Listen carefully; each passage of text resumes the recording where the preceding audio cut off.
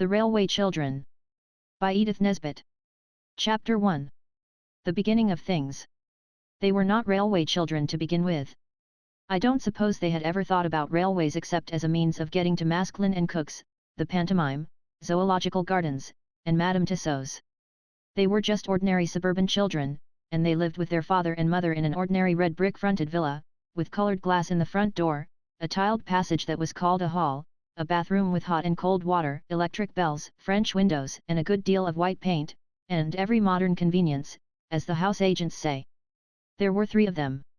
Roberta was the eldest. Of course, mothers never have favorites, but if their mother had had a favorite, it might have been Roberta. Next came Peter, who wished to be an engineer when he grew up, and the youngest was Phyllis, who meant extremely well. Mother did not spend all her time in paying dull calls to dull ladies, and sitting dully at home waiting for dull ladies to pay calls to her. She was almost always there, ready to play with the children, and read to them, and help them to do their home lessons. Besides this, she used to write stories for them while they were at school, and read them aloud after tea, and she always made up funny pieces of poetry for their birthdays and for other great occasions, such as the christening of the new kittens, or the refurnishing of the doll's house, or the time when they were getting over the mumps. These 3 lucky children always had everything they needed: pretty clothes, good fires, a lovely nursery with heaps of toys, and a Mother Goose wallpaper. They had a kind and merry nursemaid, and a dog who was called James, and who was their very own. They also had a father who was just perfect, never cross, never unjust, and always ready for a game. At least, if at any time he was not ready, he always had an excellent reason for it, and explained the reason to the children so interestingly and funnily that they felt sure he couldn't help himself. You will think that they ought to have been very happy. And so they were, but they did not know how happy till the pretty life in the Red Villa was over and done with, and they had to live a very different life indeed. The dreadful change came quite suddenly. Peter had a birthday, his 10th. Among his other presents was a model engine more perfect than you could ever have dreamed of. The other presents were full of charm, but the engine was fuller of charm than any of the others were. Its charm lasted in its full perfection for exactly 3 days. Then, owing either to Peter's inexperience or Phyllis's good intentions, which had been rather pressing, or to some other cause, the engine suddenly went off with a bang. James was so frightened that he went out and did not come back all day. All the Noah's Ark people who were in the tender were broken to bits, but nothing else was hurt except the poor little engine and the feelings of Peter. The others said he cried over it, but of course boys of 10 do not cry, however terrible the tragedies may be which darken their lot. He said that his eyes were red because he had a cold. This turned out to be true, though Peter did not know it was when he said it. The next day he had to go to bed and stay there. Mother began to be afraid that he might be sickening for measles, when suddenly he sat up in bed and said, "I hate gruel, I hate barley water, I hate bread and milk. I want to get up and have something real to eat." "What would you like?" Mother asked. "A pigeon pie," said Peter, eagerly, "a large pigeon pie. A very large one." So Mother asked the cook to make a large pigeon pie. The pie was made. And when the pie was made, it was cooked.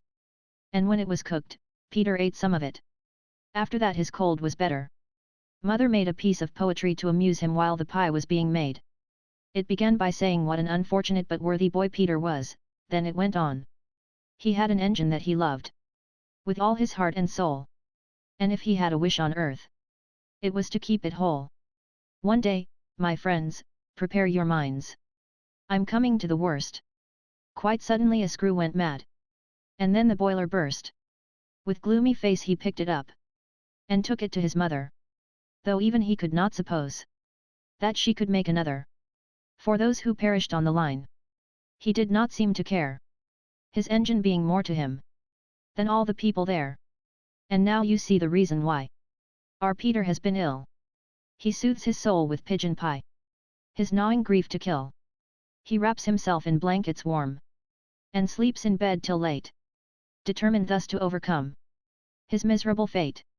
And if his eyes are rather red, his cold must just excuse it. Offer him pie, you may be sure. He never will refuse it. Father had been away in the country for 3 or 4 days. All Peter's hopes for the curing of his afflicted engine were now fixed on his father, for father was most wonderfully clever with his fingers. He could mend all sorts of things. He had often acted as veterinary surgeon to the wooden rocking horse, once he had saved its life when all human aid was despaired of, and the poor creature was given up for lost, and even the carpenter said he didn't see his way to do anything. And it was father who mended the doll's cradle when no one else could, and with a little glue and some bits of wood and a penknife made all the Noah's Ark beasts as strong on their pins as ever they were, if not stronger. Peter, with heroic unselfishness, did not say anything about his engine till after father had had his dinner and his after-dinner cigar. The unselfishness was mother's idea, but it was Peter who carried it out.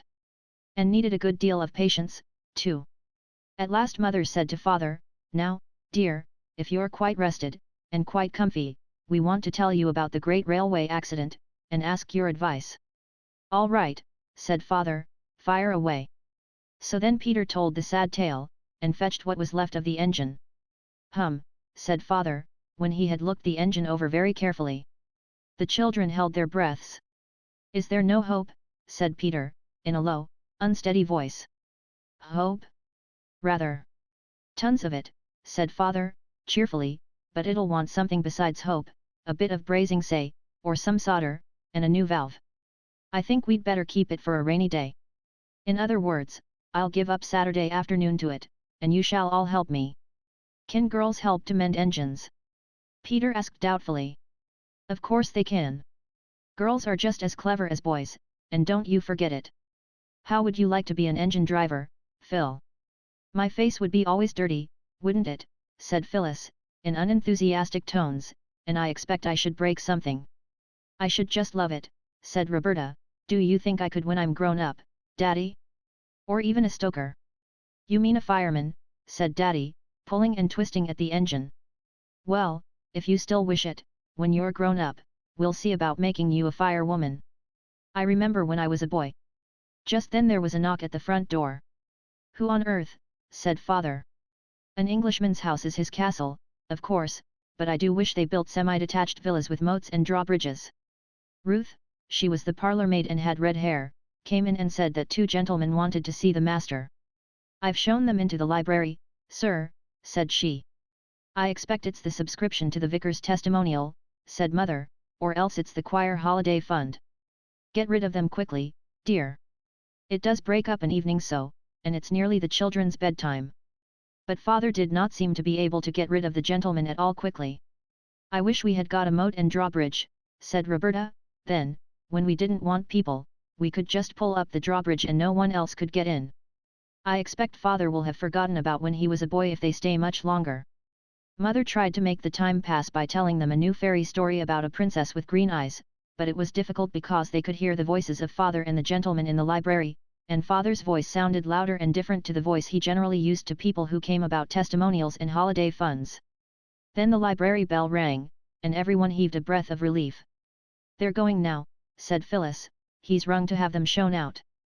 But instead of showing anybody out, Ruth showed herself in, and she looked queer, the children thought. "Please she said, "the master wants you to just step into the study. He looks like the dead, Mum, I think he's had bad news.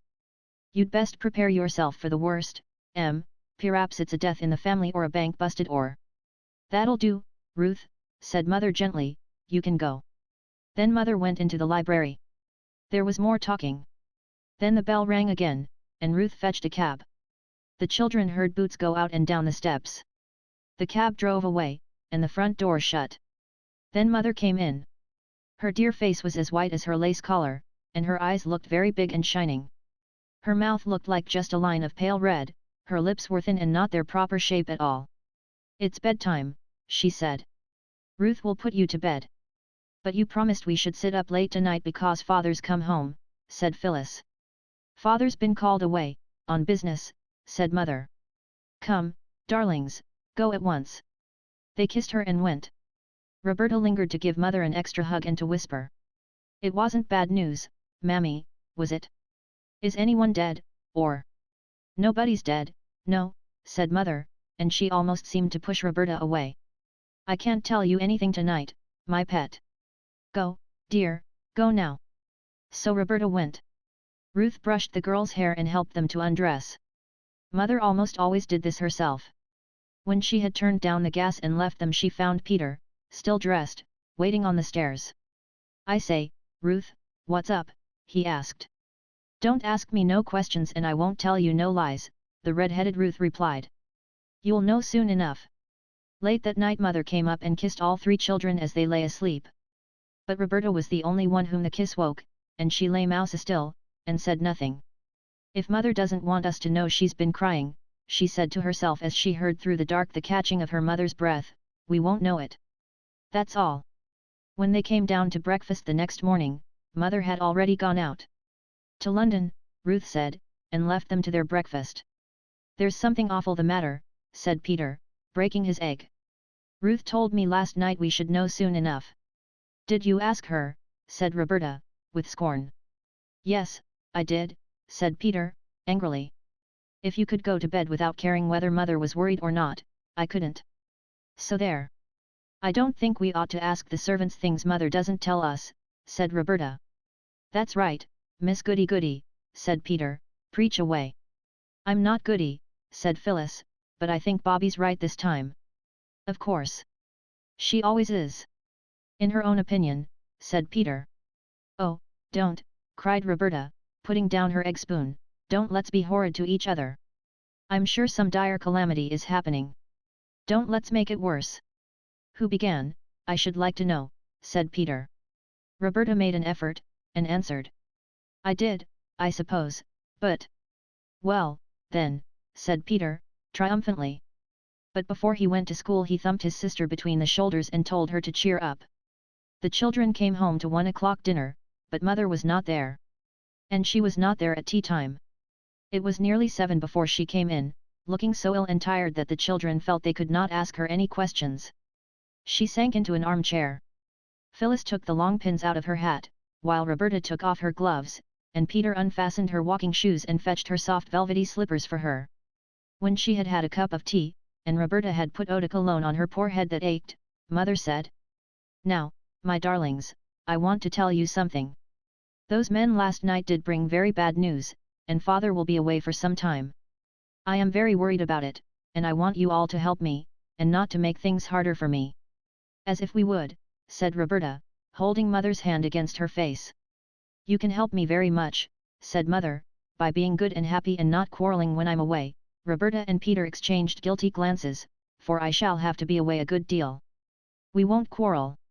Indeed we won't, said everybody. And meant it, too. Then, mother went on, I want you not to ask me any questions about this trouble, and not to ask anybody else any questions. Peter cringed and shuffled his boots on the carpet. You'll promise this, too, won't you? Said mother. I did ask Ruth, said Peter, suddenly. I'm very sorry, but I did. And what did she say? She said I should know soon enough. It isn't necessary for you to know anything about it, said mother, it's about business, and you never do understand business, do you? No, said Roberta, is it something to do with government? For father was in a government office. Yes, said mother. Now it's bedtime, my darlings. And don't you worry. It'll all come right in the end. Then don't you worry either, mother, said Phyllis, and we'll all be as good as gold. Mother sighed and kissed them. We'll begin being good the first thing tomorrow morning, said Peter, as they went upstairs. Why not now, said Roberta. There's nothing to be good about now, silly, said Peter. We might begin to try to feel good, said Phyllis, and not call names. Who's calling names, said Peter. Bobby knows right enough that when I say silly, it's just the same as if I said Bobby. Well, said Roberta. No, I don't mean what you mean. I mean it's just what is it father calls it, a germ of endearment. Good night. The girls folded up their clothes with more than usual neatness, which was the only way of being good that they could think of. I say, said Phyllis, smoothing out her pinafore, you used to say it was so dull, nothing happening, like in books. Now something has happened. I never wanted things to happen to make mother unhappy, said Roberta. Everything's perfectly horrid. Everything continued to be perfectly horrid for some weeks. Mother was nearly always out. Meals were dull and dirty. The between maid was sent away, and Aunt Emma came on a visit. Aunt Emma was much older than mother. She was going abroad to be a governess. She was very busy getting her clothes ready, and they were very ugly, dingy clothes, and she had them always littering about, and the sewing machine seemed to whir, on and on all day and most of the night. Aunt Emma believed in keeping children in their proper places. And they more than returned the compliment. Their idea of Aunt Emma's proper place was anywhere where they were not. So they saw very little of her. They preferred the company of the servants, who were more amusing. Cook, if in a good temper, could sing comic songs, and the housemaid, if she happened not to be offended with you, could imitate a hen that has laid an egg, a bottle of champagne being opened, and could mew like two cats fighting. The servants never told the children what the bad news was that the gentleman had brought to father. But they kept hinting that they could tell a great deal if they chose, and this was not comfortable. One day when Peter had made a booby trap over the bathroom door, and it had acted beautifully as Ruth passed through, that red-haired parlour maid caught him and boxed his ears. "You'll come to a bad end," she said furiously, "you nasty little limb, you. If you don't mend your ways, you'll go where your precious father's gone, so I tell you straight." Roberta repeated this to her mother, and next day Ruth was sent away. Then came the time when mother came home and went to bed and stayed there 2 days, and the doctor came, and the children crept wretchedly about the house and wondered if the world was coming to an end. Mother came down one morning to breakfast, very pale and with lines on her face that used not to be there. And she smiled, as well as she could, and said, "Now, my pets, everything is settled. We're going to leave this house, and go and live in the country. Such a duck-a-dear little white house. I know you'll love it." A whirling week of packing followed, not just packing clothes, like when you go to the seaside, but packing chairs and tables, covering their tops with sacking and their legs with straw. All sorts of things were packed that you don't pack when you go to the seaside. Crockery, blankets, candlesticks, carpets, bedsteads, saucepans, and even fenders and fire irons. The house was like a furniture warehouse. I think the children enjoyed it very much. Mother was very busy, but not too busy now to talk to them, and read to them, and even to make a bit of poetry for Phyllis to cheer her up when she fell down with a screwdriver and ran it into her hand. "Aren't you going to pack this, Mother?" Roberta asked, pointing to the beautiful cabinet inlaid with red turtle shell and brass. "We can't take everything," said Mother. "But we seem to be taking all the ugly things," said Roberta. "We're taking the useful ones," said Mother. "We've got to play at being poor for a bit, my chickabiddy." When all the ugly useful things had been packed up and taken away in a van by men in green baize aprons, the two girls and Mother and Aunt Emma slept in the 2 spare rooms where the furniture was all pretty. All their beds had gone. A bed was made up for Peter on the drawing room sofa. "I say, this is larks," he said, wriggling joyously, as Mother tucked him up. "I do like moving. I wish we moved once a month." Mother laughed. "I don't," she said. "Good night, Petterkin." As she turned away, Roberta saw her face. She never forgot it. "Oh, Mother," she whispered all to herself as she got into bed, "how brave you are! How I love you! Fancy being brave enough to laugh when you're feeling like that." Next day boxes were filled, and more boxes, and then late in the afternoon a cab came to take them to the station. Aunt Emma saw them off. They felt that they were seeing her off, and they were glad of it. "But, oh, those poor little foreign children that she's going to governess," whispered Phyllis. "I wouldn't be them for anything." At first they enjoyed looking out of the window, but when it grew dusk they grew sleepier and sleepier, and no one knew how long they had been in the train when they were roused by mothers shaking them gently and saying, "Wake up, dears. We're there." They woke up, cold and melancholy, and stood shivering on the drafty platform while the baggage was taken out of the train. Then the engine, puffing and blowing, set to work again, and dragged the train away. The children watched the tail lights of the guard's van disappear into the darkness. This was the first train the children saw on that railway which was in time to become so very dear to them. They did not guess then how they would grow to love the railway, and how soon it would become the center of their new life, nor what wonders and changes it would bring to them. They only shivered and sneezed and hoped the walk to the new house would not be long. Peter's nose was colder than he ever remembered it to have been before. Roberta's hat was crooked, and the elastic seemed tighter than usual. Phyllis's shoelaces had come undone. "Come," said Mother, "we've got to walk. There aren't any cabs here." The walk was dark and muddy. The children stumbled a little on the rough road, and once Phyllis absently fell into a puddle, and was picked up damp and unhappy. There were no gas lamps on the road, and the road was uphill. The cart went at a foot's pace, and they followed the gritty crunch of its wheels. As their eyes got used to the darkness, they could see the mound of boxes swaying dimly in front of them. A long gate had to be opened for the cart to pass through, and after that the road seemed to go across fields, and now it went downhill. Presently a great dark lumpish thing showed over to the right. "There's the house," said Mother. "I wonder why she's shut the shutters." "Who's she?" asked Roberta. "The woman I engaged to clean the place, and put the furniture straight and get supper. There was a low wall, and trees inside." "That's the garden," said Mother. "It looks more like a dripping pan full of black cabbages," said Peter. The cart went on along by the garden wall, and round to the back of the house, and here it clattered into a cobblestoned yard and stopped at the back door. There was no light in any of the windows. Everyone hammered at the door, but no one came. The man who drove the cart said he expected Mrs. Viney had gone home. "You see your train was that late," said he. "But she's got the key," said Mother. "What are we to do?" "Oh, she'll have left that under the doorstep," said the cartman, "folks do hereabouts."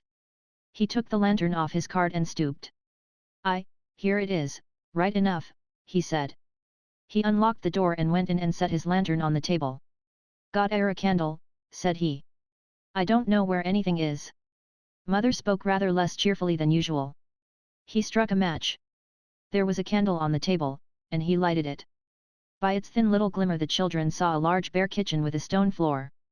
There were no curtains, no hearth rug. The kitchen table from home stood in the middle of the room. The chairs were in one corner, and the pots, pans, brooms, and crockery in another. There was no fire, and the black grate showed cold, dead ashes. As the cartman turned to go out after he had brought in the boxes, there was a rustling, scampering sound that seemed to come from inside the walls of the house. "Oh, what's that?" cried the girls. "It's only the rats," said the cartman. And he went away and shut the door, and the sudden draught of it blew out the candle. "Oh, dear," said Phyllis, "I wish we hadn't come," and she knocked a chair over. "Only the rats," said Peter, in the dark. Chapter 2. Peter's Coal Mine. "What fun," said Mother, in the dark, feeling for the matches on the table.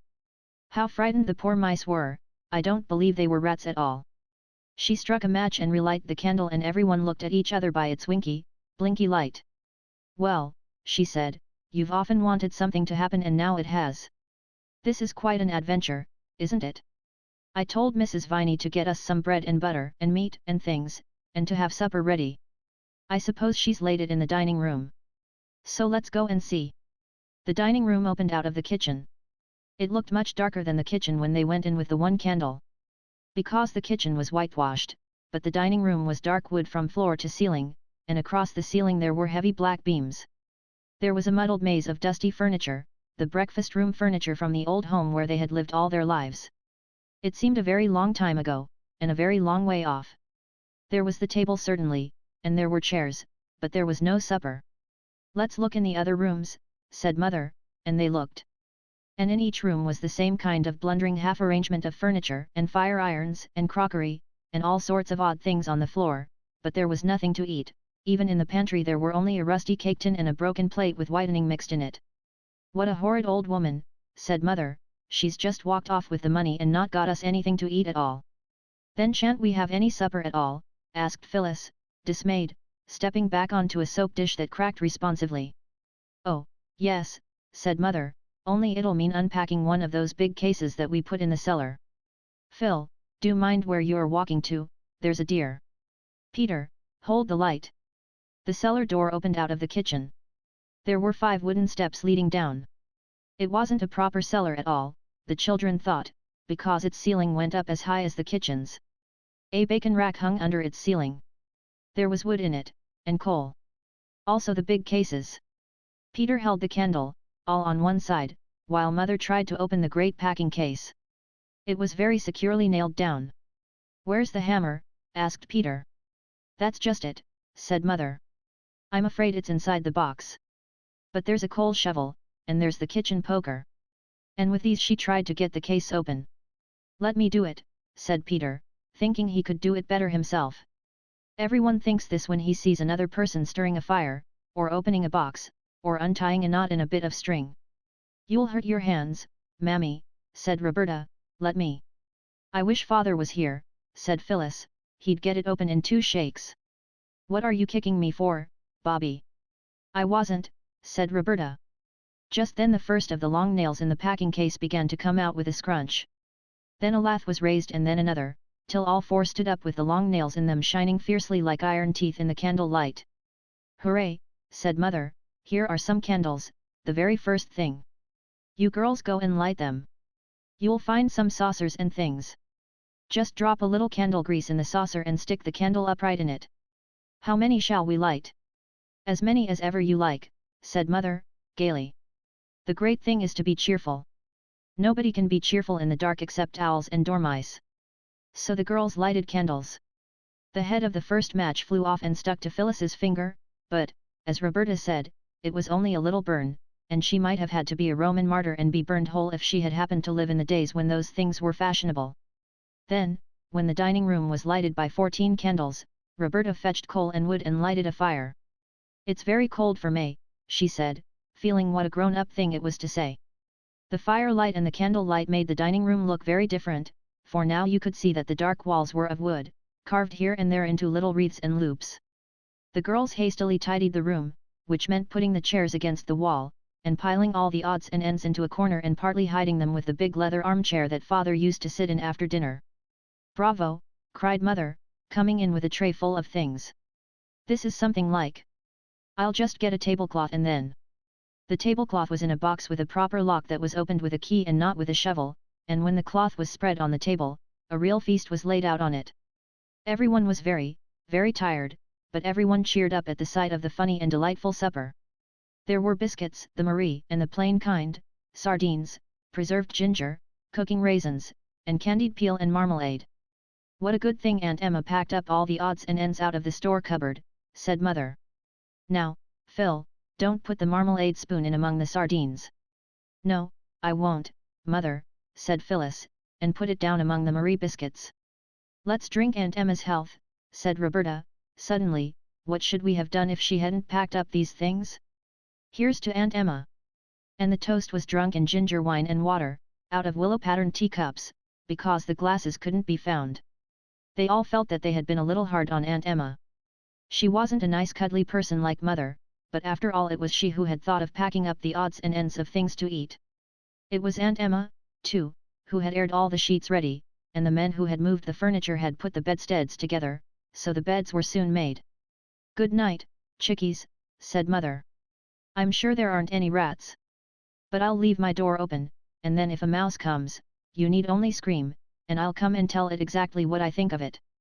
Then she went to her own room. Roberta woke to hear the little traveling clock chime too. It sounded like a church clock ever so far away, she always thought. And she heard, too, Mother still moving about in her room. Next morning Roberta woke Phyllis by pulling her hair gently, but quite enough for her purpose. "Wassermacher?" asked Phyllis, still almost wholly asleep. Wake up, said Roberta. We're in the new house, don't you remember? No servants or anything. Let's get up and begin to be useful. We'll just creep down mouse quietly, and have everything beautiful before Mother gets up. I've woke Peter. He'll be dressed as soon as we are. So they dressed quietly and quickly. Of course, there was no water in their room, so when they got down they washed as much as they thought was necessary under the spout of the pump in the yard. One pumped and the other washed. It was splashy but interesting. It's much more fun than basin washing, said Roberta. How sparkly the weeds are between the stones, and the moss on the roof, oh, and the flowers. The roof of the back kitchen sloped down quite low.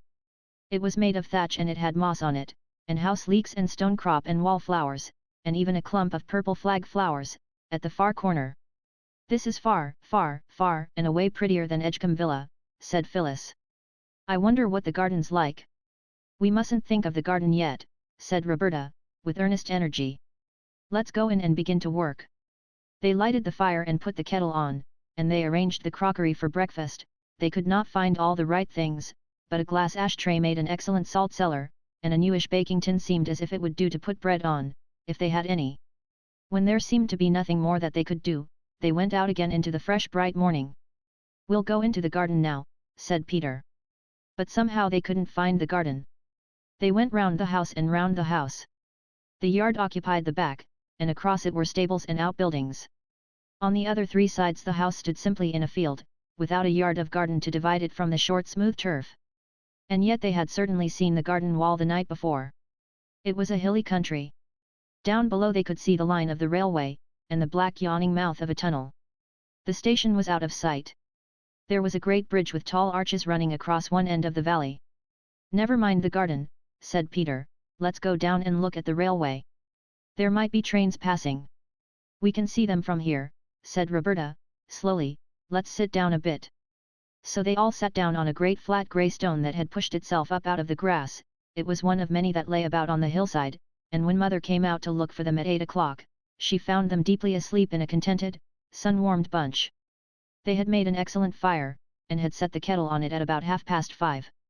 So that by 8 the fire had been out for some time, the water had all boiled away, and the bottom was burned out of the kettle. Also they had not thought of washing the crockery before they set the table.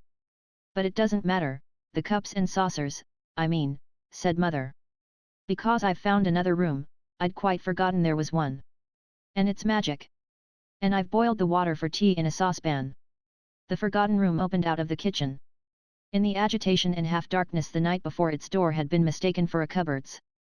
It was a little square room, and on its table, all nicely set out, was a joint of cold roast beef with bread, butter, cheese, and a pie. "Pie for breakfast," cried Peter, "how perfectly ripping!" "It isn't pigeon pie," said Mother, "it's only apple." "Well, this is the supper we ought to have had last night." And there was a note from Mrs. Viney. "Her son-in-law has broken his arm, and she had to get home early. She's coming this morning at 10. That was a wonderful breakfast. It is unusual to begin the day with cold apple pie, but the children all said they would rather have it than meat. You see it's more like dinner than breakfast to us," said Peter, passing his plate for more, "because we were up so early." The day passed in helping Mother to unpack and arrange things. 6 small legs quite ached with running about while their owners carried clothes and crockery and all sorts of things to their proper places. It was not till quite late in the afternoon that Mother said, "There. That'll do for today. I'll lie down for an hour, so as to be as fresh as a lark by supper time." Then they all looked at each other. Each of the 3 expressive countenances expressed the same thought. That thought was double, and consisted, like the bits of information in the Child's Guide to Knowledge, of a question and an answer. Q. Where shall we go? A. To the railway. So to the railway they went, and as soon as they started for the railway they saw where the garden had hidden itself. It was right behind the stables, and it had a high wall all round. "Oh, never mind about the garden now," cried Peter. "Mother told me this morning where it was. It'll keep till tomorrow. Let's get to the railway." The way to the railway was all downhill over smooth, short turf with here and there furze bushes and grey and yellow rocks sticking out like candied peel from the top of a cake. The way ended in a steep run and a wooden fence, and there was the railway with the shining metals and the telegraph wires and posts and signals. They all climbed on to the top of the fence, and then suddenly there was a rumbling sound that made them look along the line to the right, where the dark mouth of a tunnel opened itself in the face of a rocky cliff. Next moment a train had rushed out of the tunnel with a shriek and a snort, and had slid noisily past them. They felt the rush of its passing, and the pebbles on the line jumped and rattled under it as it went by. "Oh," said Roberta, drawing a long breath, "it was like a great dragon tearing by. Did you feel it fan us with its hot wings?" "I suppose a dragon's lair might look very like that tunnel from the outside," said Phyllis. But Peter said, "I never thought we should ever get as near to a train as this. It's the most ripping sport." "Better than toy engines, isn't it?" said Roberta. I am tired of calling Roberta by her name. "I don't see why I should." No one else did. Everyone else called her Bobby, and I don't see why I shouldn't. "I don't know, it's different," said Peter. "It seems so odd to see all of a train. It's awfully tall, isn't it?" "We've always seen them cut in half by platforms," said Phyllis. "I wonder if that train was going to London," Bobby said. "London's where Father is." "Let's go down to the station and find out," said Peter. So they went. They walked along the edge of the line, and heard the telegraph wires humming over their heads. When you are in the train, it seems such a little way between post and post, and one after another the posts seem to catch up the wires almost more quickly than you can count them. But when you have to walk, the posts seem few and far between. But the children got to the station at last. Never before had any of them been at a station, except for the purpose of catching trains, or perhaps waiting for them, and always with grown UPS in attendance, grown UPS who were not themselves interested in stations, except as places from which they wished to get away. Never before had they passed close enough to a signal box to be able to notice the wires, and to hear the mysterious ping, ping, followed by the strong, firm clicking of machinery. The very sleepers on which the rails lay were a delightful path to travel by, just far enough apart to serve as the stepping stones in a game of foaming torrents hastily organized by Bobby. Then to arrive at the station, not through the booking office, but in a freebooting sort of way by the sloping end of the platform. This in itself was joy. Joy, too, it was to peep into the porter's room, where the lamps are, and the railway almanac on the wall, and one porter half asleep behind a paper. There were a great many crossing lines at the station, some of them just ran into a yard and stopped short, as though they were tired of business and meant to retire for good. Trucks stood on the rails here, and on one side was a great heap of coal, not a loose heap, such as you see in your coal cellar, but a sort of solid building of coals with large square blocks of coal outside used just as though they were bricks, and built up till the heap looked like the picture of the cities of the plain in Bible stories for infants. There was a line of whitewash near the top of the coaly wall.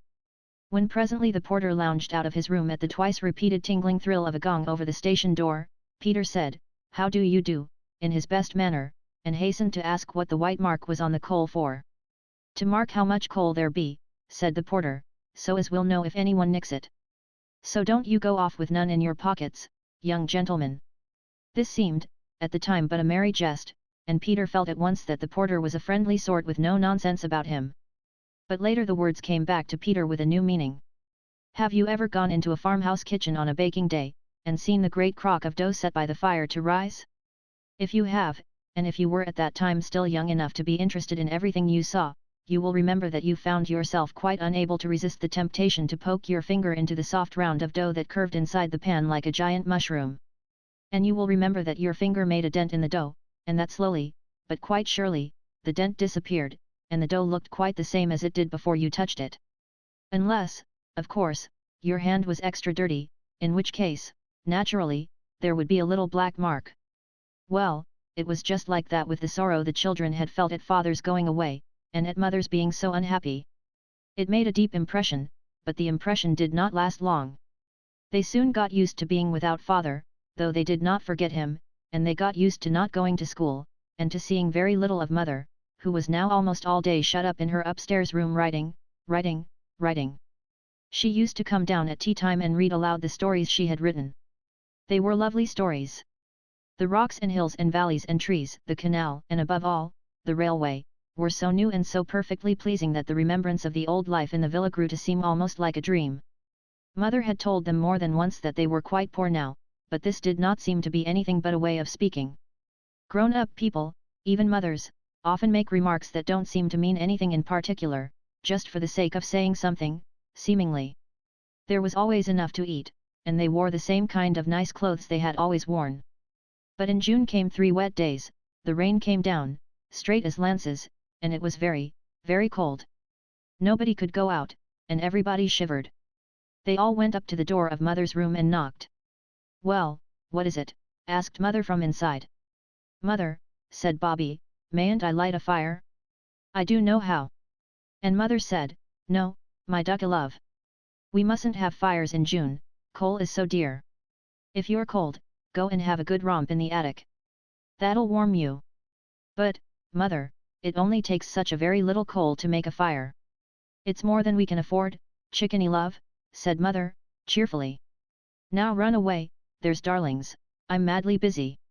"Mother's always busy now," said Phyllis, in a whisper to Peter. Peter did not answer. He shrugged his shoulders. He was thinking. Thought, however, could not long keep itself from the suitable furnishing of a bandit's lair in the attic. Peter was the bandit, of course. Bobby was his lieutenant, his band of trusty robbers, and, in due course, the parent of Phyllis, who was the captured maiden for whom a magnificent ransom, in horse beans, was unhesitatingly paid. They all went down to tea flushed and joyous as any mountain brigands. But when Phyllis was going to add jam to her bread and butter, Mother said, "Jam or butter, dear, not jam and butter. We can't afford that sort of reckless luxury nowadays." Phyllis finished the slice of bread and butter in silence, and followed it up by bread and jam. Peter mingled thought and weak tea. After tea they went back to the attic and he said to his sisters. I have an idea. What's that? They asked politely. I shan't tell you, was Peter's unexpected rejoinder. Oh, very well, said Bobby, and Phil said, don't, then. Girls, said Peter, are always so hasty-tempered. I should like to know what boys are, said Bobby, with fine disdain. I don't want to know about your silly ideas. You'll know someday, said Peter, keeping his own temper by what looked exactly like a miracle. If you hadn't been so keen on a row, I might have told you about it being only noble-heartedness that made me not tell you my idea. But now I shan't tell you anything at all about it, so there. And it was, indeed, some time before he could be induced to say anything, and when he did it wasn't much. He said. The only reason why I won't tell you my idea that I'm going to do is because it may be wrong, and I don't want to drag you into it. Don't you do it if it's wrong, Peter, said Bobby, let me do it. But Phyllis said. I should like to do wrong if you're going to. No, said Peter, rather touched by this devotion, it's a forlorn hope, and I'm going to lead it. All I ask is that if Mother asks where I am, you won't blab. We haven't got anything to blab, said Bobby, indignantly. Oh, yes, you have, said Peter, dropping horse beans through his fingers. I've trusted you to the death. You know I'm going to do a lone adventure, and some people might think it wrong, I don't. And if Mother asks where I am, say I'm playing at mines. What sort of mines? You just say mines. You might tell us, Pete. Well, then, coal mines. But don't you let the word pass your lips on pain of torture. You needn't threaten, said Bobby, and I do think you might let us help. If I find a coal mine, you shall help cart the coal, Peter condescended to promise. Keep your secret if you like, said Phyllis. Keep it if you can, said Bobby. I'll keep it, right enough, said Peter. Between tea and supper there is an interval even in the most greedily regulated families. At this time Mother was usually writing, and Mrs. Viney had gone home. 2 nights after the dawning of Peter's idea he beckoned the girls mysteriously at the twilight hour. Come hither with me, he said, and bring the Roman chariot. The Roman chariot was a very old perambulator that had spent years of retirement in the loft over the coach house. The children had oiled its works till it glided noiseless as a pneumatic bicycle, and answered to the helm as it had probably done in its best days. Follow your dauntless leader, said Peter, and led the way down the hill towards the station.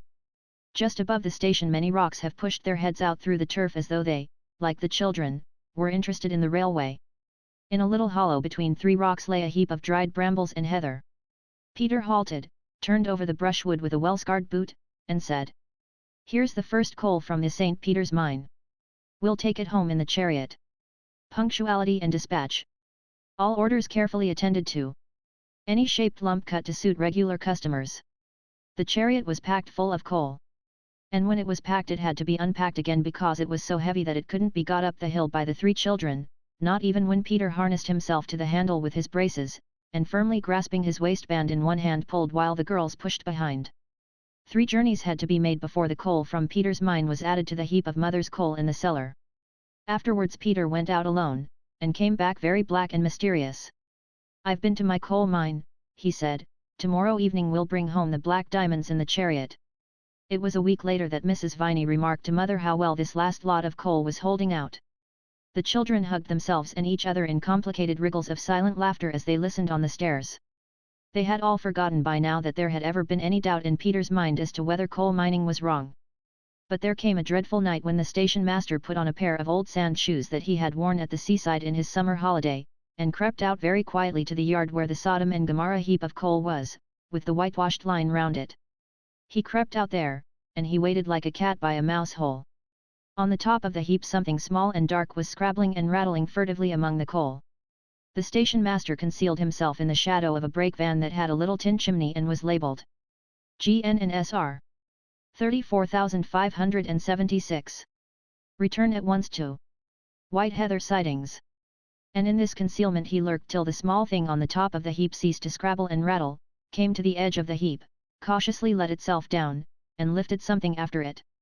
Then the arm of the station master was raised, the hand of the station master fell on a collar, and there was Peter firmly held by the jacket, with an old carpenter's bag full of coal in his trembling clutch.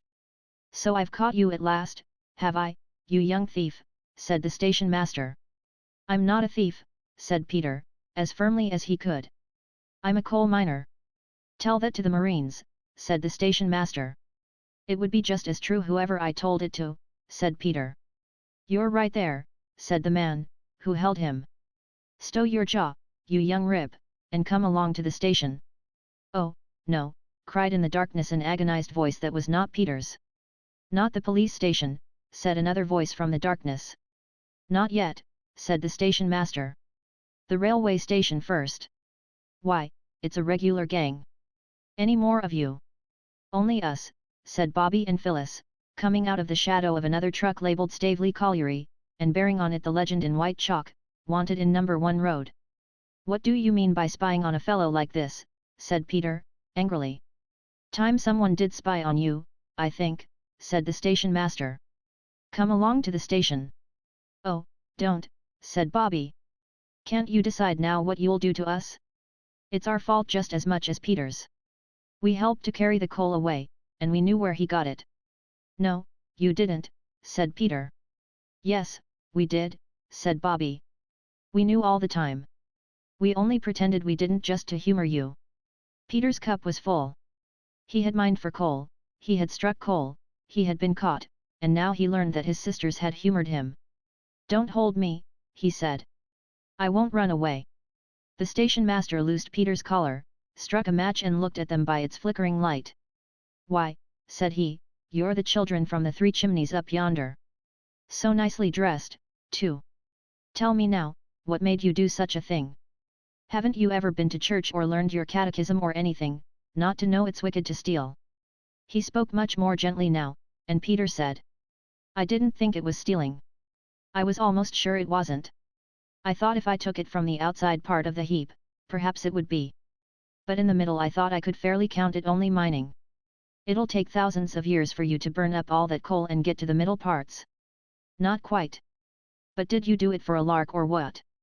Not much lark carting that beastly heavy stuff up the hill, said Peter, indignantly. Then why did you? The station master's voice was so much kinder now that Peter replied. You know that wet day? Well, Mother said we were too poor to have a fire. We always had fires when it was cold at our other house, and... Don't, interrupted Bobby, in a whisper. Well, said the station master, rubbing his chin thoughtfully, I'll tell you what I'll do. I'll look over it this once. But you remember, young gentleman, stealing is stealing, and what's mine isn't yours, whether you call it mining or whether you don't. Run along home. Do you mean you aren't going to do anything to us? Well, you are a brick, said Peter, with enthusiasm. You're a dear, said Bobby. You're a darling, said Phyllis. That's all right, said the station master. And on this they parted. Don't speak to me, said Peter, as the 3 went up the hill.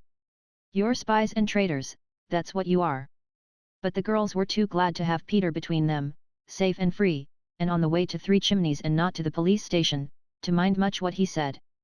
We did say it was us as much as you, said Bobby, gently. Well, and it wasn't. It would have come to the same thing in courts with judges, said Phyllis. Don't be snarky, Peter.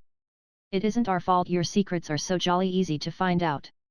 She took his arm, and he let her. There's an awful lot of coal in the cellar, anyhow, he went on. Oh, don't, said Bobby. I don't think we ought to be glad about that. I don't know, said Peter, plucking up a spirit. I'm not at all sure, even now, that mining is a crime. But the girls were quite sure. And they were also quite sure that he was quite sure, however little he cared to own it. Chapter 3. The Old Gentleman. After the adventure of Peter's coal mine, it seemed well to the children to keep away from the station, but they did not, they could not, keep away from the railway. They had lived all their lives in a street where cabs and omnibuses rumbled by at all hours, and the carts of butchers and bakers and candlestick makers, I never saw a candlestick maker's cart, did you, might occur at any moment. Here in the deep silence of the sleeping country the only things that went by were the trains. They seemed to be all that was left to link the children to the old life that had once been theirs. Straight down the hill in front of 3 Chimneys the daily passage of their 6 feet began to mark a path across the crisp, short turf. They began to know the hours when certain trains passed, and they gave names to them. The 9.15 up was called the Green Dragon. The 10.7 down was the Worm of Wantley. The Midnight Town Express, whose shrieking rush they sometimes woke from their dreams to hear, was the Fearsome Fly-by-Night. Peter got up once, in chill starshine, and, peeping at it through his curtains, named it on the spot. It was by the Green Dragon that the old gentleman travelled. He was a very nice-looking old gentleman, and he looked as if he were nice, too, which is not at all the same thing. He had a fresh-coloured, clean-shaven face and white hair, and he wore rather odd-shaped collars and a top hat that wasn't exactly the same kind as other people's. Of course the children didn't see all this at first. In fact, the first thing they noticed about the old gentleman was his hand. It was one morning as they sat on the fence waiting for the Green Dragon, which was 3¼ minutes late by Peter's Waterbury watch that he had given him on his last birthday. "The Green Dragon's going where Father is," said Phyllis. "If it were a really real dragon, we could stop it and ask it to take our love to Father." "Dragons don't carry people's love," said Peter, "they'd be above it." "Yes, they do, if you tame them thoroughly first. They fetch and carry like pet spaniels," said Phyllis, "and feed out of your hand. I wonder why Father never writes to us." "Mother says he's been too busy," said Bobby, "but he'll write soon, she says." "I say," Phyllis suggested, "let's all wave to the Green Dragon as it goes by. If it's a magic dragon, it'll understand and take our loves to Father. And if it isn't, 3 waves aren't much. We shall never miss them." So when the Green Dragon tore shrieking out of the mouth of its dark lair, which was the tunnel, all 3 children stood on the railing and waved their pocket handkerchiefs without stopping to think whether they were clean handkerchiefs or the reverse. They were, as a matter of fact, very much the reverse. And out of a first-class carriage a hand waved back. A quite clean hand. It held a newspaper. It was the old gentleman's hand. After this it became the custom for waves to be exchanged between the children and the 9.15. And the children, especially the girls, liked to think that perhaps the old gentleman knew Father, and would meet him in business, wherever that shady retreat might be, and tell him how his 3 children stood on a rail far away in the green country and waved their love to him every morning, wet or fine. For they were now able to go out in all sorts of weather such as they would never have been allowed to go out in when they lived in their villa house. This was Aunt Emma's doing, and the children felt more and more that they had not been quite fair to this unattractive aunt, when they found how useful were the long gaiters and waterproof coats that they had laughed at her for buying for them. Mother, all this time, was very busy with her writing. She used to send off a good many long blue envelopes with stories in them, and large envelopes of different sizes and colors used to come to her. Sometimes she would sigh when she opened them and say, "Another story come home to roost. Oh, dear," and then the children would be very sorry. But sometimes she would wave the envelope in the air and say, "Hooray, hooray! Here's a sensible editor. He's taken my story and this is the proof of it." At first the children thought the proof meant the letter the sensible editor had written, but they presently got to know that the proof was long slips of paper with the story printed on them. Whenever an editor was sensible there were buns for tea. One day Peter was going down to the village to get buns to celebrate the sensibleness of the editor of the Children's Globe, when he met the station master. Peter felt very uncomfortable, for he had now had time to think over the affair of the coal mine. He did not like to say good morning to the station master, as you usually do to anyone you meet on a lonely road, because he had a hot feeling, which spread even to his ears, that the station master might not care to speak to a person who had stolen coals. Stolen is a nasty word, but Peter felt it was the right one. So he looked down, and said nothing. It was the station master who said good morning as he passed by. And Peter answered, "Good morning." Then he thought, "Perhaps he doesn't know who I am by daylight, or he wouldn't be so polite." And he did not like the feeling which thinking this gave him. And then before he knew what he was going to do he ran after the station master, who stopped when he heard Peter's hasty boots crunching the road, and coming up with him very breathless and with his ears now quite magenta-colored, he said, "I don't want you to be polite to me if you don't know me when you see me." Said the station master. "I thought perhaps you didn't know it was me that took the coals," Peter went on, "when you said good morning. But it was, and I'm sorry." "There. Why," said the station master, "I wasn't thinking anything at all about the precious coals. Let bygones be bygones. And where were you off to in such a hurry?" "I'm going to buy buns for tea," said Peter. "I thought you were all so poor," said the station master. "So we are," said Peter, confidentially, but we always have 3 penny worth of halfpennies for tea whenever mother sells a story or a poem or anything. Oh, said the station master, so your mother writes stories, does she? The beautifulest you ever read, said Peter. You ought to be very proud to have such a clever mother. Yes, said Peter, but she used to play with us more before she had to be so clever. Well, said the station master, I must be getting along. You give us a look in at the station whenever you feel so inclined. And as to coals, it's a word that, well, oh, no, we never mention it, at. Thank you, said Peter. I'm very glad it's all straightened out between us. And he went on across the canal bridge to the village to get the buns, feeling more comfortable in his mind than he had felt since the hand of the station master had fastened on his collar that night among the coals.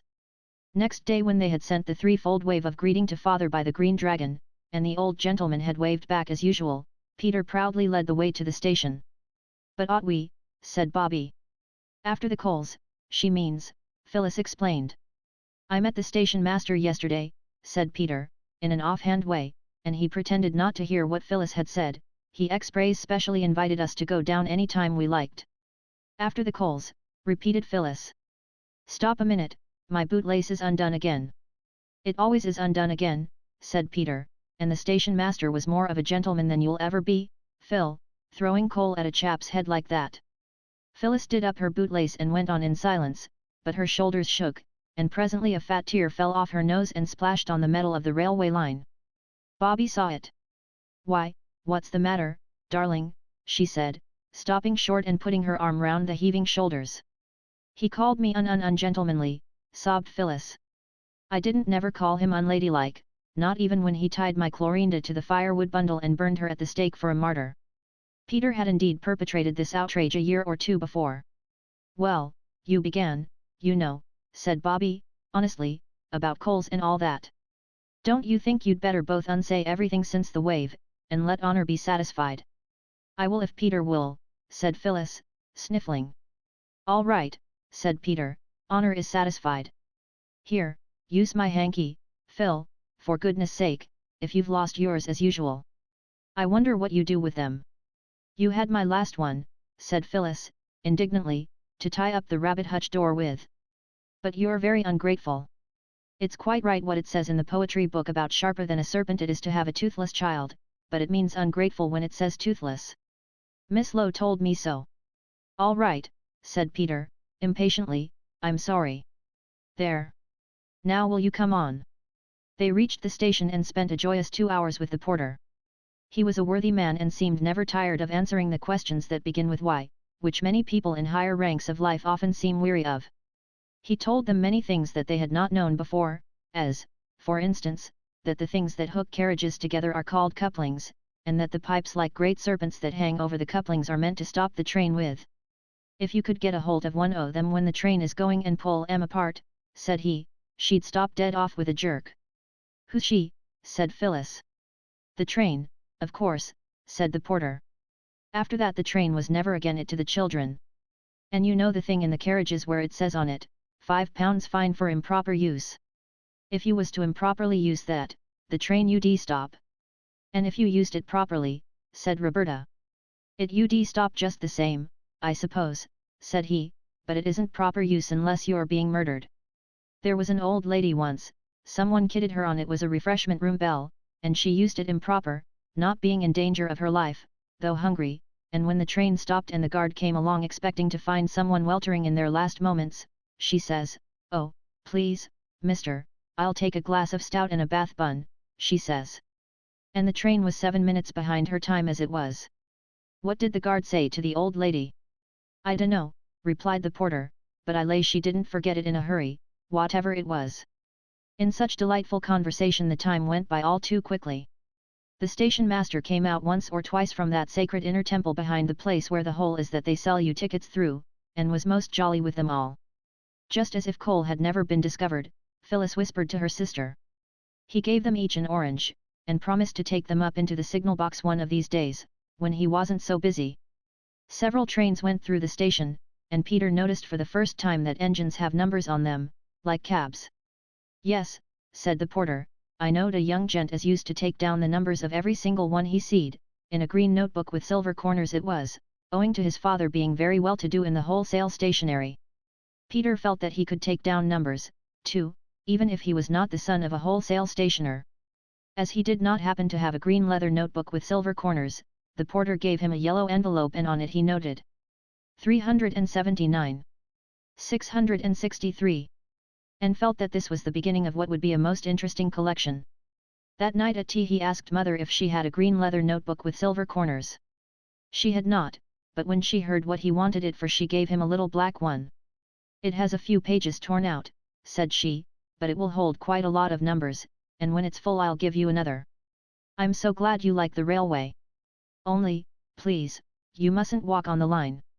Not if we face the way the train's coming, asked Peter, after a gloomy pause, in which glances of despair were exchanged. No, really not, said Mother. Then Phyllis said, Mother, didn't you ever walk on the railway lines when you were little? Mother was an honest and honorable mother, so she had to say, yes. Well, then, said Phyllis. But, darlings, you don't know how fond I am of you. What should I do if you got hurt?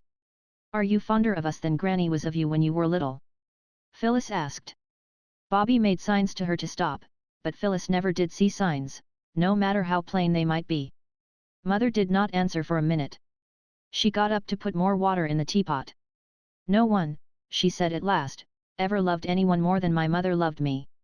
Then she was quiet again, and Bobby kicked Phyllis hard under the table, because Bobby understood a little bit the thoughts that were making Mother so quiet, the thoughts of the time when Mother was a little girl and was all the world to her mother.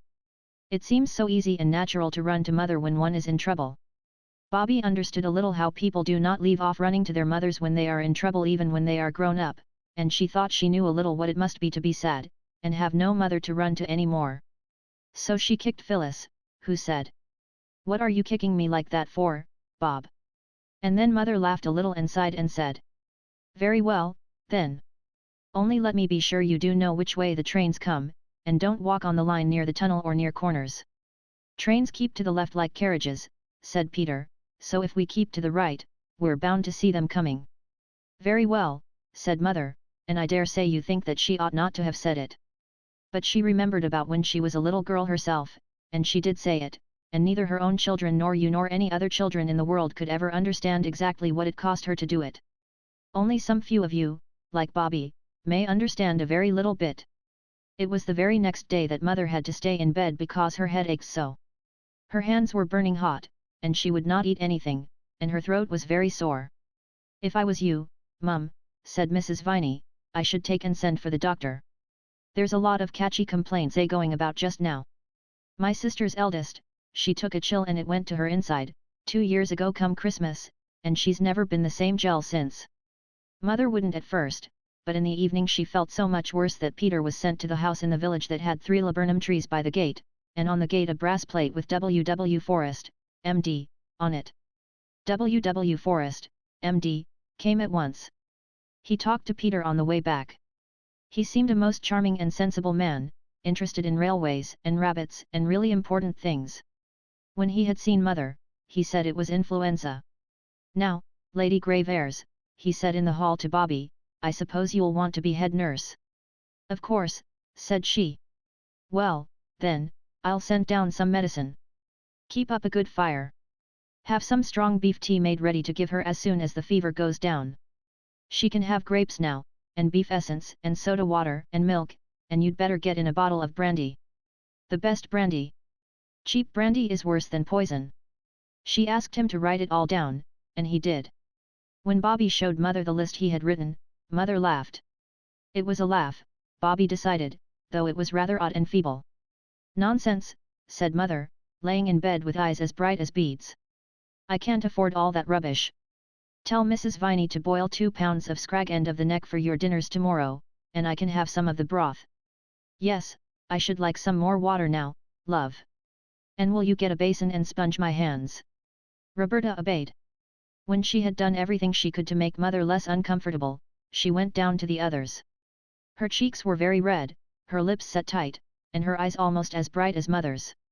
She told them what the doctor had said, and what Mother had said. And now, said she, when she had told all, there's no one but us to do anything, and we've got to do it. I've got the shilling for the mutton. We can do without the beastly mutton, said Peter, bread and butter will support life. People have lived on less on desert islands many a time. Of course, said his sister. And Mrs. Viney was sent to the village to get as much brandy and soda water and beef tea as she could buy for a shilling.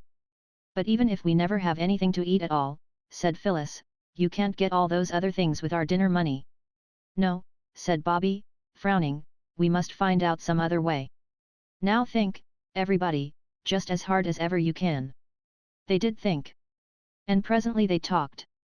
And later, when Bobby had gone up to sit with Mother in case she wanted anything, the other two were very busy with scissors and a white sheet, and a paintbrush, and the pot of Brunswick black that Mrs. Viney used for grates and fenders.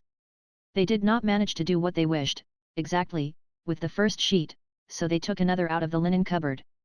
It did not occur to them that they were spoiling good sheets which cost good money.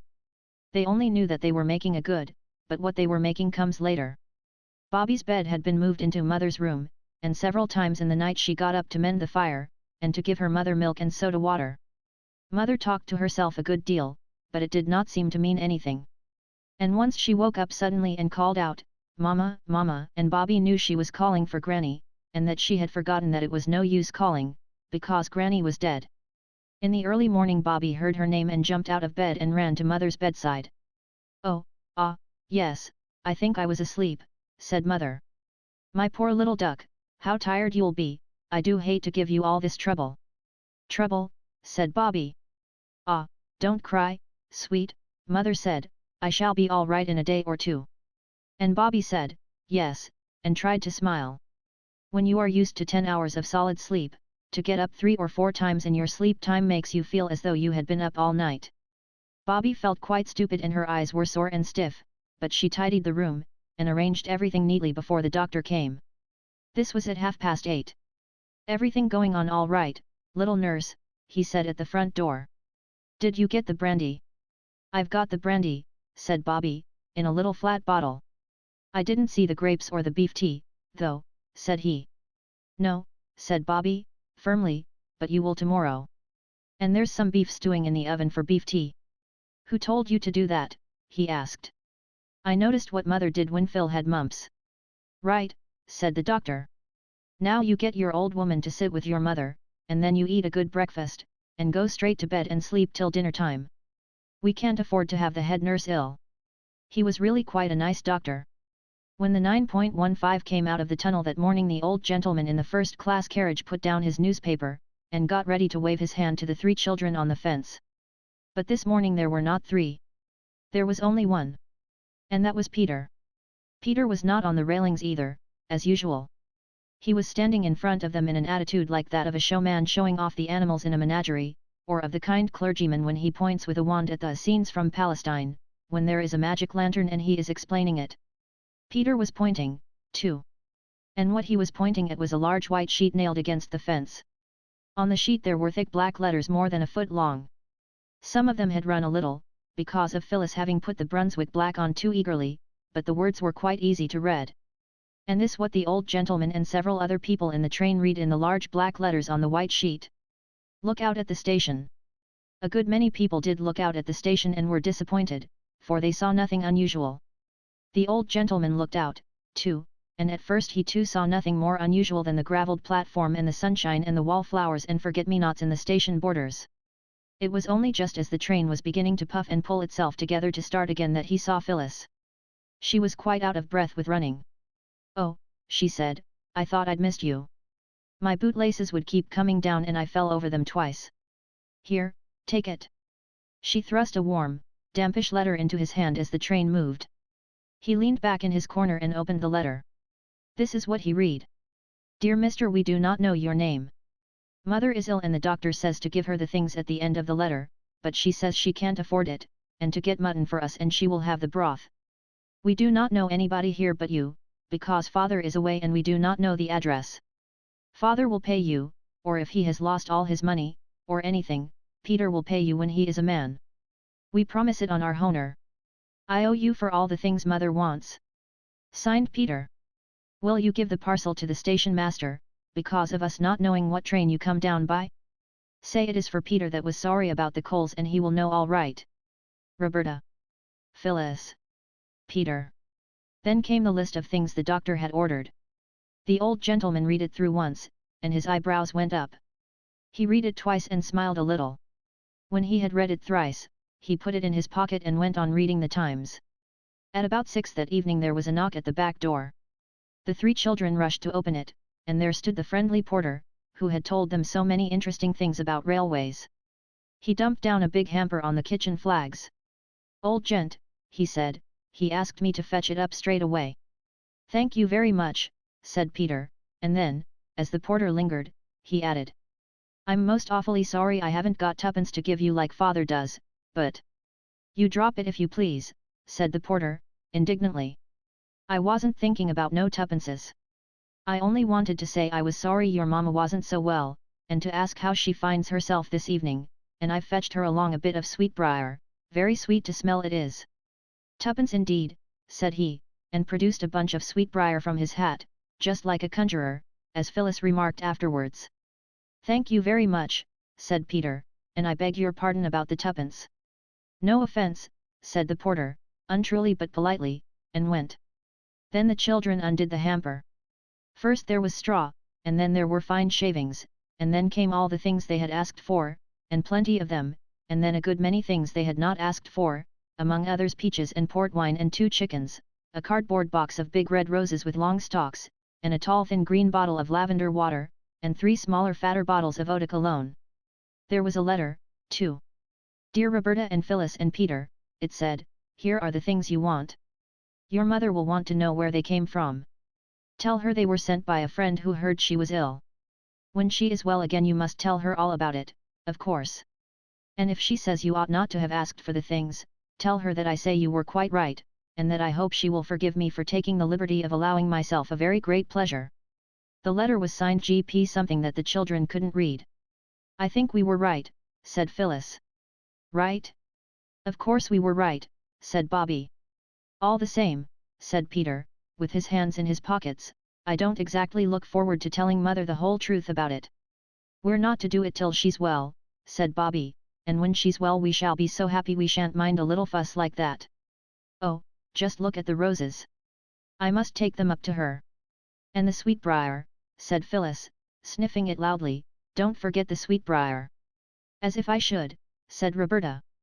"Mother told me the other day there was a thick hedge of it at her mother's house when she was a little girl." Chapter 4. The Engine Burglar. What was left of the second sheet and the Brunswick black came in very nicely to make a banner bearing the legend, "She is nearly well, thank you."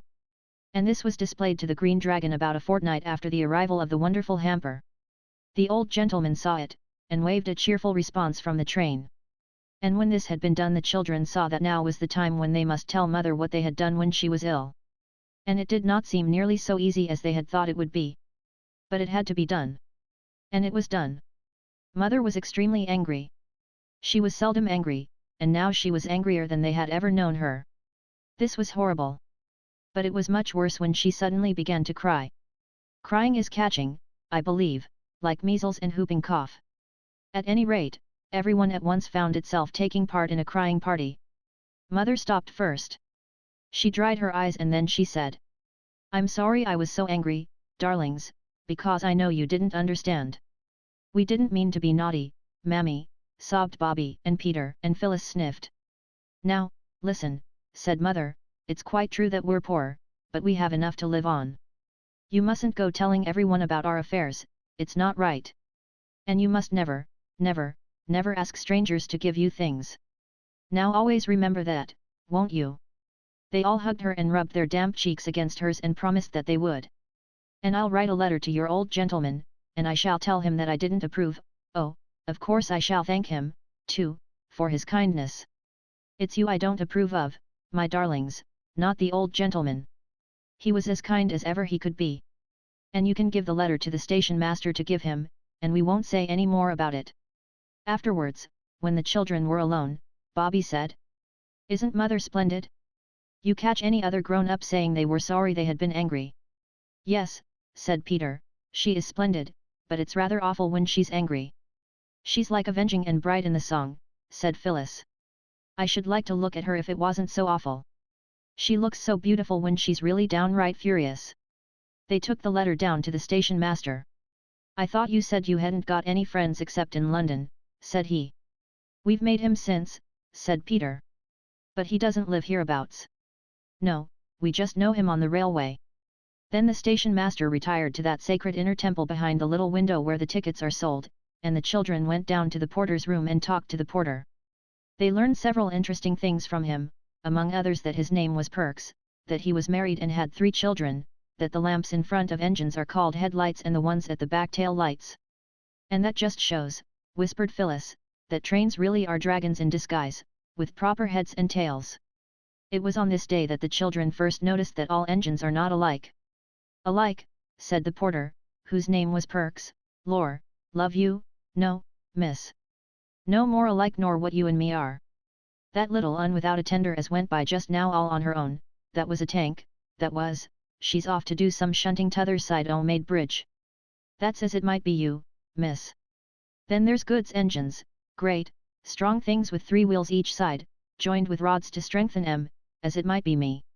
Then there's mainline engines as it might be this 'ere young gentleman when he grows up and wins all the races at his school, so he will. The mainline engine she's built for speed as well as power. That's 1 to the 9.15 up. The Green Dragon," said Phyllis. "We calls her the Snail, miss, among ourselves," said the porter. "She's oftener bind'n nor any train on the line." "But the engine's green," said Phyllis. "Yes, miss," said Perks, "so's a snail some seasons o' the year." The children agreed as they went home to dinner that the porter was most delightful company. Next day was Roberta's birthday. In the afternoon she was politely but firmly requested to get out of the way and keep there till tea time. "You aren't to see what we're going to do till it's done, it's a glorious surprise," said Phyllis. And Roberta went out into the garden all alone. She tried to be grateful, but she felt she would much rather have helped in whatever it was than have to spend her birthday afternoon by herself, no matter how glorious the surprise might be. Now that she was alone, she had time to think, and one of the things she thought of most was what Mother had said in one of those feverish nights when her hands were so hot and her eyes so bright. The words were, "Oh, what a doctor's bill there'll be for this." She walked round and round the garden among the rose bushes that hadn't any roses yet, only buds, and the lilac bushes and syringas and American currants, and the more she thought of the doctor's bill, the less she liked the thought of it. And presently she made up her mind. She went out through the side door of the garden and climbed up the steep field to where the road runs along by the canal. She walked along until she came to the bridge that crosses the canal and leads to the village, and here she waited. It was very pleasant in the sunshine to lean one's elbows on the warm stone of the bridge and look down at the blue water of the canal. Bobby had never seen any other canal, except the Regent's Canal, and the water of that is not at all a pretty color. And she had never seen any river at all except the Thames, which also would be all the better if its face was washed. Perhaps the children would have loved the canal as much as the railway, but for 2 things. One was that they had found the railway first, on that first, wonderful morning when the house and the country and the moors and rocks and great hills were all new to them. They had not found the canal till some days later. The other reason was that everyone on the railway had been kind to them, the station master, the porter and the old gentleman who waved. And the people on the canal were anything but kind. The people on the canal were, of course, the barges, who steered the slow barges up and down, or walked beside the old horses that trampled up the mud of the towing path, and strained at the long tow ropes. Peter had once asked one of the barges the time, and had been told to get out of that, in a tone so fierce that he did not stop to say anything about his having just as much right on the towing path as the man himself. Indeed, he did not even think of saying it till some time later. Then another day when the children thought they would like to fish in the canal, a boy in a barge threw lumps of coal at them, and one of these hit Phyllis on the back of the neck. She was just stooping down to tie up her bootlace, and though the coal hardly hurt at all it made her not care very much about going on fishing. On the bridge, however, Roberta felt quite safe, because she could look down on the canal, and if any boy showed signs of meaning to throw coal, she could duck behind the parapet.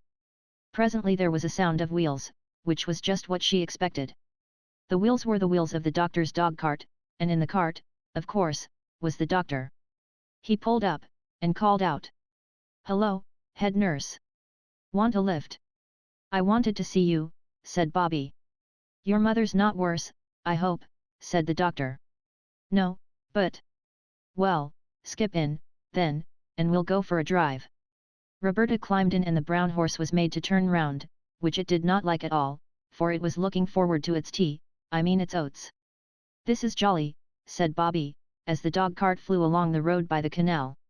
"We could throw a stone down any one of your 3 chimneys, said the doctor, as they passed the house.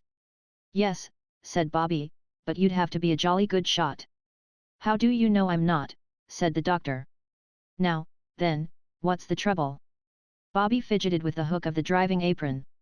"Come, out with it," said the doctor.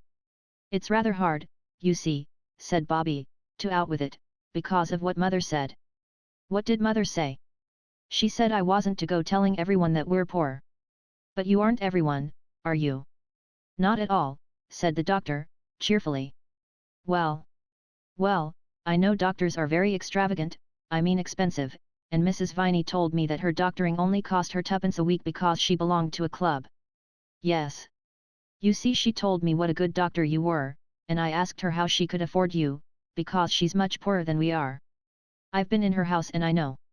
And then she told me about the club, and I thought I'd ask you, and, oh, I don't want Mother to be worried. Can't we be in the club, too, the same as Mrs. Viney?" The doctor was silent. He was rather poor himself, and he had been pleased at getting a new family to attend. So I think his feelings at that minute were rather mixed. "You aren't cross with me, are you?" said Bobby, in a very small voice. The doctor roused himself. "Cross? How could I be? You're a very sensible little woman. Now look here, don't you worry. I'll make it all right with your mother, even if I have to make a special brand new club all for her. Look here, this is where the aqueduct begins." "What's an what's its name?" asked Bobby. "A water bridge," said the doctor. "Look." The road rose to a bridge over the canal. To the left was a steep rocky cliff with trees and shrubs growing in the cracks of the rock. And the canal here left off running along the top of the hill and started to run on a bridge of its own, a great bridge with tall arches that went right across the valley. Bobby drew a long breath. "It is grand, isn't it?" she said. "It's like pictures in the history of Rome." "Right," said the doctor, "that's just exactly what it is like. The Romans were dead nuts on aqueducts. It's a splendid piece of engineering. I thought engineering was making engines."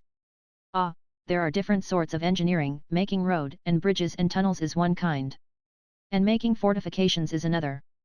Well, we must be turning back.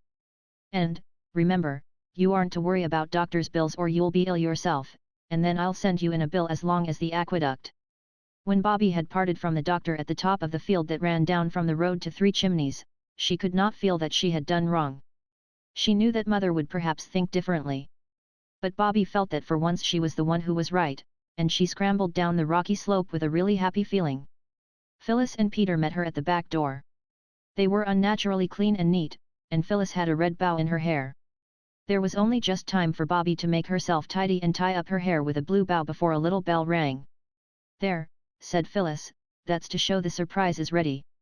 Now you wait till the bell rings again and then you may come into the dining room." So Bobby waited. "Tinkle, tinkle," said the little bell, and Bobby went into the dining room, feeling rather shy. Directly she opened the door she found herself, as it seemed, in a new world of light and flowers and singing.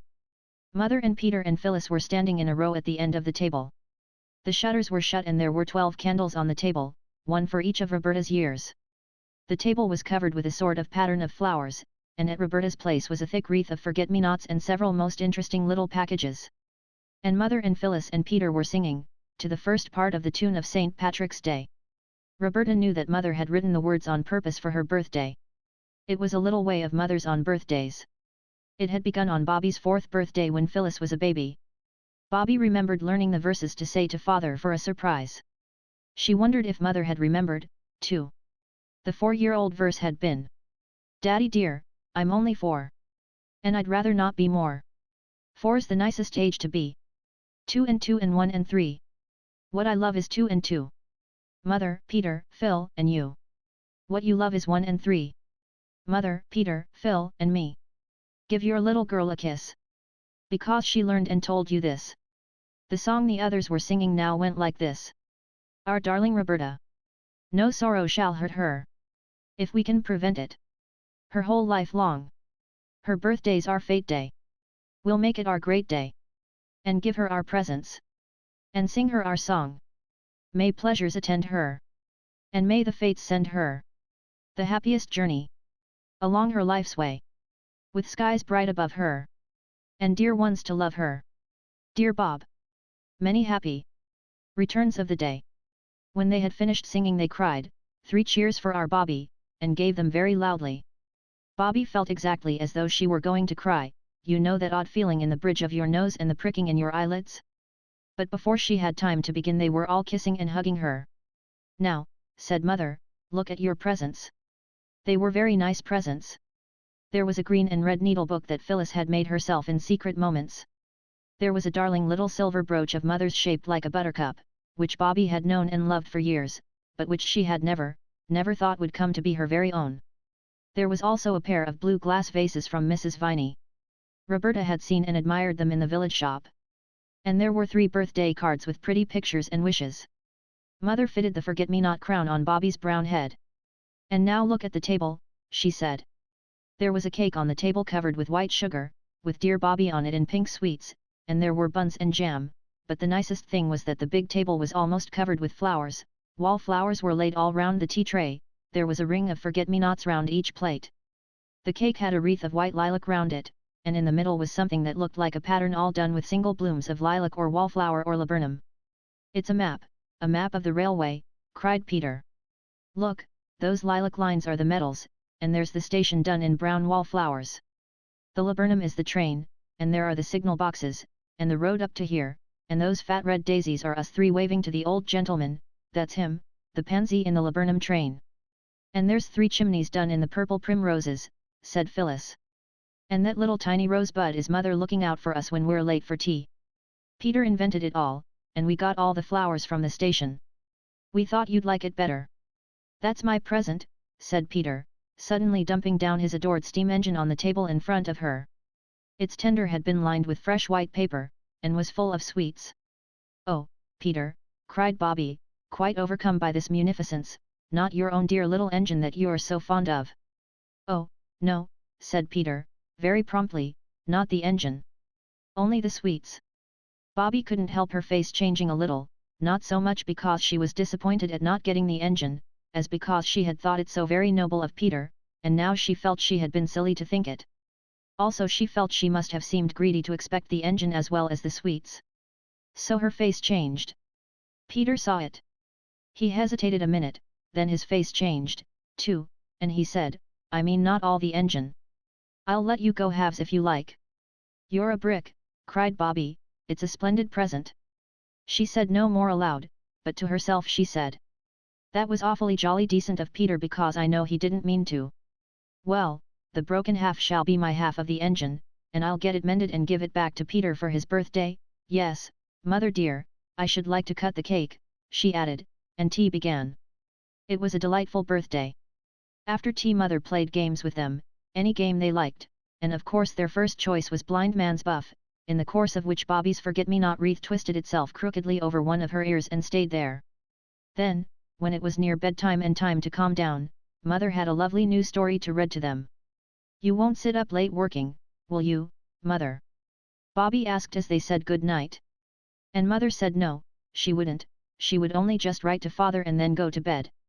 But when Bobby crept down later to bring up her presents, for she felt she really could not be separated from them all night, Mother was not writing, but leaning her head on her arms and her arms on the table. I think it was rather good of Bobby to slip quietly away, saying over and over, she doesn't want me to know she's unhappy, and I won't know, I won't know. But it made a sad end to the birthday. Asterisk asterisk asterisk asterisk asterisk asterisk. The very next morning Bobby began to watch her opportunity to get Peter's engine mended secretly. And the opportunity came the very next afternoon. Mother went by train to the nearest town to do shopping. When she went there, she always went to the post office. Perhaps to post her letters to Father, for she never gave them to the children or Mrs. Viney to post, and she never went to the village herself. Peter and Phyllis went with her. Bobby wanted an excuse not to go, but try as she would she couldn't think of a good one. And just when she felt that all was lost, her frock caught on a big nail by the kitchen door and there was a great criss-cross tear all along the front of the skirt. I assure you this was really an accident. So the others pitied her and went without her, for there was no time for her to change, because they were rather late already and had to hurry to the station to catch the train. When they had gone, Bobby put on her everyday frock, and went down to the railway. She did not go into the station, but she went along the line to the end of the platform where the engine is when the down train is alongside the platform, the place where there are a water tank and a long, limp, leather hose, like an elephant's trunk. She hid behind a bush on the other side of the railway. She had the toy engine done up in brown paper, and she waited patiently with it under her arm. Then when the next train came in and stopped, Bobby went across the metals of the up line and stood beside the engine. She had never been so close to an engine before. It looked much larger and harder than she had expected, and it made her feel very small indeed, and, somehow, very soft, as if she could very, very easily be hurt rather badly. "I know what silkworms feel like now," said Bobby to herself. The engine driver and fireman did not see her. They were leaning out on the other side, telling the porter a tale about a dog and a leg of mutton. "If you please," said Roberta, but the engine was blowing off steam and no one heard her. "If you please, Mr. Engineer," she spoke a little louder, but the engine happened to speak at the same moment, and of course Roberta's soft little voice hadn't a chance. It seemed to her that the only way would be to climb onto the engine and pull at their coats. The step was high, but she got her knee on it, and clambered into the cab. She stumbled and fell on hands and knees on the base of the great heap of coals that led up to the square opening in the tender. The engine was not above the weaknesses of its fellows, it was making a great deal more noise than there was the slightest need for.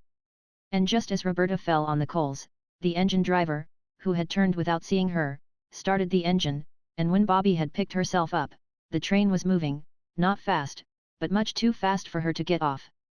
All sorts of dreadful thoughts came to her all together in one horrible flash. There were such things as express trains that went on, she supposed, for hundreds of miles without stopping. Suppose this should be one of them? How would she get home again? She had no money to pay for the return journey. "And I've no business here. I'm an engine burglar, that's what I am," she thought. "I shouldn't wonder if they could lock me up for this." And the train was going faster and faster. There was something in her throat that made it impossible for her to speak. She tried twice. The men had their backs to her. They were doing something to things that looked like taps. Suddenly she put out her hand and caught hold of the nearest sleeve. The man turned with a start, and he and Roberta stood for a minute looking at each other in silence. Then the silence was broken by them both. The man said, "Here's a bloomin' go," and Roberta burst into tears. The other man said he was blooming well blessed, or something like it, but though naturally surprised they were not exactly unkind.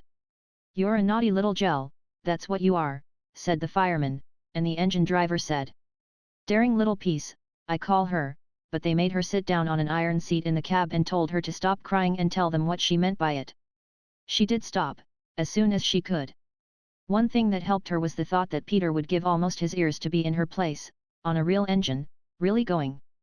The children had often wondered whether any engine driver could be found noble enough to take them for a ride on an engine, and now there she was.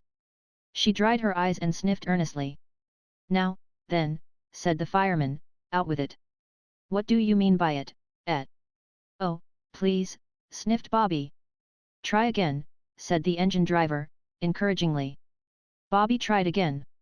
"Please, Mr. Engineer," she said, "I did call out to you from the line, but you didn't hear me, and I just climbed up to touch you on the arm, quite gently I meant to do it, and then I fell into the coals, and I am so sorry if I frightened you." "Oh, don't be cross, oh, please don't." She sniffed again. "We ain't so much cross," said the fireman, as interested like. "It ain't every day a little gel tumbles into our coal bunker outer the sky, is it, Bill? What did you do it for, Et?" "That's the point," agreed the engine driver, "what did you do it for?" Bobby found that she had not quite stopped crying. The engine driver patted her on the back and said, "Here, cheer up, mate. It ain't so bad as all that air, I'll be bound." "I wanted," said Bobby, much cheered to find herself addressed as mate, "I only wanted to ask you if you'd be so kind as to mend this." She picked up the brown paper parcel from among the coals and undid the string with hot, red fingers that trembled. Her feet and legs felt the scorch of the engine fire, but her shoulders felt the wild chill rush of the air. The engine lurched and shook and rattled, and as they shot under a bridge the engine seemed to shout in her ears. The firemen shoveled on coals. Bobby unrolled the brown paper and disclosed the toy engine. I thought, she said wistfully, that perhaps you'd mend this for me, because you're an engineer, you know. The engine driver said he was blowed if he wasn't blessed. I'm blessed if I ain't blowed, remarked the fireman. But the engine driver took the little engine and looked at it, and the fireman ceased for an instant to shovel coal, and looked, too. It's like your precious cheek, said the engine driver, whatever made you think we'd be bothered tinkering penny toys? I didn't mean it for precious cheek, said Bobby, only everybody that has anything to do with railways is so kind and good, I didn't think you'd mind. You don't really, do you? She added, for she had seen a not unkindly wink pass between the two. My trade's driving of an engine, not mending her, especially such a hout-size in engines as this air, said Bill. And now are we a-goin' to get you back to your sorrowing friends and relations, and all be forgiven and forgotten? If you'll put me down next time you stop, said Bobby, firmly, though her heart beat fiercely against her arm as she clasped her hands, and lend me the money for a third-class ticket, I'll pay you back, honor bright. I'm not a confidence trick like in the newspapers, really, I'm not. You're a little lady, every inch, said Bill, relenting suddenly and completely. We'll see you gets home safe. And about this engine, Jim, ain't you got ne'er a pal as can use a soldering iron? Seems to me that's about all the little bounder wants doing to it. That's what father said, Bobby explained eagerly. What's that for? She pointed to a little brass wheel that he had turned as he spoke. That's the injector. In, what? Injector to fill up the boiler. Oh, said Bobby, mentally registering the fact to tell the others, that is interesting.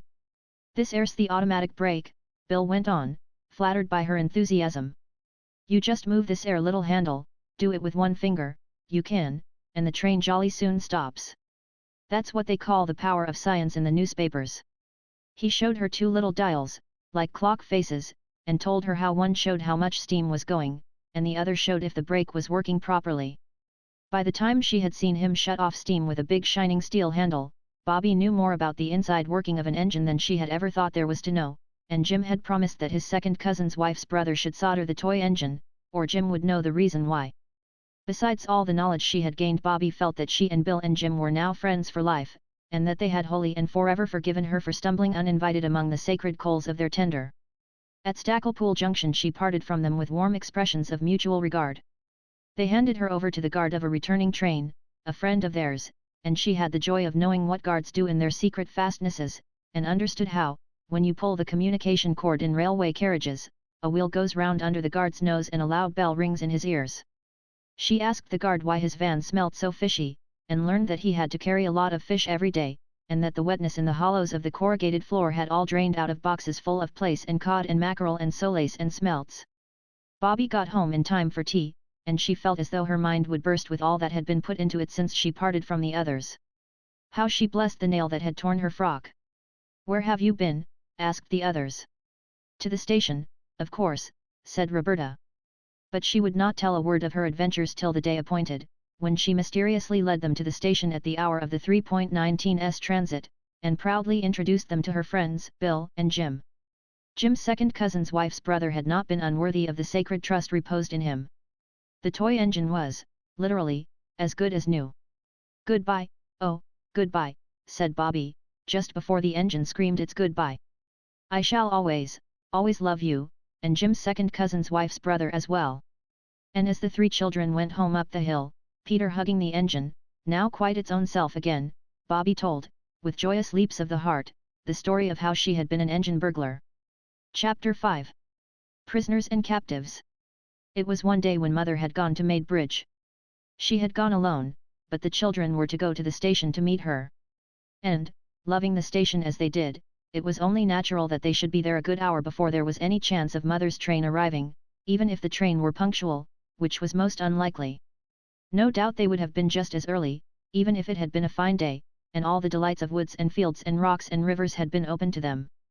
But it happened to be a very wet day and, for July, very cold. There was a wild wind that drove flocks of dark purple clouds across the sky like herds of dream elephants, as Phyllis said. And the rain stung sharply, so that the way to the station was finished at a run. Then the rain fell faster and harder, and beat slantwise against the windows of the booking office and of the chill place that had general waiting room on its door. It's like being in a besieged castle, Phyllis said, look at the arrows of the foe striking against the battlements. It's much more like a great garden's court, said Peter. They decided to wait on the upside, for the down platform looked very wet indeed, and the rain was driving right into the little bleak shelter where down passengers have to wait for their trains. The hour would be full of incident and of interest, for there would be 2 up trains and 1 down to look at before the one that should bring Mother back. Perhaps it'll have stopped raining by then, said Bobby. Anyhow, I'm glad I brought Mother's waterproof and umbrella. They went into the desert spot labeled General Waiting Room, and the time passed pleasantly enough in a game of advertisements. You know the game, of course? It is something like Dumb Crambo. The players take it in turns to go out, and then come back and look as like some advertisement as they can, and the others have to guess what advertisement it is meant to be. Bobby came in and sat down under Mother's umbrella and made a sharp face, and everyone knew she was the fox who sits under the umbrella in the advertisement. Phyllis tried to make a magic carpet of Mother's waterproof, but it would not stand out stiff and raft-like as a magic carpet should, and nobody could guess it. Everyone thought Peter was carrying things a little too far when he blacked his face all over with coal dust and struck a spidery attitude and said he was the blot that advertises somebody's blue-black writing fluid.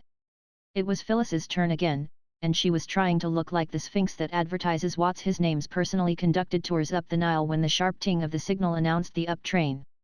The children rushed out to see it pass. On its engine were the particular driver and fireman who were now numbered among the children's dearest friends. Courtesies passed between them. Jim asked after the toy engine, and Bobby pressed on his acceptance a moist, greasy package of toffee that she had made herself. Charmed by this attention, the engine driver consented to consider her request that someday he would take Peter for a ride on the engine. "Stand back, mates," cried the engine driver, suddenly, and horf she goes. And sure enough, off the train went. The children watched the tail lights of the train till it disappeared round the curve of the line, and then turned to go back to the dusty freedom of the general waiting room and the joys of the advertisement game. They expected to see just 1 or 2 people, the end of the procession of passengers who had given up their tickets and gone away. Instead, the platform round the door of the station had a dark blot round it, and the dark blot was a crowd of people. "Oh," cried Peter, with a thrill of joyous excitement, "something's happened. Come on." They ran down the platform. When they got to the crowd, they could, of course, see nothing but the damp backs and elbows of the people on the crowds outside. Everybody was talking at once. It was evident that something had happened. "It's my belief he's nothing worse than a natural," said a farmerish-looking person. Peter saw his red, clean-shaven face as he spoke. "If you ask me, I should say it was a police court case," said a young man with a black bag. "Not it, the infirmary more like." Then the voice of the station master was heard, firm and official. "Now, then, move along there. I'll attend to this, if you please." But the crowd did not move. And then came a voice that thrilled the children through and through. For it spoke in a foreign language. And, what is more, it was a language that they had never heard. They had heard French spoken and German. Aunt Emma knew German, and used to sing a song about Beduden and Zeiten and Bin and Sin. Nor was it Latin. Peter had been in Latin for 4 terms. It was some comfort, anyhow, to find that none of the crowd understood the foreign language any better than the children did. "What's that he's saying?" asked the farmer, heavily. "Sounds like French to me," said the station master, who had once been to Boulogne for the day. "It isn't French," cried Peter. "What is it, then?" asked more than one voice. The crowd fell back a little to see who had spoken, and Peter pressed forward, so that when the crowd closed up again he was in the front rank. "I don't know what it is," said Peter, "but it isn't French. I know that." Then he saw what it was that the crowd had for its center. It was a man, the man, Peter did not doubt, who had spoken in that strange tongue. A man with long hair and wild eyes, with shabby clothes of a cut Peter had not seen before, a man whose hands and lips trembled, and who spoke again as his eyes fell on Peter. "No, it's not French," said Peter. "Try him with French if you know so much about it," said the farmer man. "Parlez-vous français?" began Peter, boldly, and the next moment the crowd recoiled again, for the man with the wild eyes had left leaning against the wall, and had sprung forward and caught Peter's hands, and begun to pour forth a flood of words which, though he could not understand a word of them, Peter knew the sound of.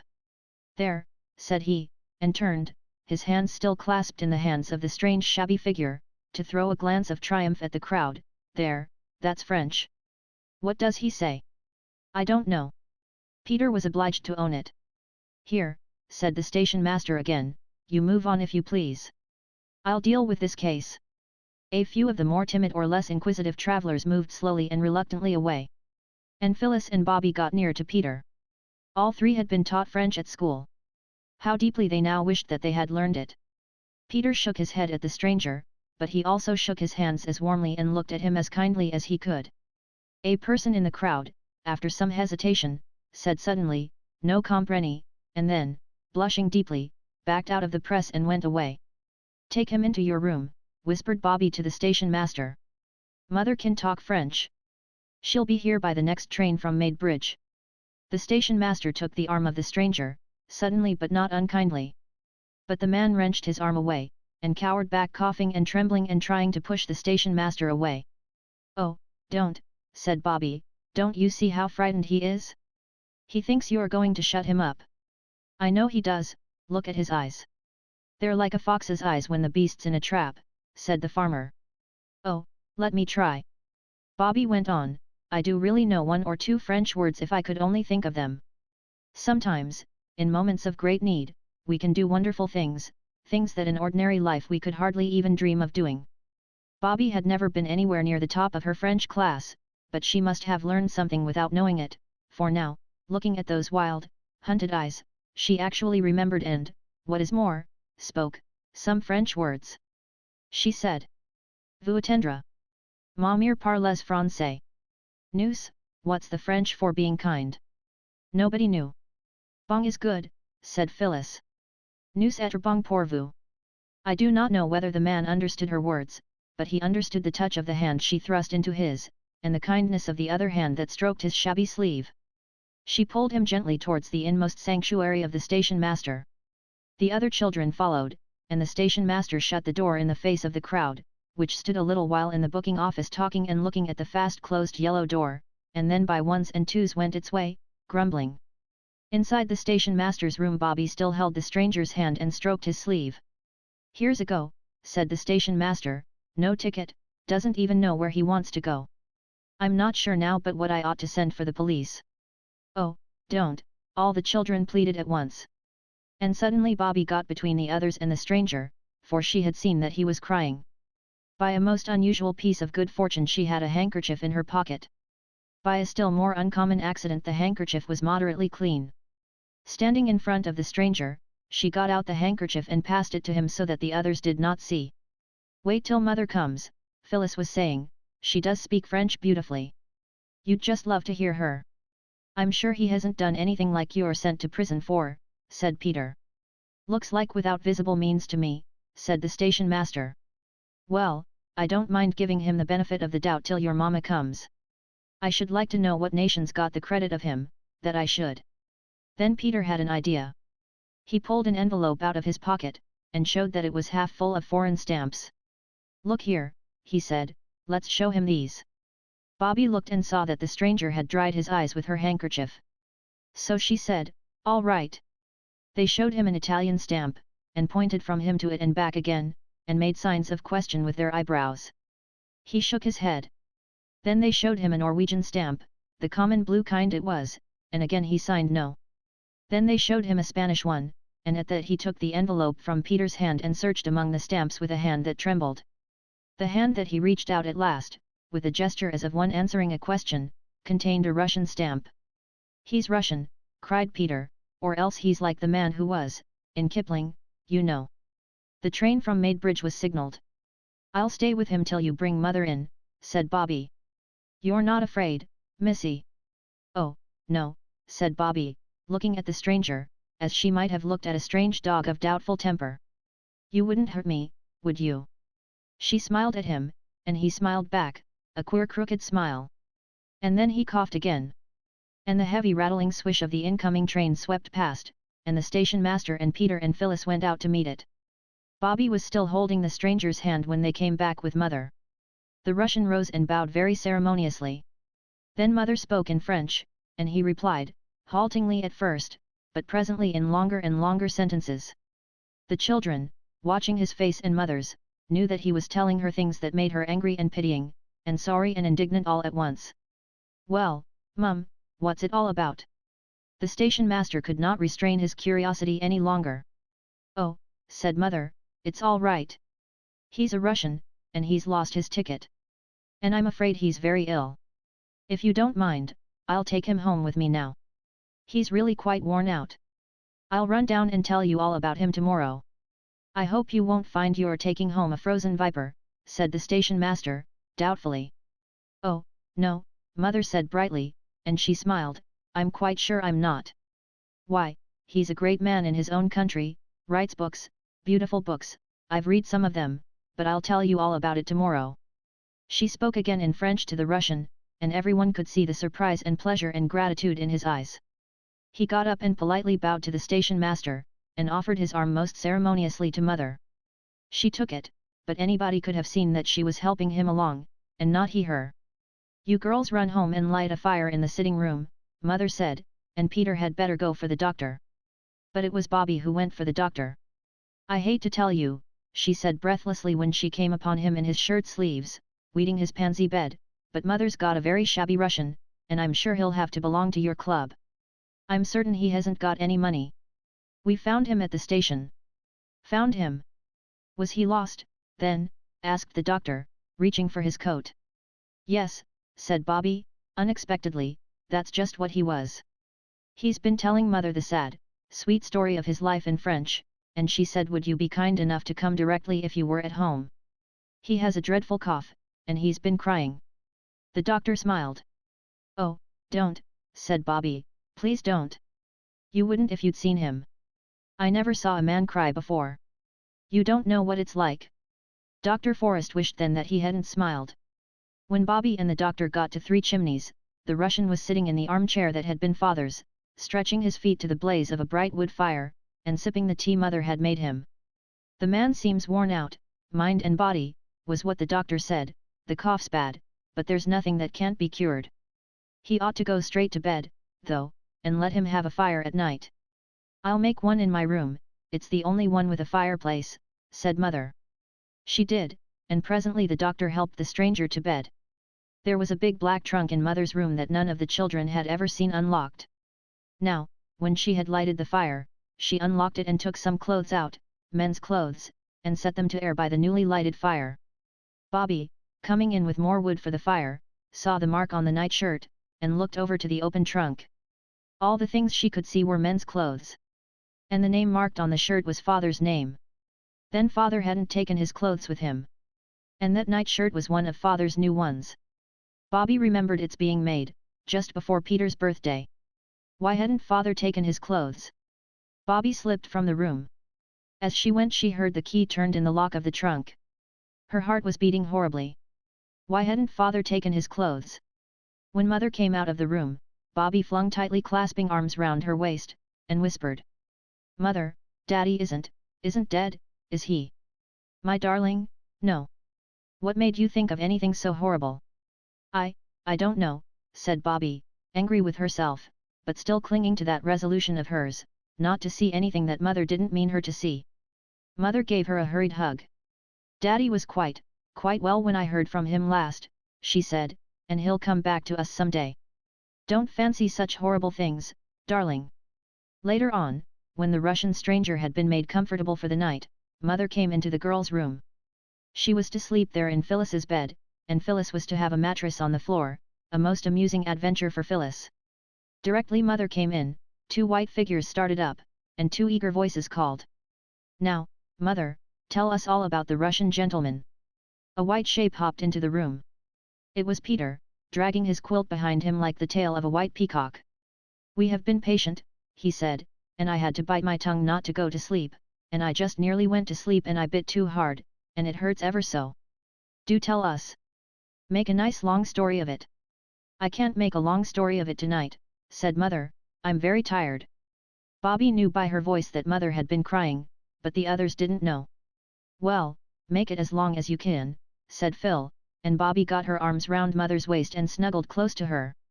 Well, it's a story long enough to make a whole book of. He's a writer, he's written beautiful books. In Russia at the time of the Tsar one dared not say anything about the rich people doing wrong, or about the things that ought to be done to make poor people better and happier. If one did, one was sent to prison.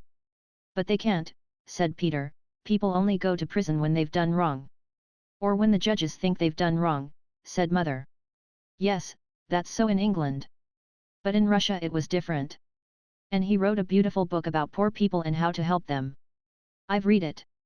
There's nothing in it but goodness and kindness. And they sent him to prison for it. He was 3 years in a horrible dungeon, with hardly any light, and all damp and dreadful. In prison all alone for 3 years. Mother's voice trembled a little and stopped suddenly. But, Mother, said Peter, that can't be true now. It sounds like something out of a history book, the Inquisition, or something. It was true, said Mother, it's all horribly true. Well, then they took him out and sent him to Siberia, a convict chained to other convicts, wicked men who'd done all sorts of crimes, a long chain of them, and they walked and walked and walked, for days and weeks, till he thought they'd never stop walking. And overseers went behind them with whips, yes, whips, to beat them if they got tired. And some of them went lame, and some fell down, and when they couldn't get up and go on, they beat them, and then left them to die. Oh, it's all too terrible. And at last he got to the mines, and he was condemned to stay there for life, just for writing a good, noble, splendid book. How did he get away? When the war came, some of the Russian prisoners were allowed to volunteer as soldiers. And he volunteered. But he deserted at the first chance he got and. But that's very cowardly, isn't it, said Peter, to desert? Especially when it's war. Do you think he owed anything to a country that had done that to him? If he did, he owed more to his wife and children. He didn't know what had become of them. Oh, cried Bobby, he had them to think about and be miserable about too, then, all the time he was in prison. Yes, he had them to think about and be miserable about all the time he was in prison. For anything he knew they might have been sent to prison, too. They did those things in Russia. But while he was in the mines some friends managed to get a message to him that his wife and children had escaped and come to England. So when he deserted he came here to look for them. Had he got their address, said practical Peter. No, just England. He was going to London, and he thought he had to change at our station, and then he found he'd lost his ticket and his purse. Oh, do you think he'll find them? I mean his wife and children, not the ticket and things.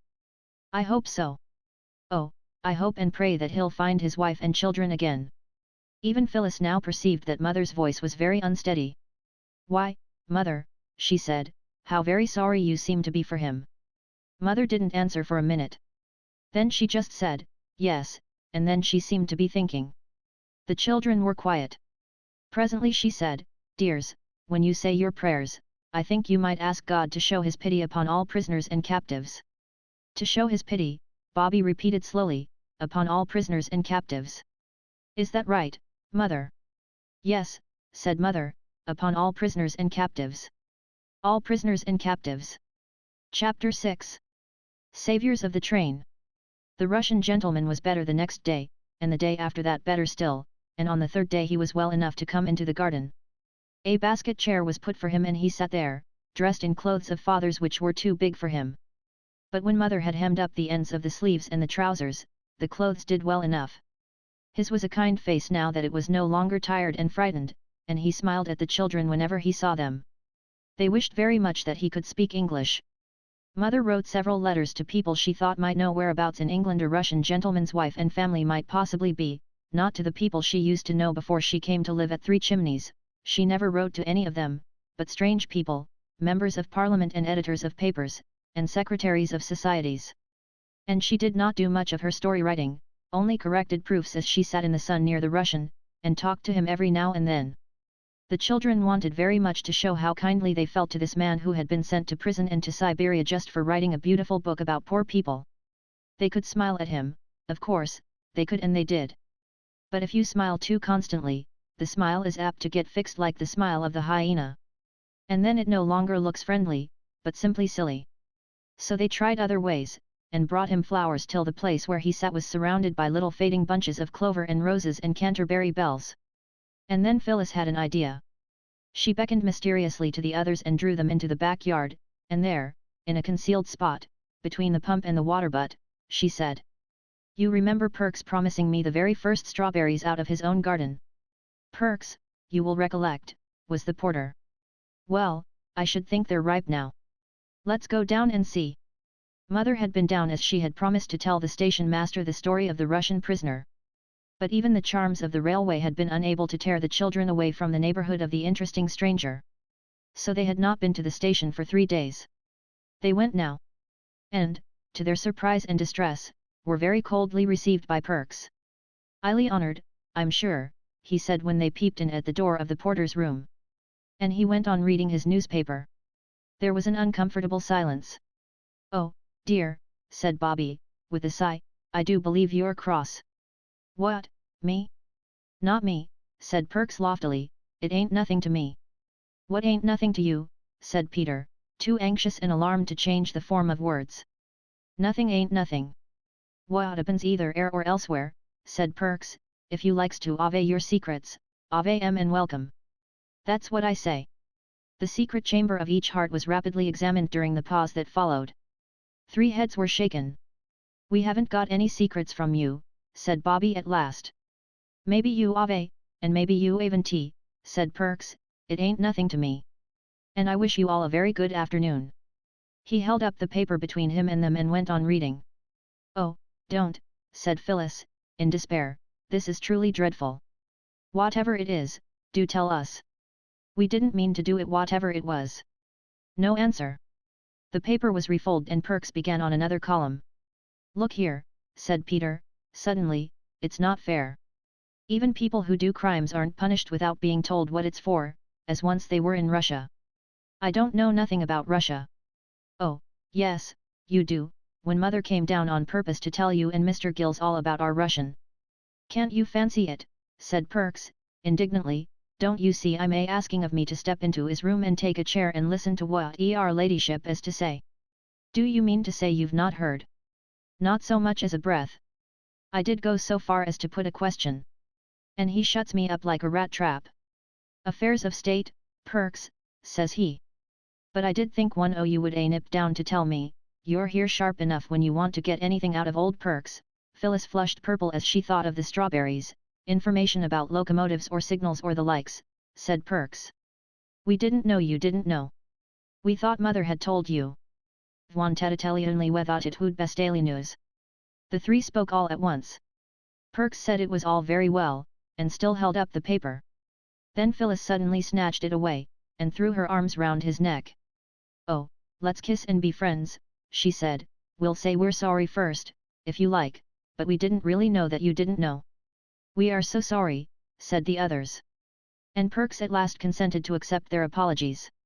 Then they got him to come out and sit in the sun on the green railway bank, where the grass was quite hot to touch, and there, sometimes speaking one at a time, and sometimes all together, they told the porter the story of the Russian prisoner. "Well, I must say," said Perks, but he did not say it, whatever it was. "Yes, it is pretty awful, isn't it?"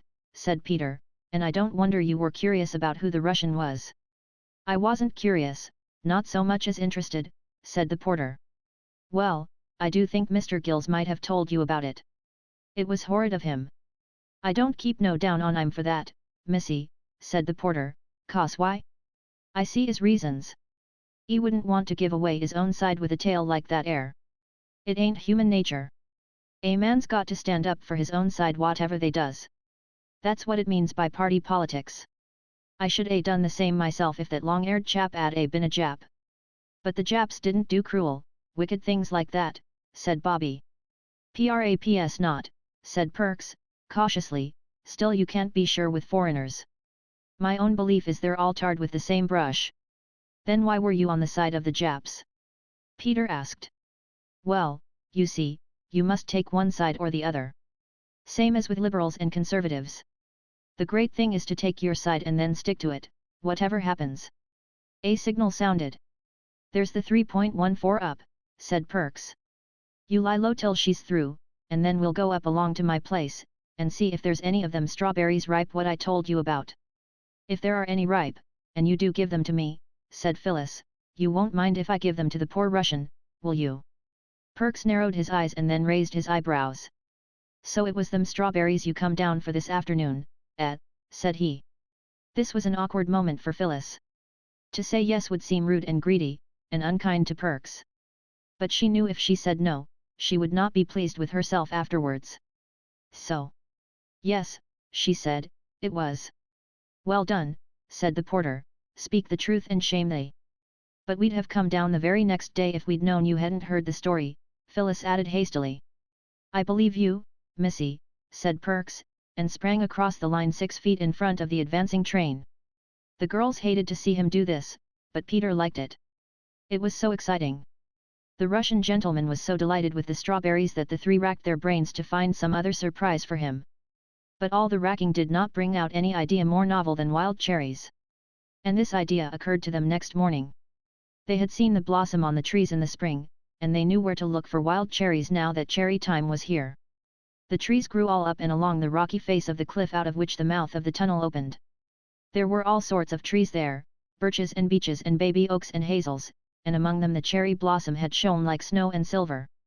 The mouth of the tunnel was some way from 3 chimneys, so Mother let them take their lunch with them in a basket. And the basket would do to bring the cherries back in if they found any. She also lent them her silver watch so that they should not be late for tea. Peter's waterberry had taken it into its head not to go since the day when Peter dropped it into the water butt. And they started. When they got to the top of the cutting, they leaned over the fence and looked down to where the railway lines lay at the bottom of what, as Phyllis said, was exactly like a mountain gorge. If it wasn't for the railway at the bottom, it would be as though the foot of man had never been there, wouldn't it? The sides of the cutting were of grey stone, very roughly hewn. Indeed, the top part of the cutting had been a little natural glen that had been cut deeper to bring it down to the level of the tunnel's mouth. Among the rocks, grass and flowers grew, and seeds dropped by birds in the crannies of the stone had taken root and grown into bushes and trees that overhung the cutting. Near the tunnel was a flight of steps leading down to the line, just wooden bars roughly fixed into the earth, a very steep and narrow way, more like a ladder than a stair. We'd better get down, said Peter. I'm sure the cherries would be quite easy to get it from the side of the steps. You remember it was there we picked the cherry blossoms that we put on the rabbit's grave. So they went along the fence towards the little swing gate that is at the top of these steps. And they were almost at the gate when Bobby said, "Hush! Stop! What's that?" That was a very odd noise indeed, a soft noise, but quite plainly to be heard through the sound of the wind in tree branches, and the hum and whir of the telegraph wires. It was a sort of rustling, whispering sound. As they listened it stopped, and then it began again. And this time it did not stop, but it grew louder and more rustling and rumbling. "Look!" cried Peter, suddenly, "the tree over there." The tree he pointed at was one of those that have rough grey leaves and white flowers. The berries, when they come, are bright scarlet, but if you pick them, they disappoint you by turning black before you get them home. And, as Peter pointed, the tree was moving, not just the way trees ought to move when the wind blows through them, but all in one piece, as though it were a live creature and were walking down the side of the cutting. "It's moving!" cried Bobby. "Oh, look, and so are the others. It's like the woods in Macbeth." "It's magic," said Phyllis, breathlessly. "I always knew this railway was enchanted." It really did seem a little like magic. For all the trees for about 20 yards of the opposite bank seemed to be slowly walking down towards the railway line, the tree with the grey leaves bringing up the rear like some old shepherd driving a flock of green sheep. "What is it?" "Oh, what is it?" said Phyllis, "it's much too magic for me. I don't like it. Let's go home." But Bobby and Peter clung fast to the rail and watched breathlessly. And Phyllis made no movement towards going home by herself. The trees moved on and on. Some stones and loose earth fell down and rattled on the railway metals far below. "It's all coming down," Peter tried to say, but he found there was hardly any voice to say it with. And, indeed, just as he spoke, the great rock, on the top of which the walking trees were, leaned slowly forward. The trees, ceasing to walk, stood still and shivered. Leaning with the rock, they seemed to hesitate a moment, and then rock and trees and grass and bushes, with a rushing sound, slipped right away from the face of the cutting and fell on the line with a blundering crash that could have been heard half a mile off. A cloud of dust rose up. "Oh," said Peter, in awestruck tones, "isn't it exactly like when coals come in, if there wasn't any roof to the cellar and you could see down?"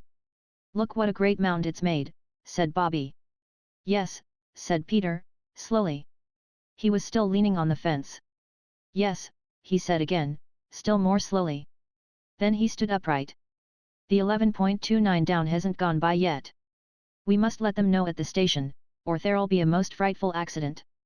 Let's run, said Bobby, and began. But Peter cried, come back, and looked at Mother's watch. He was very prompt and businesslike, and his face looked whiter than they had ever seen it. No time, he said, it's 2 miles away, and it's past 11. Couldn't we, suggested Phyllis, breathlessly, couldn't we climb up a telegraph post and do something to the wires? We don't know how, said Peter. They do it in war, said Phyllis, I know, I've heard of it. They only cut them, silly, said Peter, and that doesn't do any good. And we couldn't cut them even if we got up, and we couldn't get up. If we had anything red, we could get down on the line and wave it. But the train wouldn't see us till it got round the corner, and then it could see the mound just as well as us, said Phyllis. Better, because it's much bigger than us. If we only had something red, Peter repeated, we could go round the corner and wave to the train. We might wave, anyway. They'd only think it was just us, as usual. We've waved so often before. Anyway, let's get down. They got down the steep stairs. Bobby was pale and shivering. Peter's face looked thinner than usual. Phyllis was red-faced and damp with anxiety. Oh, how hot I am, she said, and I thought it was going to be cold. I wish we hadn't put on our, she stopped short, and then ended in quite a different tone, our flannel petticoats. Bobby turned at the bottom of the stairs. Oh, yes, she cried, they're red. Let's take them off. They did, and with the petticoats rolled up under their arms, ran along the railway, skirting the newly fallen mound of stones and rock and earth, and bent, crushed, twisted trees. They ran at their best pace. Peter led, but the girls were not far behind. They reached the corner that hid the mound from the straight line of railway that ran half a mile without curve or corner. Now, said Peter, taking hold of the largest flannel petticoat. You're not, Phyllis faltered, you're not going to tear them. Shut up, said Peter, with brief sternness. Oh, yes, said Bobby, tear them into little bits if you like. Don't you see, Phil, if we can't stop the train, there'll be a real live accident, with people killed. Oh, horrible. Here, Peter, you'll never tear it through the band. She took the red flannel petticoat from him and tore it off an inch from the band. Then she tore the other in the same way. There, said Peter, tearing in his turn.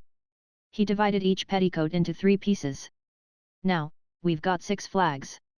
He looked at the watch again. And we've got 7 minutes. We must have flagstaffs. The knives given to boys are, for some odd reason, seldom of the kind of steel that keeps sharp. The young saplings had to be broken off. 2 came up by the roots. The leaves were stripped from them. We must cut holes in the flags, and run the sticks through the holes, said Peter. And the holes were cut. The knife was sharp enough to cut flannel with. 2 of the flags were set up in heaps of loose stones between the sleepers of the down line. Then Phyllis and Roberta took each a flag, and stood ready to wave it as soon as the train came in sight. I shall have the other 2 myself, said Peter, because it was my idea to wave something red. There are petticoats, though, Phyllis was beginning, but Bobby interrupted. Oh, what does it matter who waves what, if we can only save the train? Perhaps Peter had not rightly calculated the number of minutes it would take the 11.29 to get from the station to the place where they were, or perhaps the train was late. Anyway, it seemed a very long time that they waited. Phyllis grew impatient. I expect the watch is wrong, and the train's gone by, said she. Peter relaxed the heroic attitude he had chosen to show off his 2 flags. And Bobby began to feel sick with suspense. It seemed to her that they had been standing there for hours and hours, holding those silly little red flannel flags that no one would ever notice. The train wouldn't care. It would go rushing by them and tear round the corner and go crashing into that awful mound. And everyone would be killed. Her hands grew very cold and trembled so that she could hardly hold the flag. And then came the distant rumble and hum of the metals, and a puff of white steam showed far away along the stretch of line. Stand firm, said Peter, and wave like mad.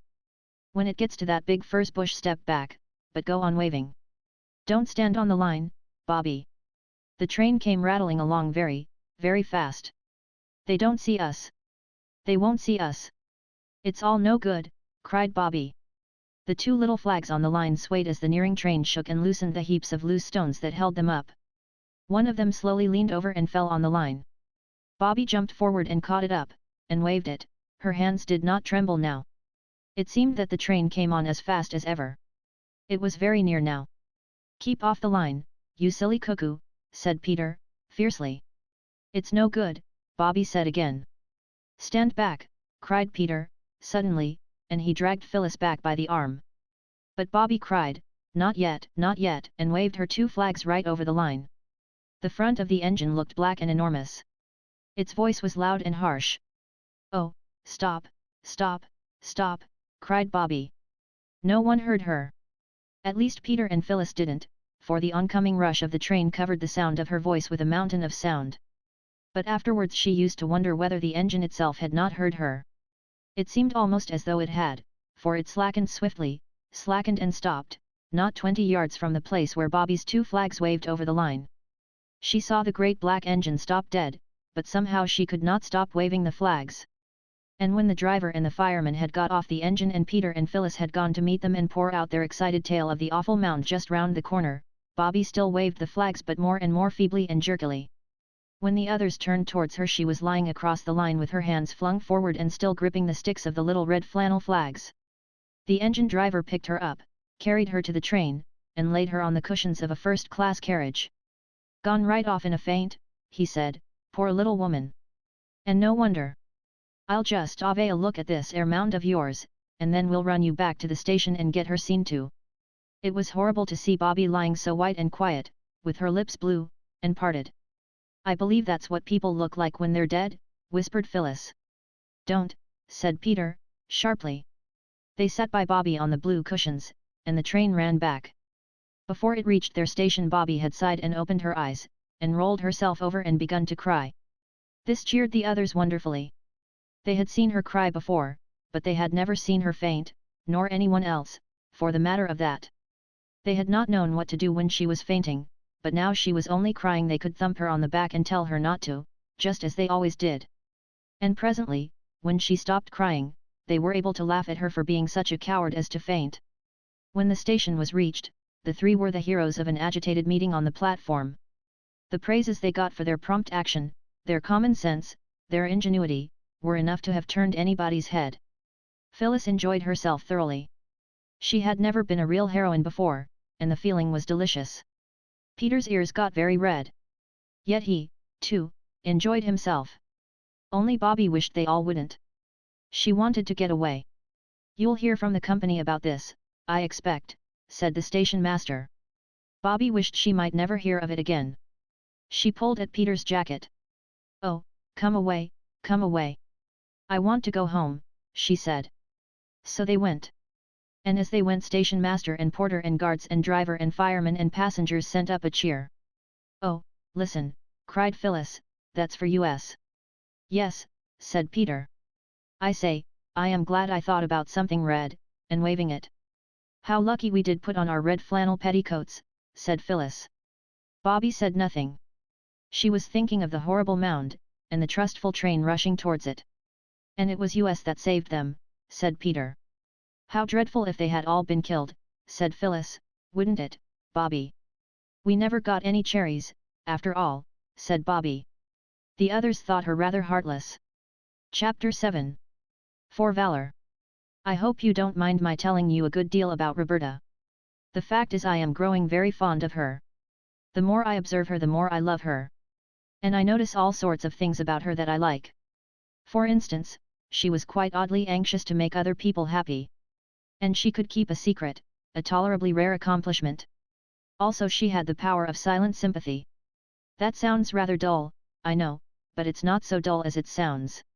It just means that a person is able to know that you are unhappy, and to love you extra on that account, without bothering you by telling you all the time how sorry she is for you. That was what Bobby was like. She knew that Mother was unhappy, and that Mother had not told her the reason. So she just loved Mother more and never said a single word that could let Mother know how earnestly her little girl wondered what Mother was unhappy about. This needs practice. It is not so easy as you might think.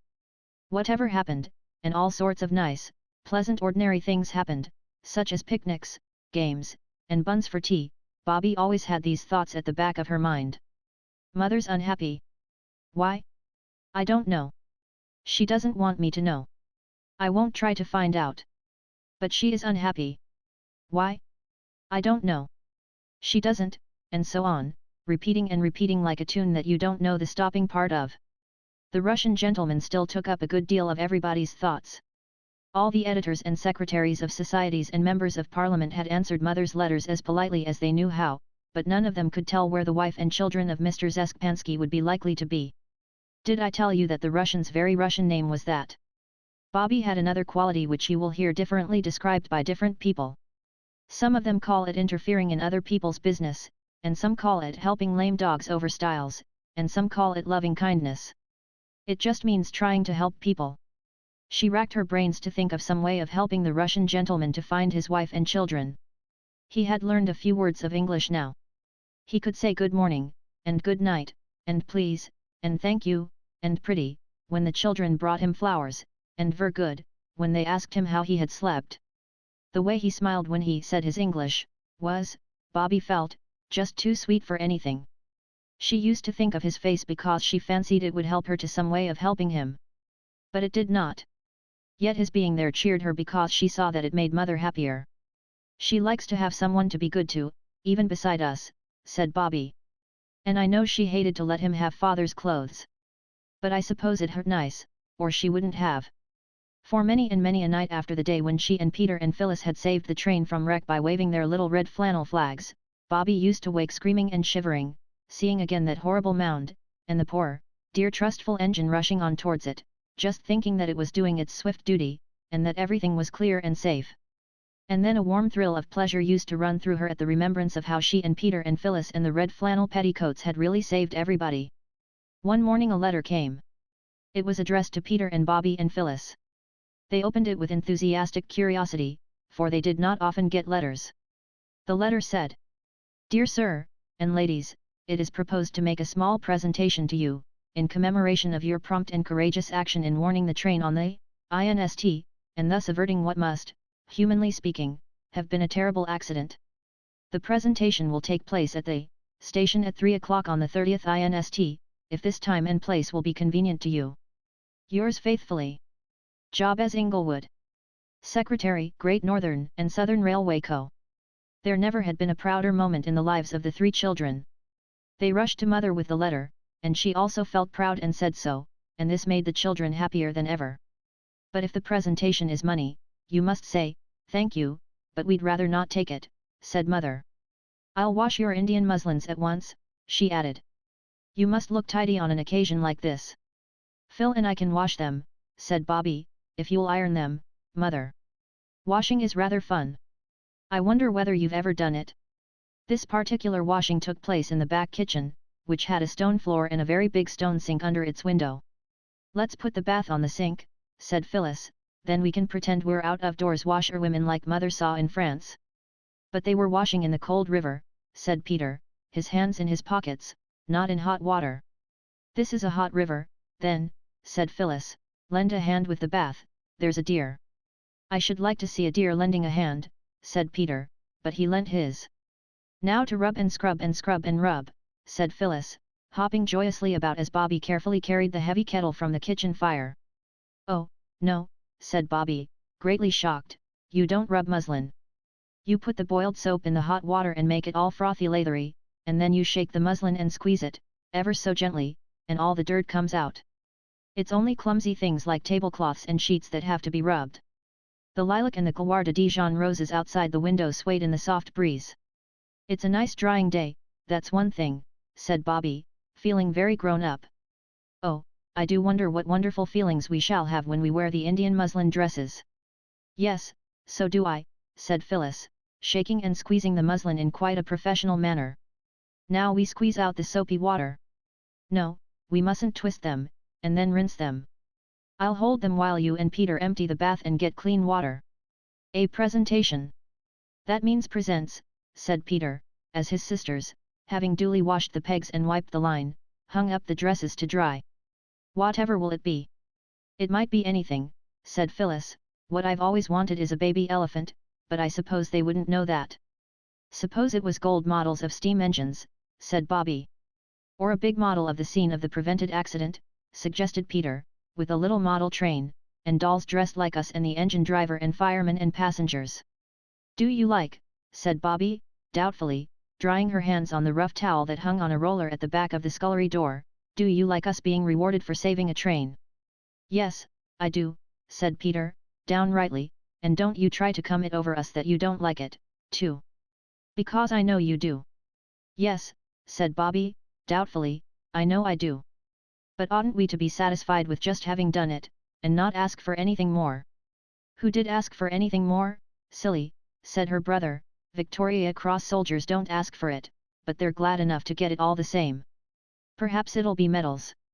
Then, when I'm very old indeed, I shall show them to my grandchildren and say, we only did our duty, and they'll be awfully proud of me. You have to be married, warned Phyllis, or you don't have any grandchildren. I suppose I shall have to be married someday, said Peter, but it will be an awful bother having her round all the time. I'd like to marry a lady who had trances, and only woke up once or twice a year. Just to say you were the light of her life and then go to sleep again. Yes. That wouldn't be bad, said Bobby. When I get married, said Phyllis, I shall want him to want me to be awake all the time, so that I can hear him say how nice I am. I think it would be nice, said Bobby, to marry someone very poor, and then you'd do all the work and he'd love you most frightfully, and see the blue wood smoke curling up among the trees from the domestic hearth as he came home from work every night. I say, we've got to answer that letter and say that the time and place will be convenient to us. There's the soap, Peter. We're both as clean as clean. That pink box of writing paper you had on your birthday, philosophy. It took some time to arrange what should be said. Mother had gone back to her writing, and several sheets of pink paper with scalloped gilt edges and green four-leaved shamrocks in the corner were spoiled before the three had decided what to say. Then each made a copy and signed it with its own name. The threefold letter ran: Dear Mr. Jabez Inglewood, thank you very much. We did not want to be rewarded but only to save the train, but we are glad you think so and thank you very much. The time and place you say will be quite convenient to us. Thank you very much. You're a ficate little friend. Then came the name, and after it, P.S. Thank you very much. Washing is much easier than ironing, said Bobby, taking the clean dry dresses off the line. I do love to see things come clean. Oh, I don't know how we shall wait till it's time to know what presentation they're going to present. When at last, it seemed a very long time after, it was the day, the three children went down to the station at the proper time. And everything that happened was so odd that it seemed like a dream.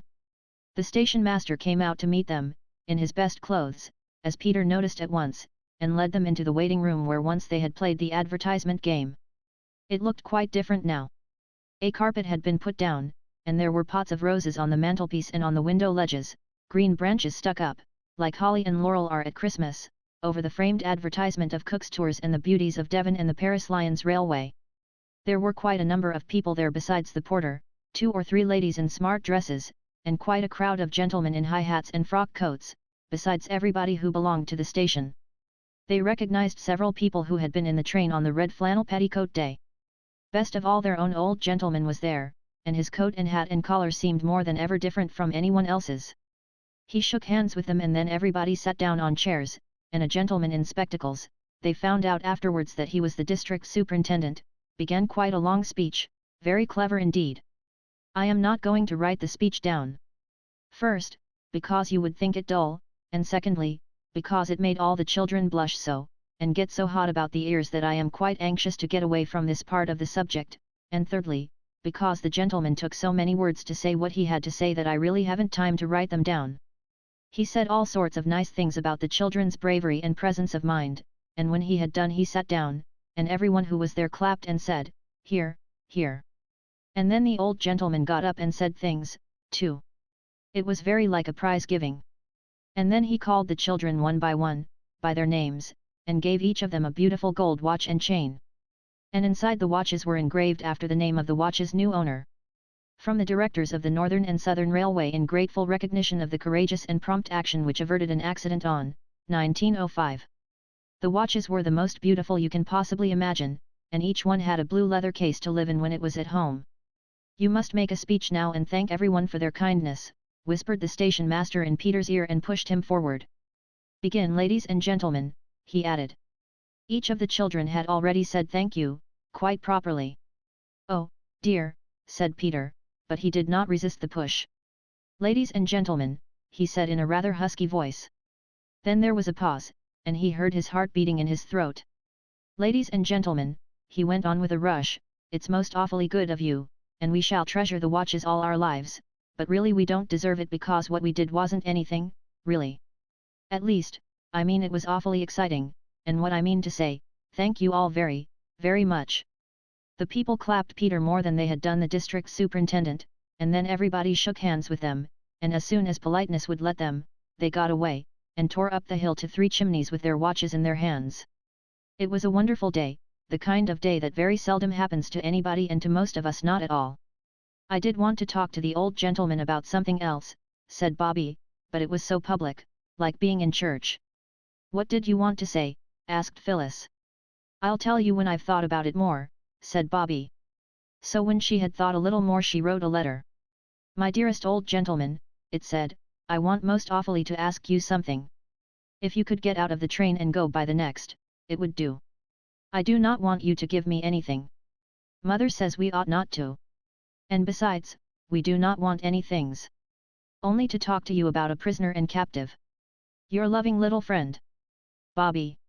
She got the station master to give the letter to the old gentleman, and next day she asked Peter and Phyllis to come down to the station with her at the time when the train that brought the old gentleman from town would be passing through.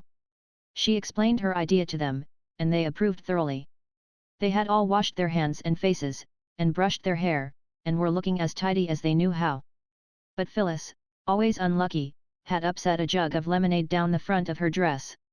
There was no time to change, and the wind happening to blow from the coal yard, her frock was soon powdered with grey, which stuck to the sticky lemonade stains and made her look, as Peter said, like any little gutter child. It was decided that she should keep behind the others as much as possible. "Perhaps the old gentleman won't notice," said Bobby.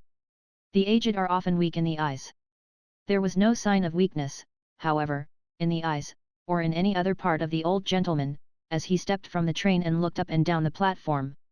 The three children, now that it came to the point, suddenly felt that rush of deep shyness which makes your ears red and hot, your hands warm and wet, and the tip of your nose pink and shiny. "Oh," said Phyllis, "my heart's thumping like a steam engine, right under my sash, too." "Nonsense," said Peter, "people's hearts aren't under their sashes." "I don't care, mine is," said Phyllis. "If you're going to talk like a poetry book," said Peter, "my heart's in my mouth." "My heart's in my boots, if you come to that," said Roberta, "but do come on, he'll think we're idiots." "He won't be far wrong," said Peter, gloomily. And they went forward to meet the old gentleman. "Hello," he said, shaking hands with them all in turn. "This is a very great pleasure." "It was good of you to get out," Bobby said, perspiring and polite. He took her arm and drew her into the waiting room where she and the others had played the advertisement game the day they found the Russian. Phyllis and Peter followed. "Well," said the old gentleman, giving Bobby's arm a kind little shake before he let it go. "Well? What is it?" "Oh, please," said Bobby. "Yes," said the old gentleman. "What I mean to say," said Bobby. "Well," said the old gentleman. "It's all very nice and kind," said she. "But," he said. "I wish I might say something," she said. "Say it," said he. "Well, then," said Bobby, and out came the story of the Russian who had written the beautiful book about poor people, and had been sent to prison and to Siberia for just that. "And what we want more than anything in the world is to find his wife and children for him," said Bobby, "but we don't know how." "But you must be most horribly clever, or you wouldn't be a direction of the railway. And if you knew how, and would? We'd rather have that than anything else in the world. We'd go without the watches, even, if you could sell them and find his wife with the money." And the others said so, too, though not with so much enthusiasm. Said the old gentleman, pulling down the white waistcoat that had the big gilt buttons on it, "what did you say the name was, Frying Pansky?" "No, no," said Bobby earnestly. "I'll write it down for you. It doesn't really look at all like that except when you say it." "Have you a bit of pencil and the back of an envelope?" she asked. The old gentleman got out a gold pencil case and a beautiful, sweet-smelling, green Russian leather notebook and opened it at a new page. "Here," he said, "right here. She wrote down Zeskpansky, and said. That's how you write it. You call it Shepansky. The old gentleman took out a pair of gold-rimmed spectacles and fitted them on his nose. When he had read the name, he looked quite different. That man? Bless my soul, he said. Why, I've read his book. It's translated into every European language. A fine book, a noble book.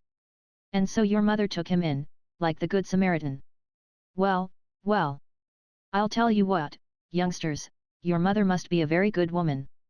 Of course she is, said Phyllis, in astonishment. And you're a very good man, said Bobby, very shy, but firmly resolved to be polite. You flatter me, said the old gentleman, taking off his hat with a flourish. And now am I to tell you what I think of you? Oh, please don't, said Bobby, hastily. Why? Asked the old gentleman. I don't exactly know, said Bobby. Only, if it's horrid, I don't want you to, and if it's nice, I'd rather you didn't. The old gentleman laughed. Well, then, he said, I'll only just say that I'm very glad you came to me about this, very glad, indeed. And I shouldn't be surprised if I found out something very soon. I know a great many Russians in London, and every Russian knows his name. Now tell me all about yourselves. He turned to the others, but there was only one other, and that was Peter. Phyllis had disappeared. Tell me all about yourself, said the old gentleman again. And, quite naturally, Peter was stricken dumb. All right, we'll have an examination, said the old gentleman, you two sit on the table, and I'll sit on the bench and ask questions. He did, and out came their names and ages, their father's name and business, how long they had lived at Three Chimneys and a great deal more. The questions were beginning to turn on a herring and a half for 3 halfpence, and a pound of lead and a pound of feathers, when the door of the waiting room was kicked open by a boot. As the boot entered, everyone could see that its lace was coming undone, and in came Phyllis, very slowly and carefully. In one hand she carried a large tin can, and in the other a thick slice of bread and butter. Afternoon tea, she announced proudly, and held the can and the bread and butter out to the old gentleman, who took them and said. Bless my soul! Yes, said Phyllis. It's very thoughtful of you, said the old gentleman, very. But you might have got a cup, said Bobby, and a plate. Perks always drinks out of the can, said Phyllis, flushing red. I think it was very nice of him to give it me at all, let alone cups and plates, she added. So do I, said the old gentleman, and he drank some of the tea and tasted the bread and butter. And then it was time for the next train, and he got into it with many goodbyes and kind last words. Well, said Peter, when they were left on the platform, and the tail lights of the train disappeared round the corner, it's my belief that we've lighted a candle today, like Latimer, you know, when he was being burned, and there'll be fireworks for our Russian before long. And so there were. It wasn't 10 days after the interview in the waiting room that the 3 children were sitting on the top of the biggest rock in the field below their house watching the 5.15 steam away from the station along the bottom of the valley. They saw, too, the few people who had got out at the station straggling up the road towards the village, and they saw one person leave the road and open the gate that led across the fields to Three Chimneys and to nowhere else. Who on earth? Said Peter, scrambling down. Let's go and see, said Phyllis. So they did. And when they got near enough to see who the person was, they saw it was their old gentleman himself, his brass buttons winking in the afternoon sunshine, and his white waistcoat looking whiter than ever against the green of the field. Hello, shouted the children, waving their hands. Hello, shouted the old gentleman, waving his hat. Then the 3 started to run, and when they got to him they hardly had breath left to say. How do you do? Good news, said he. I've found your Russian friend's wife and child, and I couldn't resist the temptation of giving myself the pleasure of telling him. But as he looked at Bobby's face he felt that he could resist that temptation. Here, he said to her, you run on and tell him. The other 2 will show me the way. Bobby ran. But when she had breathlessly panted out the news to the Russian and Mother sitting in the quiet garden, when Mother's face had lighted up so beautifully, and she had said half a dozen quick French words to the exile, Bobby wished that she had not carried the news. For the Russian sprang up with a cry that made Bobby's heart leap and then tremble, a cry of love and longing such as she had never heard. Then he took Mother's hand and kissed it gently and reverently, and then he sank down in his chair and covered his face with his hands and sobbed. Bobby crept away. She did not want to see the others just then. But she was as gay as anybody when the endless French talking was over, when Peter had torn down to the village for buns and cakes, and the girls had got tea ready and taken it out into the garden. The old gentleman was most merry and delightful. He seemed to be able to talk in French and English almost at the same moment, and Mother did nearly as well. It was a delightful time. Mother seemed as if she could not make enough fuss about the old gentleman, and she said yes at once when he asked if he might present some goodies to his little friends. The word was new to the children, but they guessed that it meant sweets, for the 3 large pink and green boxes, tied with green ribbon, which he took out of his bag, held unheard of layers of beautiful chocolates. The Russian's few belongings were packed, and they all saw him off at the station. Then Mother turned to the old gentleman and said, "I don't know how to thank you for everything.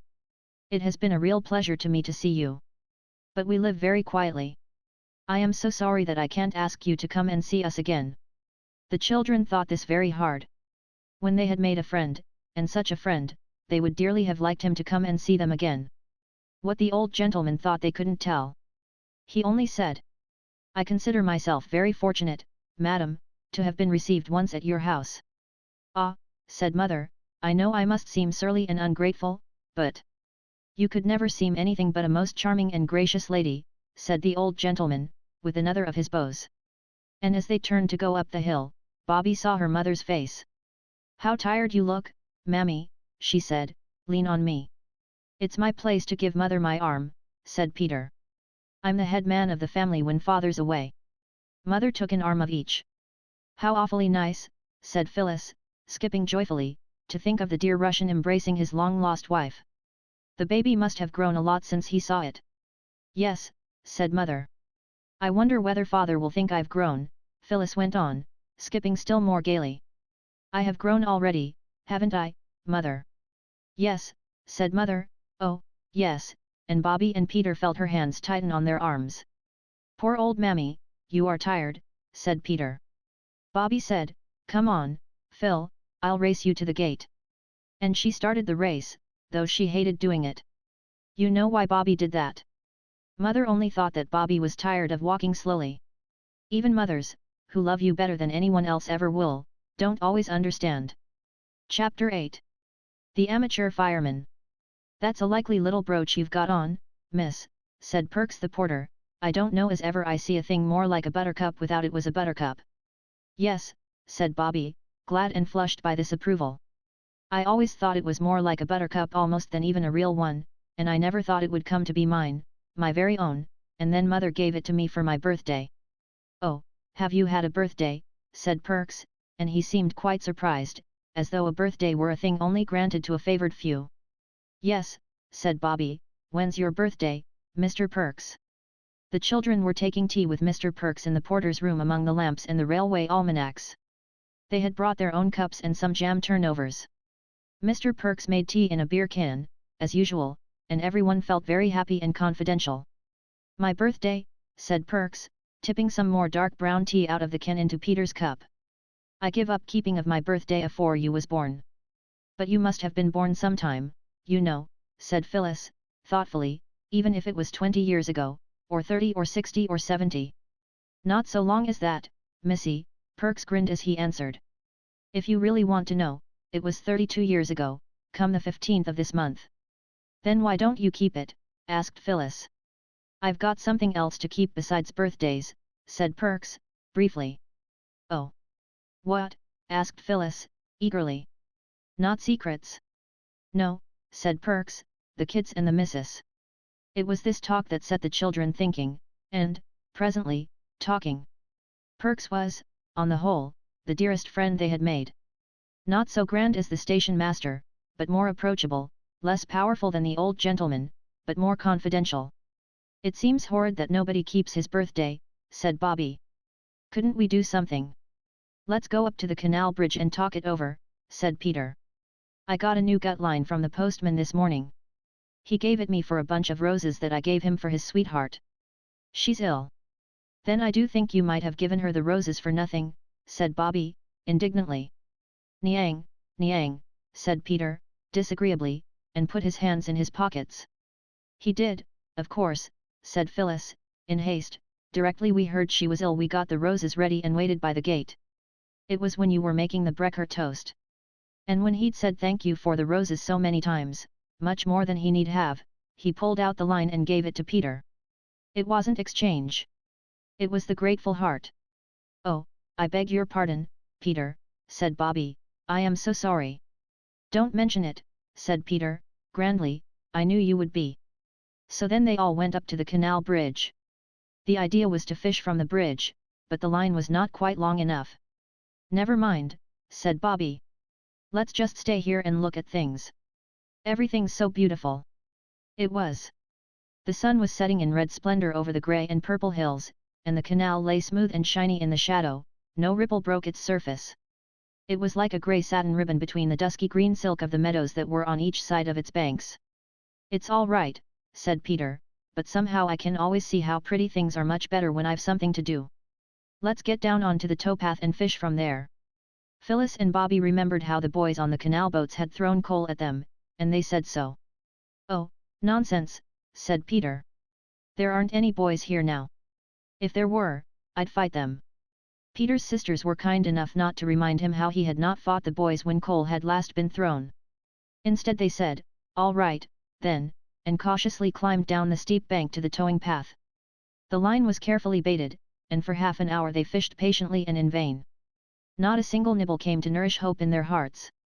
All eyes were intent on the sluggish waters that earnestly pretended they had never harbored a single minnow when a loud rough shout made them start. "Hi," said the shout, in most disagreeable tones, "get out of that, can't you?" An old white horse coming along the towing path was within half a dozen yards of them. They sprang to their feet and hastily climbed up the bank. "We'll slip down again when they've gone by," said Bobby. But, alas, the barge, after the manner of barges, stopped under the bridge. "She's going to anchor," said Peter, "just our luck." The barge did not anchor, because an anchor is not part of a canal boat's furniture, but she was moored with ropes fore and aft, and the ropes were made fast to the palings and to crowbars driven into the ground. "What you staring at?" growled the bargee, crossly. "We weren't staring," said Bobby, "we wouldn't be so rude." "Rude be blessed," said the man, "get along with you." "Get along yourself," said Peter. He remembered what he had said about fighting boys, and, besides, he felt safe halfway up the bank. "We've as much right here as anyone else." "Oh, have you, indeed," said the man. "We'll soon see about that." And he came across his deck and began to climb down the side of his barge. "Oh, come away, Peter, come away," said Bobby and Phyllis, in agonized unison. "Not me," said Peter, "but you'd better." The girls climbed to the top of the bank and stood ready to bolt for home as soon as they saw their brother out of danger. The way home lay all downhill. They knew that they all ran well. The bargee did not look as if he did. He was red-faced, heavy, and beefy. But as soon as his foot was on the towing path the children saw that they had misjudged him.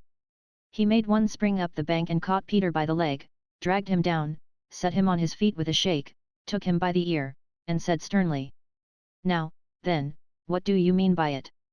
Don't you know these air waters is preserved? You ain't no right catching fish air, not to say nothing of your precious cheek." Peter was always proud afterwards when he remembered that, with the bargee's furious fingers tightening on his ear, the bargee's crimson countenance close to his own, the bargee's hot breath on his neck, he had the courage to speak the truth. "I wasn't catching fish," said Peter. "That's not your fault, I'll be bound," said the man, giving Peter's ear a twist, not a hard one, but still a twist. Peter could not say that it was. Bobby and Phyllis had been holding on to the railings above and skipping with anxiety. Now suddenly Bobby slipped through the railings and rushed down the bank towards Peter, so impetuously that Phyllis, following more temperately, felt certain that her sister's descent would end in the waters of the canal. And so it would have done if the bargee hadn't let go of Peter's ear, and caught her in his jerseyed arm. "Who are you shoving of?" he said, setting her on her feet. "Oh," said Bobby, breathless, "I'm not shoving anybody. At least, not on purpose. Please don't be cross with Peter. Of course, if it's your canal, we're sorry and we won't any more. But we didn't know it was yours." "Go along with you," said the bargee. "Yes, we will, indeed we will," said Bobby, earnestly, "but we do beg your pardon, and really we haven't caught a single fish. I'd tell you directly if we had, honor bright I would." She held out her hands and Phyllis turned out her little empty pocket to show that really they hadn't any fish concealed about them. "Well," said the bargee, more gently, "cut along, then, and don't you do it again, that's all." The children hurried up the bank. "Chuck us a coat, Mria," shouted the man.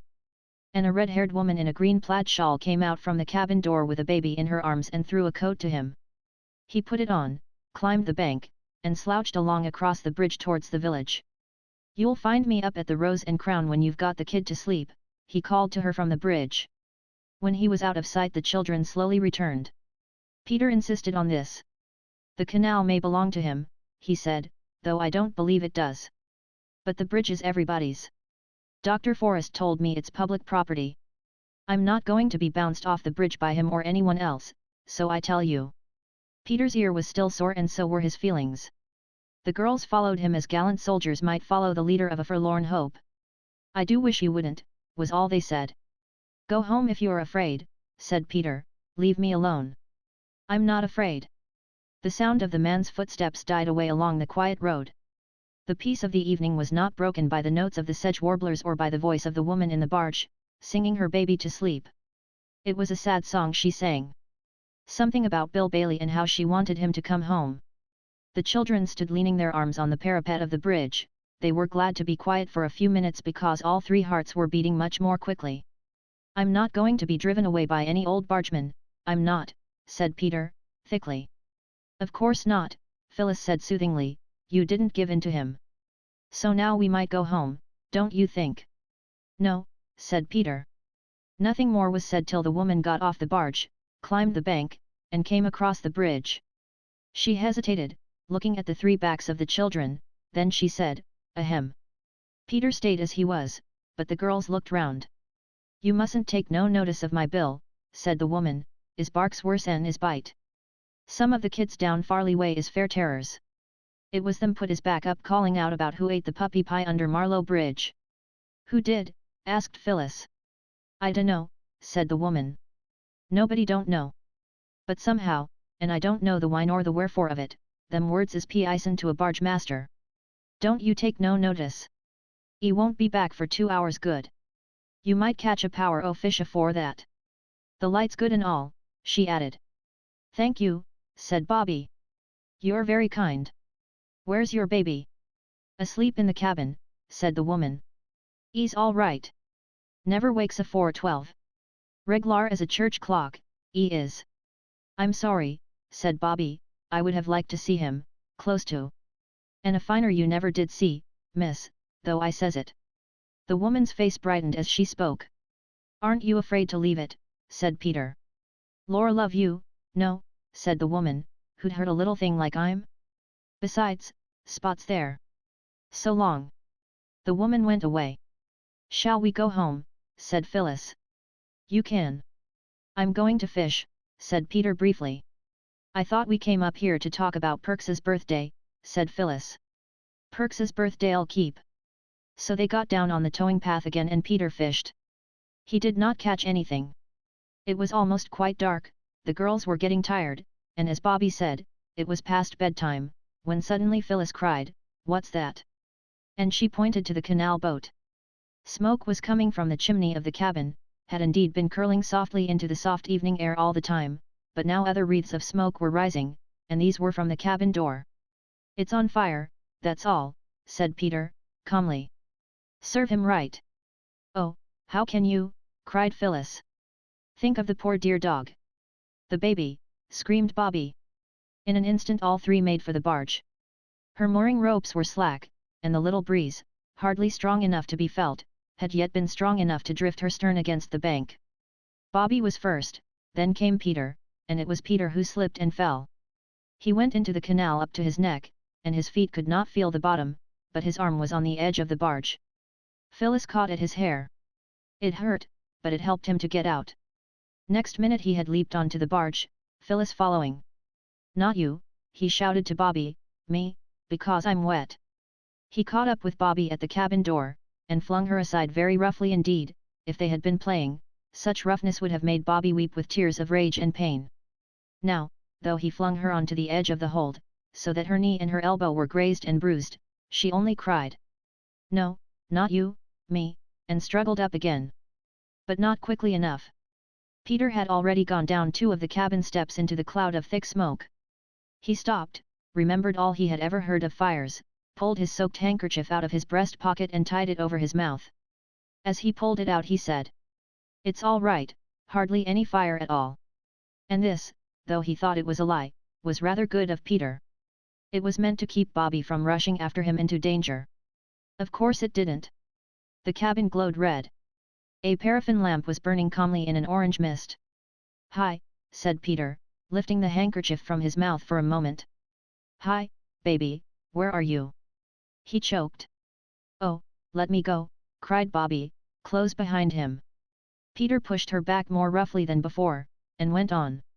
Now what would have happened if the baby hadn't cried I don't know, but just at that moment it did cry. Peter felt his way through the dark smoke, found something small and soft and warm and alive, picked it up and backed out, nearly tumbling over Bobby who was close behind. A dog snapped at his leg, tried to bark, choked. "I've got the kid," said Peter, tearing off the handkerchief and staggering onto the deck. Bobby caught at the place where the bark came from, and her hands met on the fat back of a smooth-haired dog. It turned and fastened its teeth on her hand, but very gently, as much as to say, "I'm bound to bark and bite if strangers come into my master's cabin, but I know you mean well, so I won't really bite." Bobby dropped the dog. "All right, old man. Good dog," said she. "Here, give me the baby, Peter, you're so wet you'll give it cold." Peter was only too glad to hand over the strange little bundle that squirmed and whimpered in his arms. "Now," said Bobby, quickly, "you run straight to the Rose and Crown and tell them. Phil and I will stay here with the precious." "Hush, then, a dear, a duck, a darling. Go now, Peter. Run." "I can't run in these things," said Peter, firmly, "they're as heavy as lead." "I'll walk." "Then I'll run," said Bobby. "Get on the bank, Phil, and I'll hand you the deer." The baby was carefully handed. Phyllis sat down on the bank and tried to hush the baby. Peter wrung the water from his sleeves and knickerbocker legs as well as he could, and it was Bobby who ran like the wind across the bridge and up the long white quiet twilight road towards the Rose and Crown. There is a nice old-fashioned room at the Rose and Crown, where barges and their wives sit of an evening drinking their supper beer, and toasting their supper cheese at a glowing basket full of coals that sticks out into the room under a great hooded chimney and is warmer and prettier and more comforting than any other fireplace I ever saw. There was a pleasant party of barge people round the fire. You might not have thought it pleasant, but they did, for they were all friends or acquaintances, and they liked the same sort of things, and talked the same sort of talk. This is the real secret of pleasant society. The bargee Bill, whom the children had found so disagreeable, was considered excellent company by his mates. He was telling a tale of his own wrongs, always a thrilling subject. It was his barge he was speaking about. "And he sent down word paint her inside hout, not name and no color, d'ye see?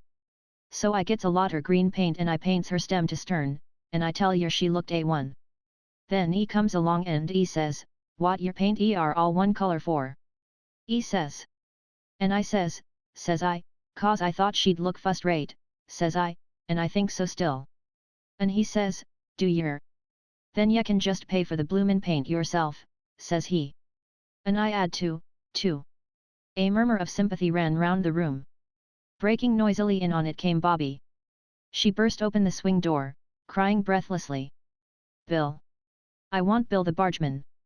There was a stupefied silence. Pots of beer were held in mid-air, paralyzed on their way to thirsty mouths.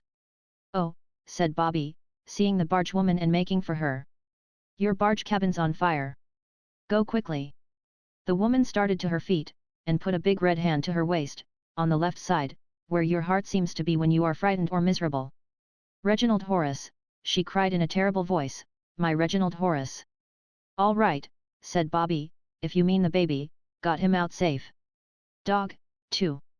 She had no breath for more, except, "Go on, it's all alight." Then she sank on the alehouse bench and tried to get that breath of relief after running which people call the second wind. But she felt as though she would never breathe again. Bill the bargee rose slowly and heavily.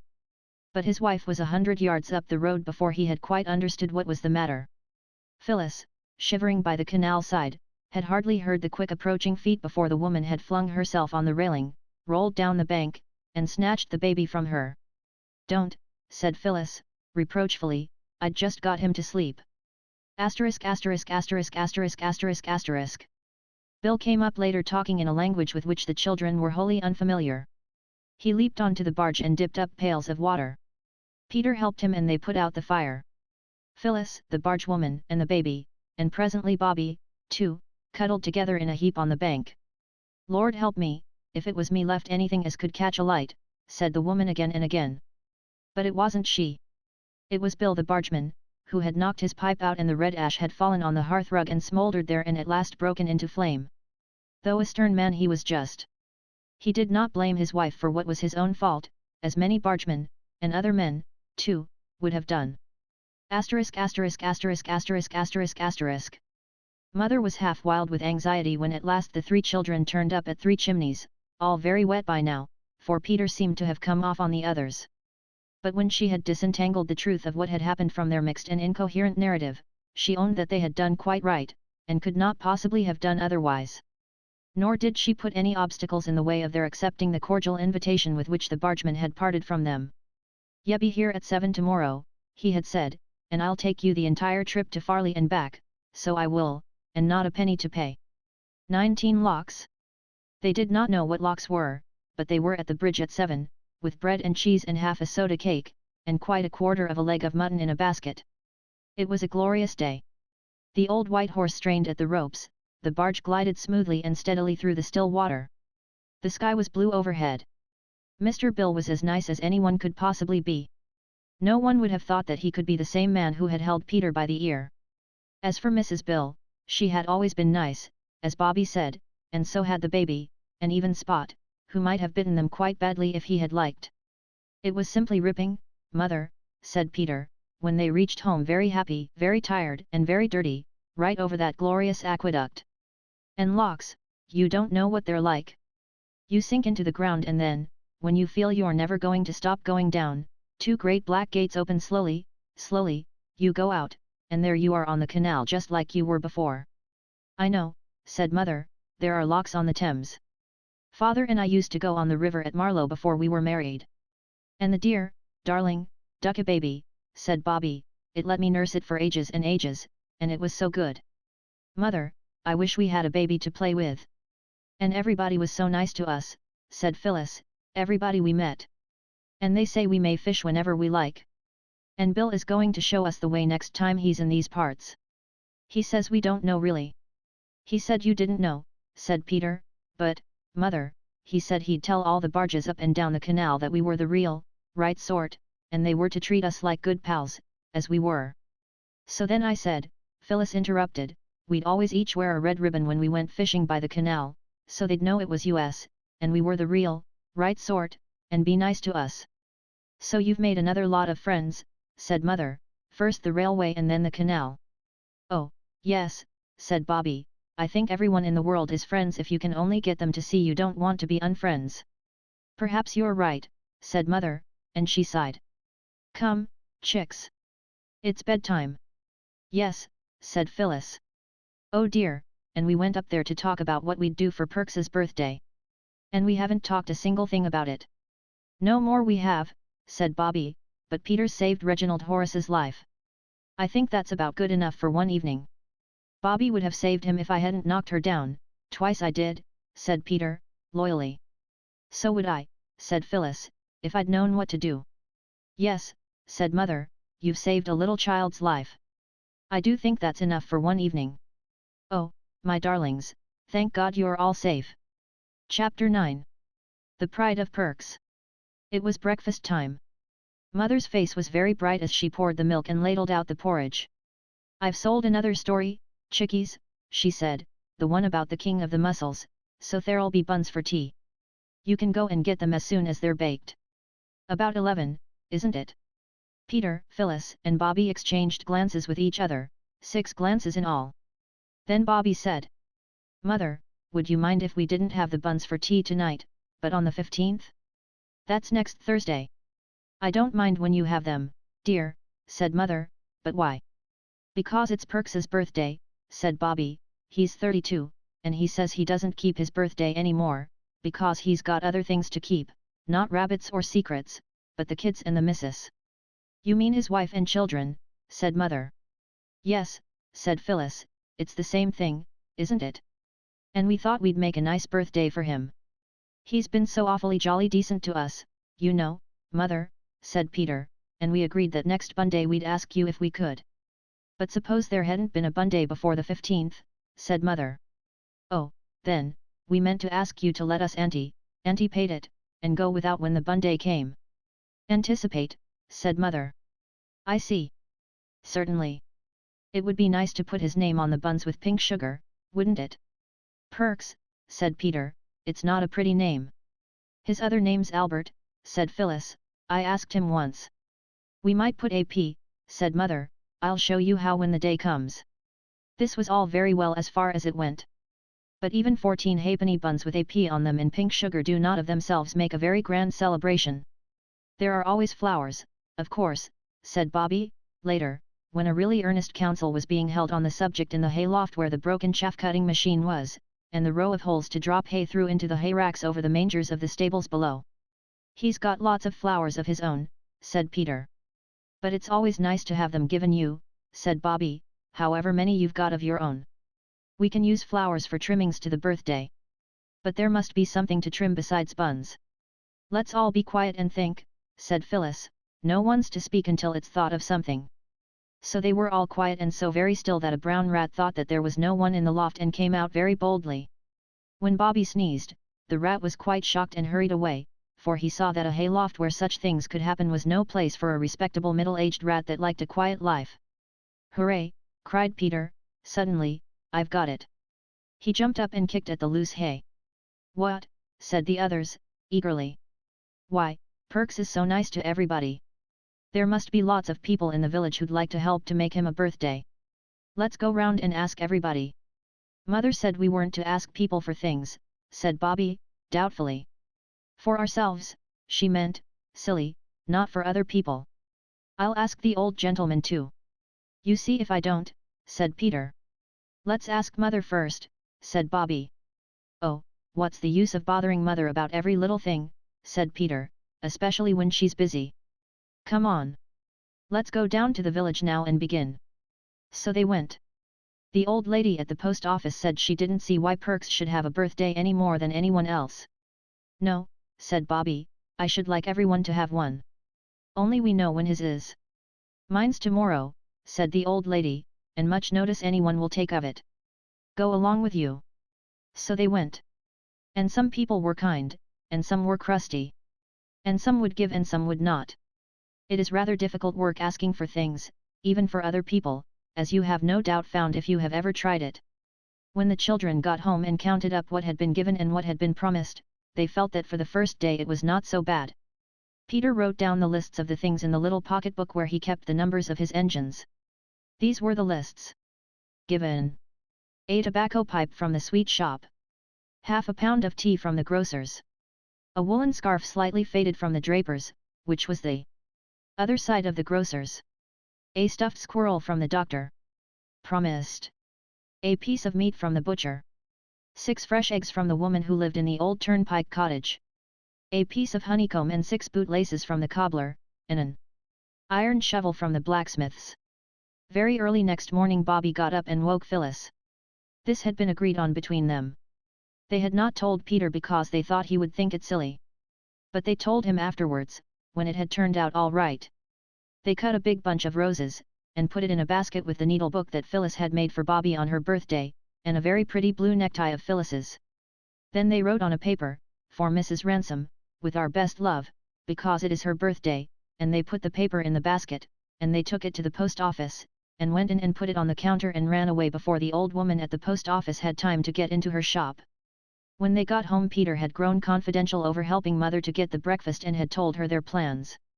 There's no harm in it, said Mother, but it depends how you do it. I only hope he won't be offended and think it's charity. Poor people are very proud, you know. It isn't because he's poor, said Phyllis, it's because we're fond of him.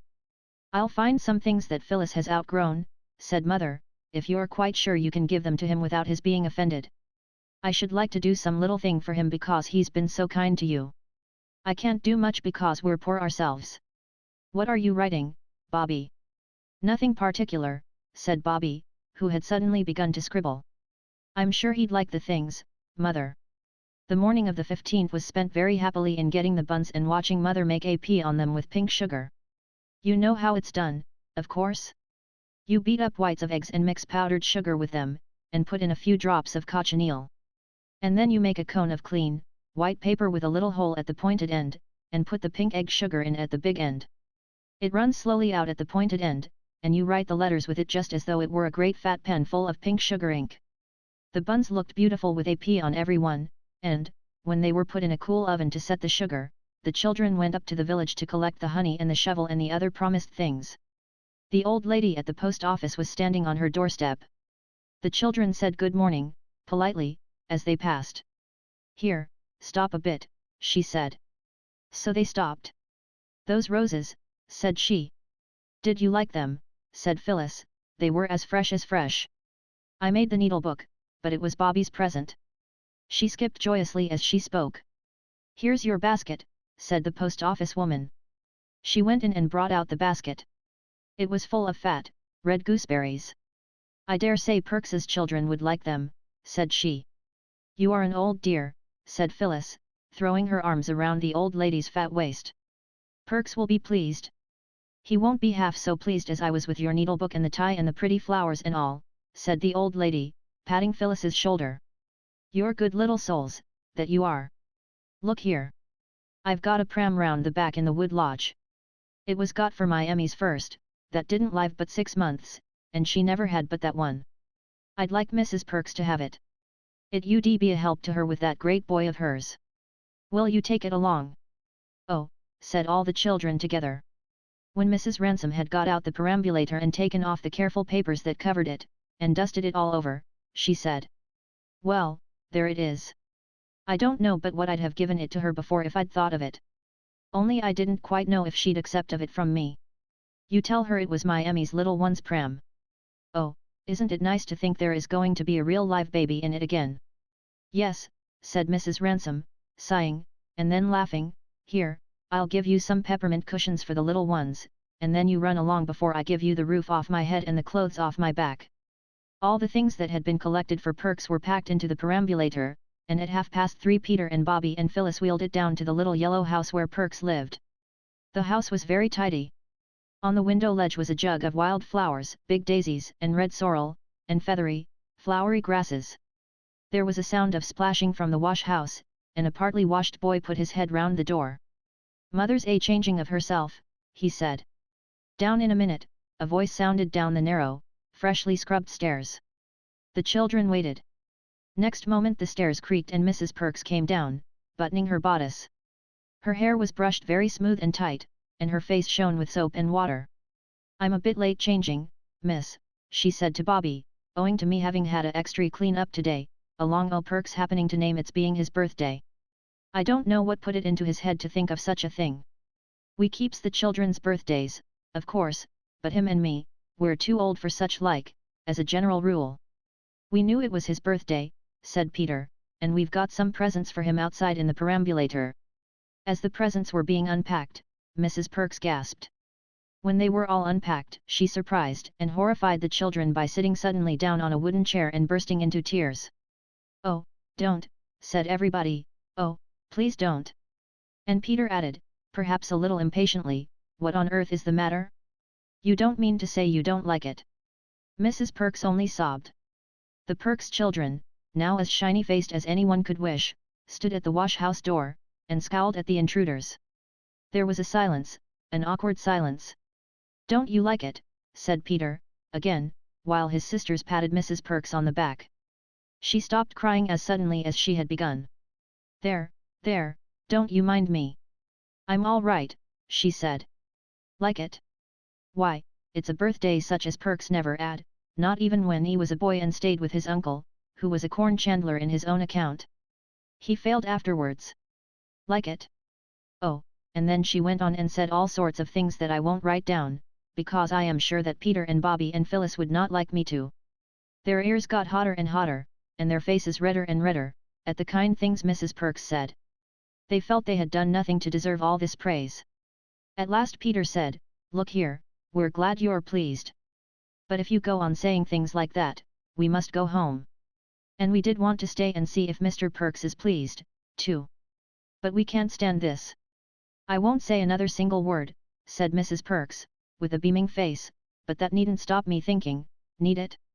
For if ever. Can we have a plate for the buns? Bobby asked abruptly. And then Mrs. Perks hastily laid the table for tea, and the buns and the honey and the gooseberries were displayed on plates, and the roses were put in 2 glass jam jars, and the tea table looked, as Mrs. Perks said, fit for a prince. To think, she said, me getting the place tidy early, and the little UNS getting the wild flowers and all, when never did I think there'd be anything more for him except the ounce of his pet particular that I got Saturday and been saving up for ever since. Bless us! Is early.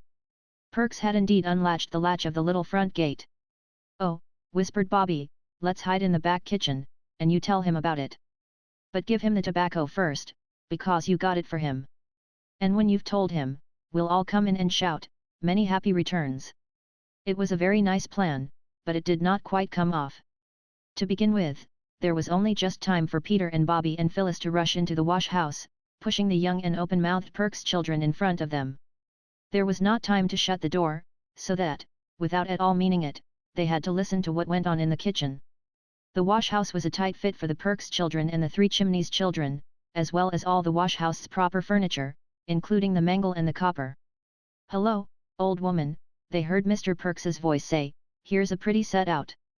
It's your birthday tea, Bert, said Mrs. Perks, and here's a ounce of your extra particular. I got it Saturday along you're happening to remember it was your birthday today. Good old girl, said Mr. Perks, and there was a sound of a kiss. But what's that pram doing here? And what's all these bundles? And where did you get the sweet stuff, and?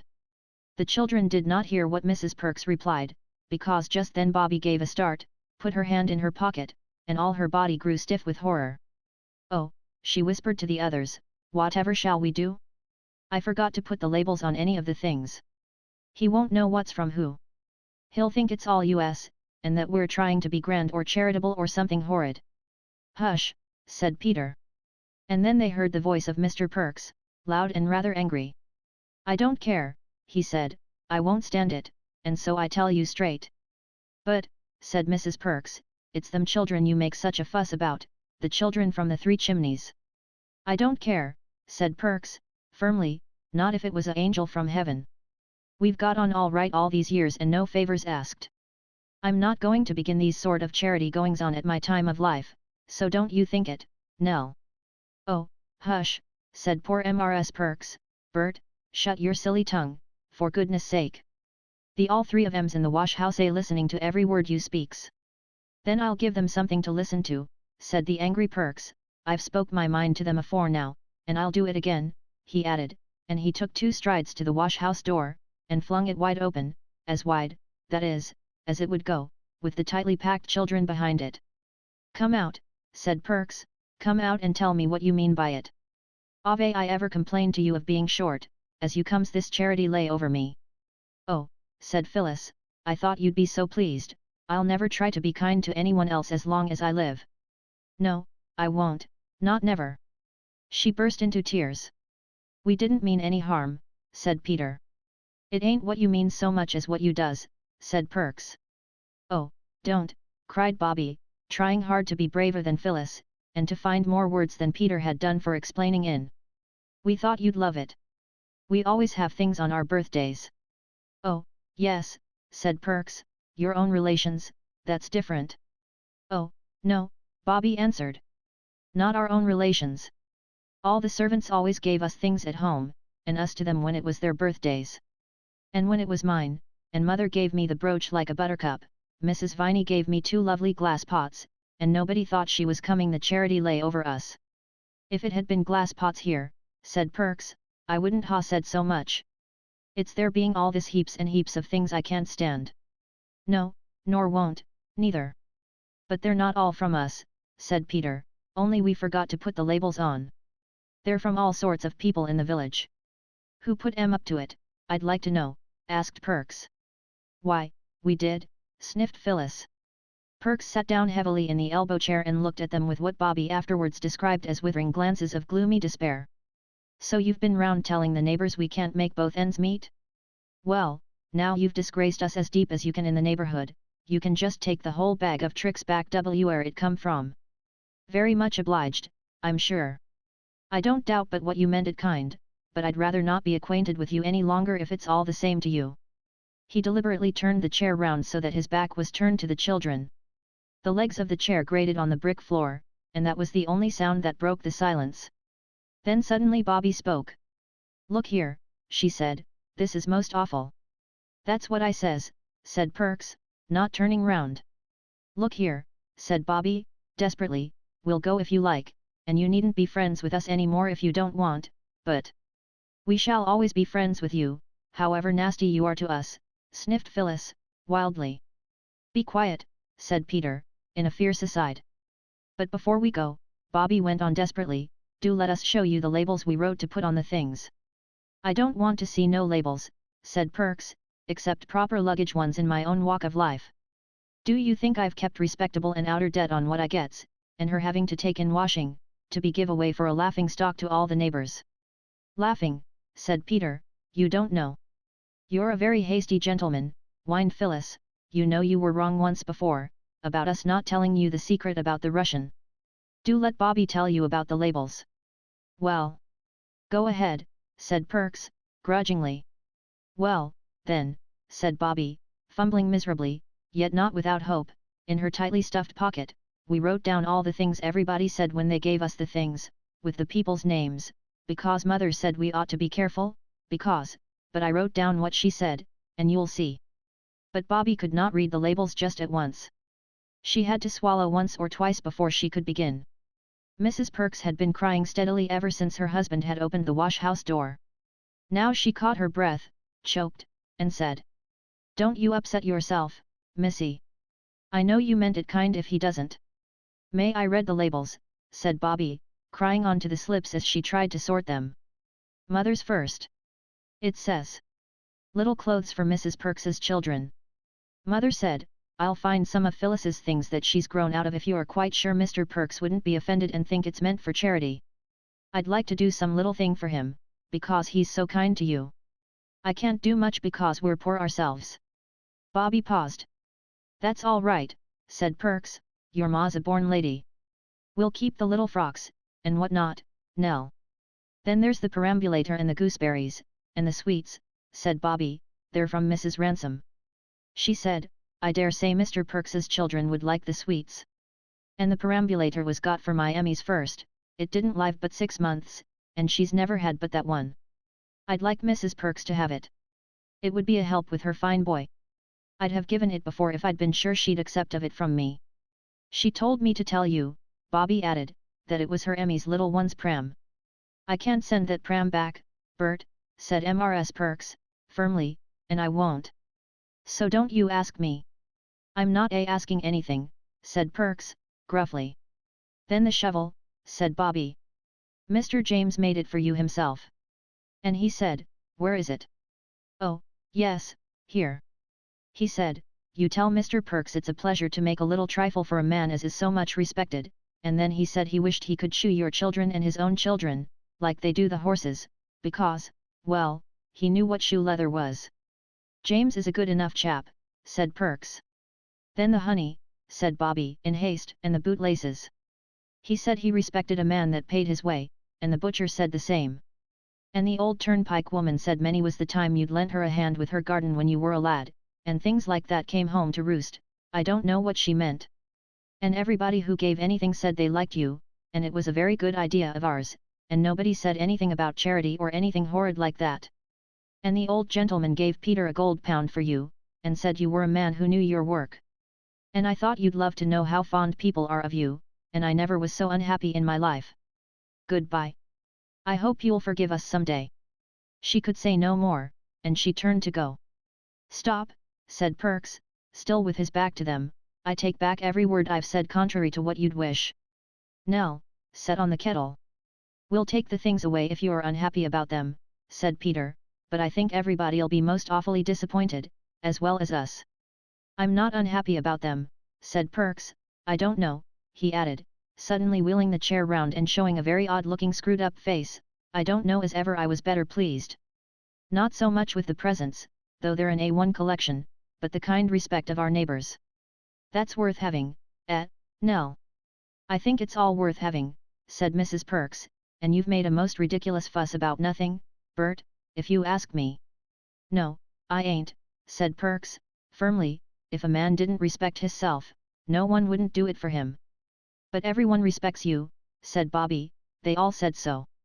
I knew you'd like it when you really understood, said Phyllis, brightly. Humph. You'll stay to tea, said Mr. Perks. Later on Peter proposed Mr. Perks's health. And Mr. Perks proposed a toast, also honored in tea, and the toast was, "May the garland of friendship be evergreen," which was much more poetical than anyone had expected from him. Asterisk asterisk asterisk asterisk asterisk asterisk. Jolly good little kids, those, said Mr. Perks to his wife as they went to bed. Oh, they're all right, bless their hearts, said his wife, it's you that's the aggravatingest old thing that ever was. I was ashamed of you, I tell you. You didn't need to be, old gal. I climbed down handsome soon as I understood it wasn't charity. But charity's what I never did abide, and won't neither. Asterisk asterisk asterisk asterisk asterisk asterisk. All sorts of people were made happy by that birthday party. Mr. Perks and Mrs. Perks and the little Perkses by all the nice things and by the kind thoughts of their neighbors, the Three Chimneys children by the success, undoubted though unexpectedly delayed, of their plan, and Mrs. Ransom every time she saw the fat Perks baby in the perambulator. Mrs. Perks made quite a round of visits to thank people for their kind birthday presents, and after each visit felt that she had a better friend than she had thought. Yes, said Perks, reflectively, it's not so much what you does as what you means, that's what I say. Now if it had been charity. Oh, drat charity, said Mrs. Perks, nobody won't offer you charity, Bert, however much you was to want it, I lay. That was just friendliness, that was. When the clergyman called on Mrs. Perks, she told him all about it. It was friendliness, wasn't it, sir, said she. I think, said the clergyman, it was what is sometimes called loving kindness. So you see it was all right in the end. But if one does that sort of thing, one has to be careful to do it in the right way. For, as Mr. Perks said, when he had time to think it over, it's not so much what you do, as what you mean. Chapter 10.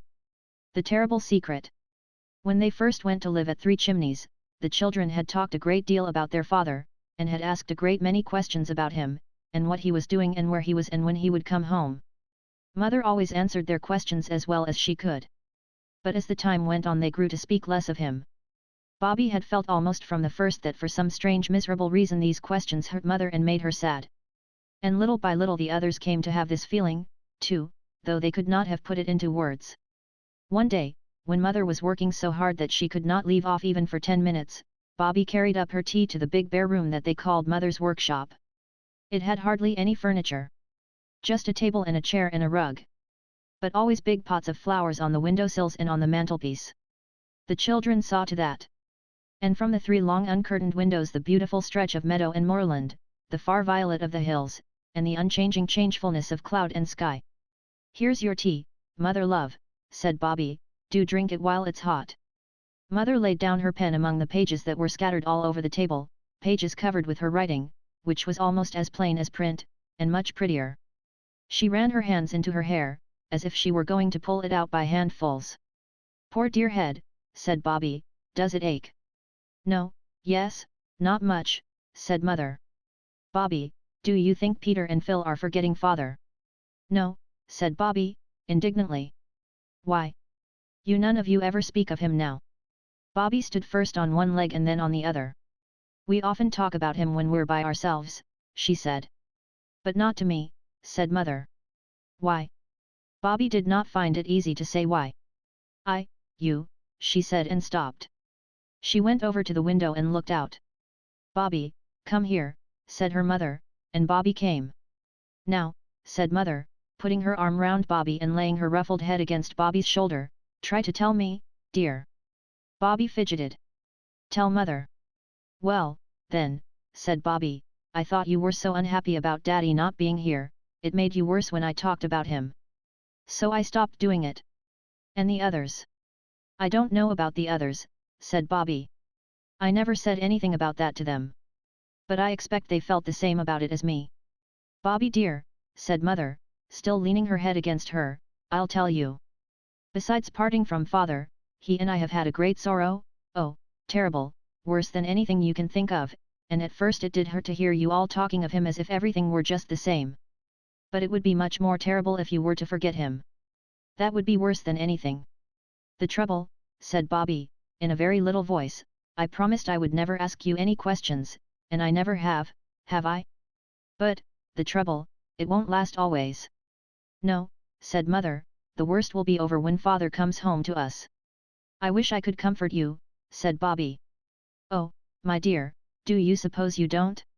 Do you think I haven't noticed how good you've all been, not quarreling nearly as much as you used to, and all the little kind things you do for me, the flowers, and cleaning my shoes, and tearing up to make my bed before I get time to do it myself?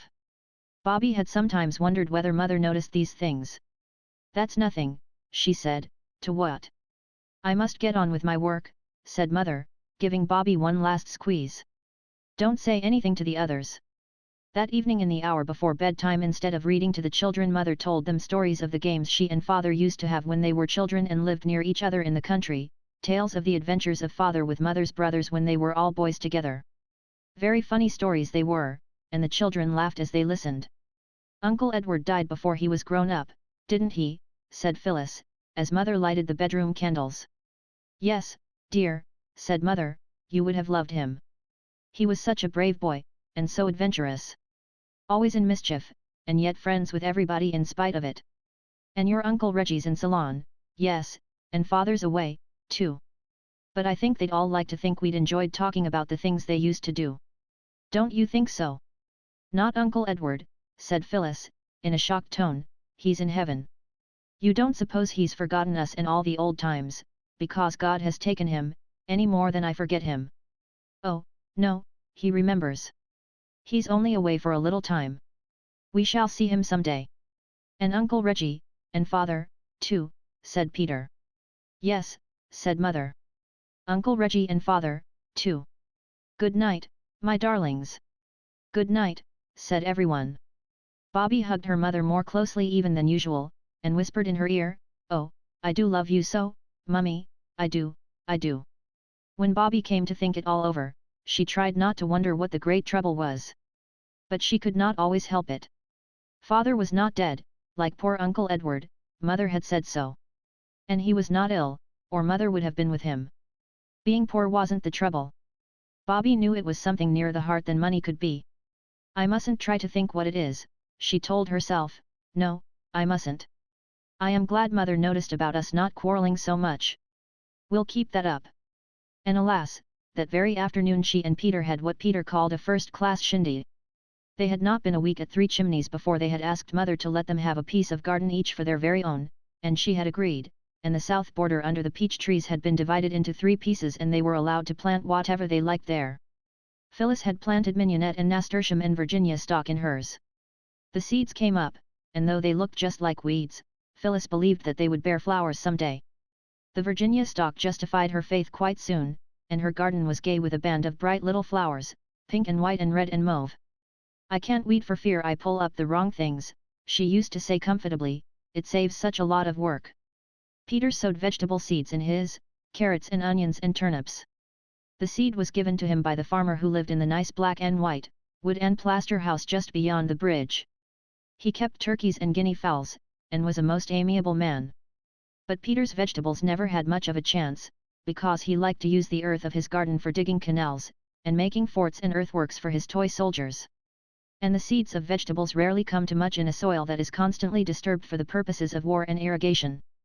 Bobby planted rose bushes in her garden, but all the little new leaves of the rose bushes shriveled and withered, perhaps because she moved them from the other part of the garden in May, which is not at all the right time of year for moving roses. But she would not own that they were dead, and hoped on against hope, until the day when Perks came up to see the garden, and told her quite plainly that all her roses were as dead as doornails. Only good for bonfires, miss, he said. You just dig 'em up and burn 'em, and I'll give you some nice fresh roots outer my garden, pansies and stocks and sweet willies, and forget-me-nots. I'll bring 'em along tomorrow if you get the ground ready. So next day she set to work, and that happened to be the day when Mother had praised her and the others about not quarreling. She moved the rose bushes and carried them to the other end of the garden, where the rubbish heap was that they meant to make a bonfire of when Guy Fawkes Day came. Meanwhile Peter had decided to flatten out all his forts and earthworks, with a view to making a model of the railway tunnel, cutting, embankment, canal, aqueduct, bridges, and all. So when Bobby came back from her last thorny journey with the dead rose bushes, he had got the rake and was using it busily. "I was using the rake," said Bobby. "Well, I'm using it now," said Peter. "But I had it first," said Bobby. "Then it's my turn now," said Peter. And that was how the quarrel began.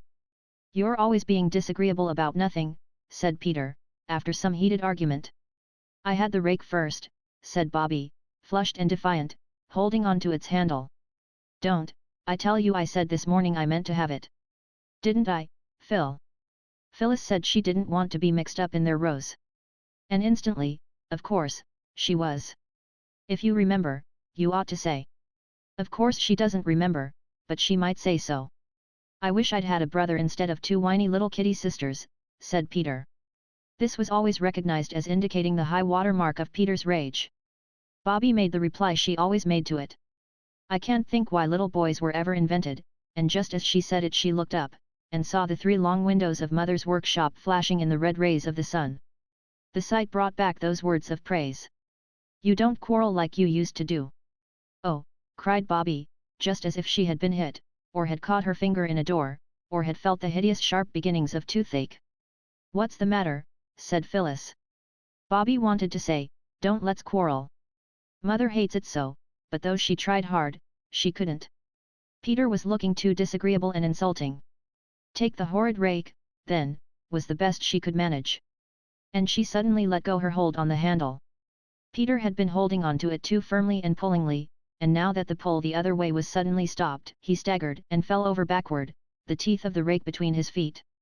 "Serve you right," said Bobby, before she could stop herself. Peter lay still for half a moment, long enough to frighten Bobby a little. Then he frightened her a little more, for he sat up, screamed once, turned rather pale, and then lay back and began to shriek, faintly but steadily. It sounded exactly like a pig being killed a quarter of a mile off. Mother put her head out of the window, and it wasn't half a minute after that she was in the garden kneeling by the side of Peter, who never for an instant ceased to squeal. "What happened, Bobby?" Mother asked. "It was the rake," said Phyllis. "Peter was pulling at it, so was Bobby, and she let go and he went over." "Stop that noise, Peter," said Mother. "Come. Stop at once." Peter used up what breath he had left in a last squeal and stopped. "Now," said Mother, "are you hurt?" "If he was really hurt, he wouldn't make such a fuss," said Bobby, still trembling with fury. "He's not a coward." "I think my foot's broken off, that's all," said Peter, huffily, and sat up. Then he turned quite white. Mother put her arm round him. "He is hurt," she said, "he's fainted. Here, Bobby, sit down and take his head on your lap." Then Mother undid Peter's boots. As she took the right one off, something dripped from his foot onto the ground. It was red blood. And when the stocking came off there were 3 red wounds in Peter's foot and ankle, where the teeth of the rake had bitten him, and his foot was covered with red smears. "Run for water, a basinful," said Mother, and Phyllis ran. She upset most of the water out of the basin in her haste, and had to fetch more in a jug. Peter did not open his eyes again till Mother had tied her handkerchief round his foot, and she and Bobby had carried him in and laid him on the brown wooden settle in the dining room. By this time Phyllis was halfway to the doctor's. Mother sat by Peter and bathed his foot and talked to him, and Bobby went out and got tea ready, and put on the kettle. "It's all I can do," she told herself. Oh, suppose Peter should die, or be a helpless cripple for life, or have to walk with crutches, or wear a boot with a sole like a log of wood. She stood by the back door reflecting on these gloomy possibilities, her eyes fixed on the water butt. "I wish I'd never been born," she said, and she said it out loud.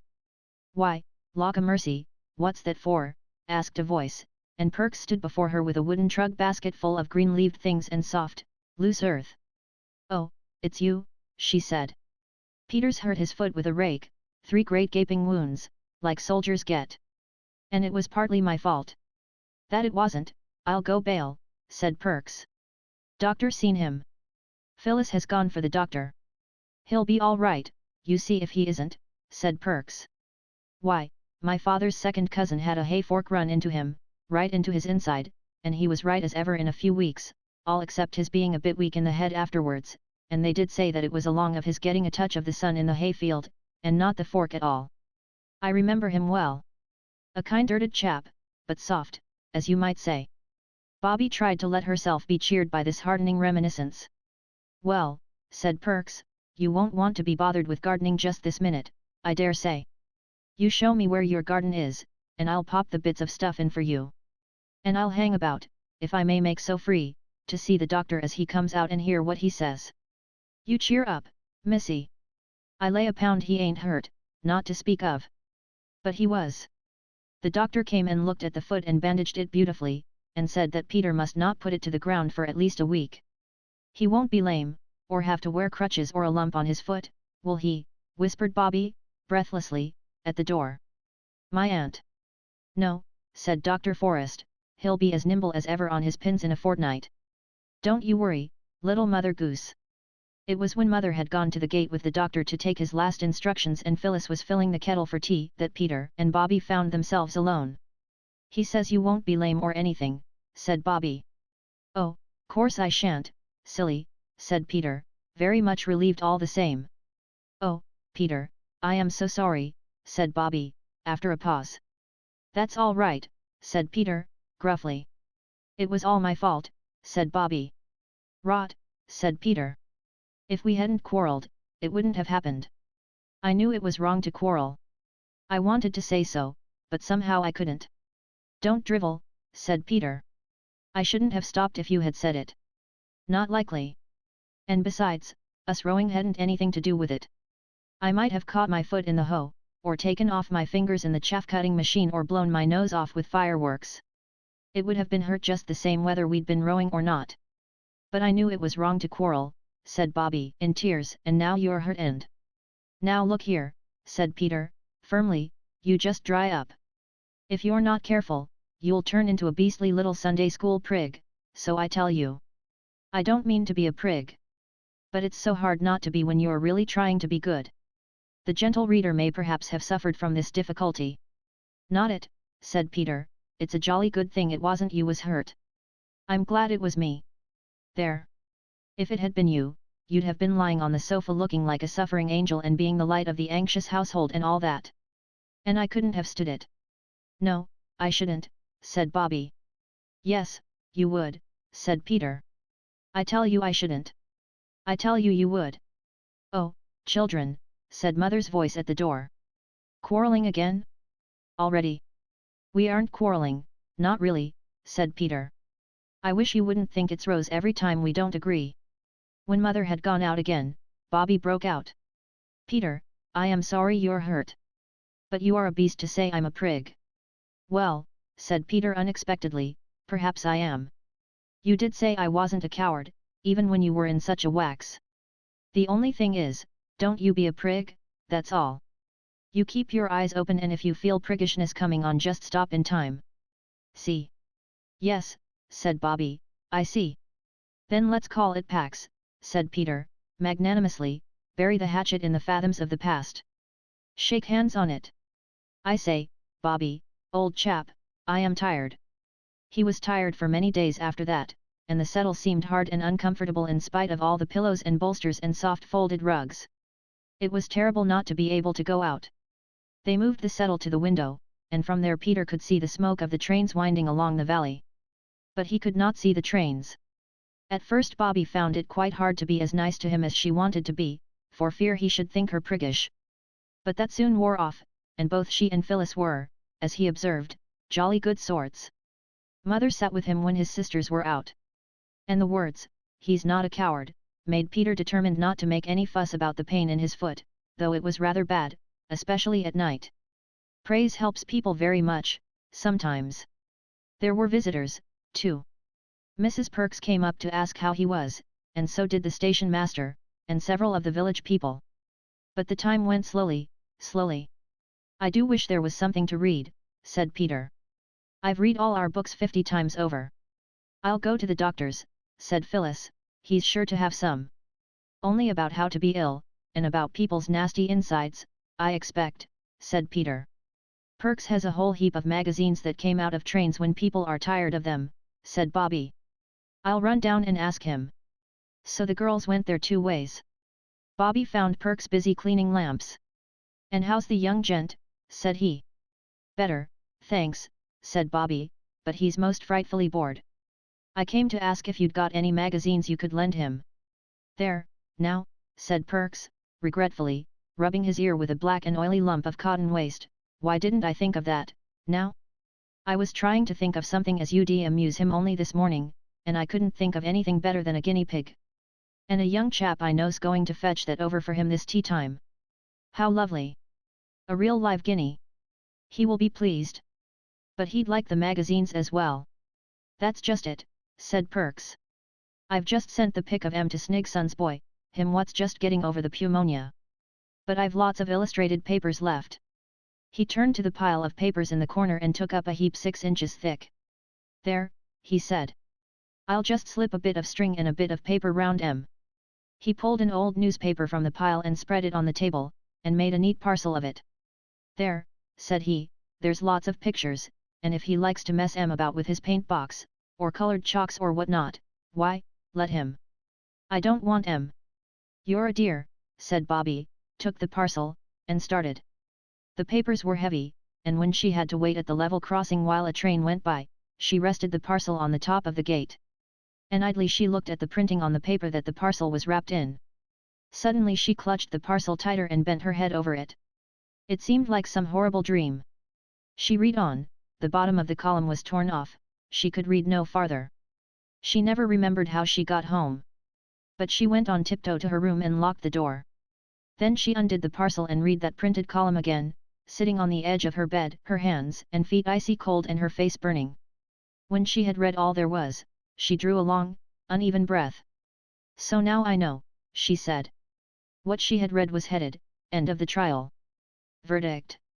Sentence. The name of the man who had been tried was the name of her father. The verdict was guilty. And the sentence was 5 years penal servitude. Oh, Daddy, she whispered, crushing the paper hard, it's not true, I don't believe it. You never did it. Never, never, never. There was a hammering on the door. What is it? Said Bobby. It's me, said the voice of Phyllis, tea's ready, and a boy's brought Peter a guinea pig. Come along down. And Bobby had to. Chapter 11. The Hound in the Red Jersey. Bobby knew the secret now. A sheet of old newspaper wrapped round a parcel, just a little chance like that, had given the secret to her. And she had to go down to tea and pretend that there was nothing the matter. The pretense was bravely made, but it wasn't very successful. For when she came in, everyone looked up from tea and saw her pink-lidded eyes and her pale face with red tear blotches on it. My darling, cried Mother, jumping up from the tea tray, whatever is the matter? My head aches, rather, said Bobby. And indeed it did. Has anything gone wrong? Mother asked. I'm all right, really, said Bobby, and she telegraphed to her mother from her swollen eyes this brief, imploring message, not before the others. Tea was not a cheerful meal. Peter was so distressed by the obvious fact that something horrid had happened to Bobby that he limited his speech to repeating, more bread and butter, please, at startlingly short intervals. Phyllis stroked her sister's hand under the table to express sympathy, and knocked her cup over as she did it. Fetching a cloth and wiping up the spilt milk helped Bobby a little. But she thought that tea would never end. Yet at last it did end, as all things do at last, and when Mother took out the tray, Bobby followed her. She's gone to own up, said Phyllis to Peter, I wonder what she's done. Broken something, I suppose, said Peter, but she needn't be so silly over it. Mother never rose for accidents. Listen. Yes, they're going upstairs. She's taking Mother up to show her, the water jug with storks on it, I expect it is. Bobby, in the kitchen, had caught hold of Mother's hand as she set down the tea things. What is it? Mother asked. But Bobby only said, come upstairs, come up where nobody can hear us. When she had got Mother alone in her room she locked the door and then stood quite still, and quite without words. All through tea she had been thinking of what to say. She had decided that I know all, or all is known to me, or the terrible secret is a secret no longer, would be the proper thing. But now that she and her mother and that awful sheet of newspaper were alone in the room together, she found that she could say nothing. Suddenly she went to mother and put her arms round her and began to cry again. And still she could find no words, only, "Oh, mammy, oh, mammy, oh, mammy," over and over again. Mother held her very close and waited. Suddenly Bobby broke away from her and went to her bed. From under her mattress she pulled out the paper she had hidden there, and held it out, pointing to her father's name with a finger that shook. "Oh, Bobby," Mother cried, when one little quick look had shown her what it was, "you don't believe it? You don't believe Daddy did it?" "No," Bobby almost shouted. She had stopped crying. "That's all right," said Mother. "It's not true. And they've shut him up in prison, but he's done nothing wrong. He's good and noble and honorable, and he belongs to us. We have to think of that, and be proud of him, and wait." Again Bobby clung to her mother, and again only one word came to her, but now that word was Daddy, and oh, Daddy, oh, Daddy, oh, Daddy, again and again. "Why didn't you tell me, Mammy?" she asked presently. "Are you going to tell the others?" Mother asked. "No." "Why?" "Because." "Exactly," said Mother, "so you understand why I didn't tell you. We two must help each other to be brave." "Yes," said Bobby. "Mother, will it make you more unhappy if you tell me all about it? I want to understand." So then, sitting cuddled up close to her mother, Bobby heard all about it. She heard how those men, who had asked to see father on that remembered last night when the engine was being mended, had come to arrest him, charging him with selling state secrets to the Russians, with being, in fact, a spy and a traitor. She heard about the trial, and about the evidence, letters, found in father's desk at the office, letters that convinced the jury that father was guilty. "Oh, how could they look at him and believe it?"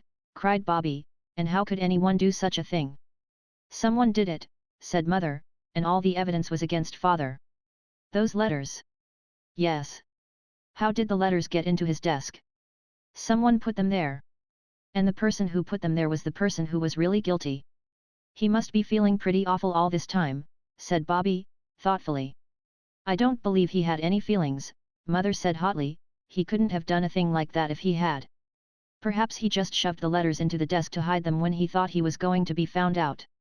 Why don't you tell the lawyers, or someone, that it must have been that person? There wasn't anyone that would have hurt father on purpose, was there?" "I don't know, I don't know. The man under him who got Daddy's place when the awful thing happened, he was always jealous of your father because Daddy was so clever and everyone thought such a lot of him. And Daddy never quite trusted that man. Couldn't we explain all that to someone?"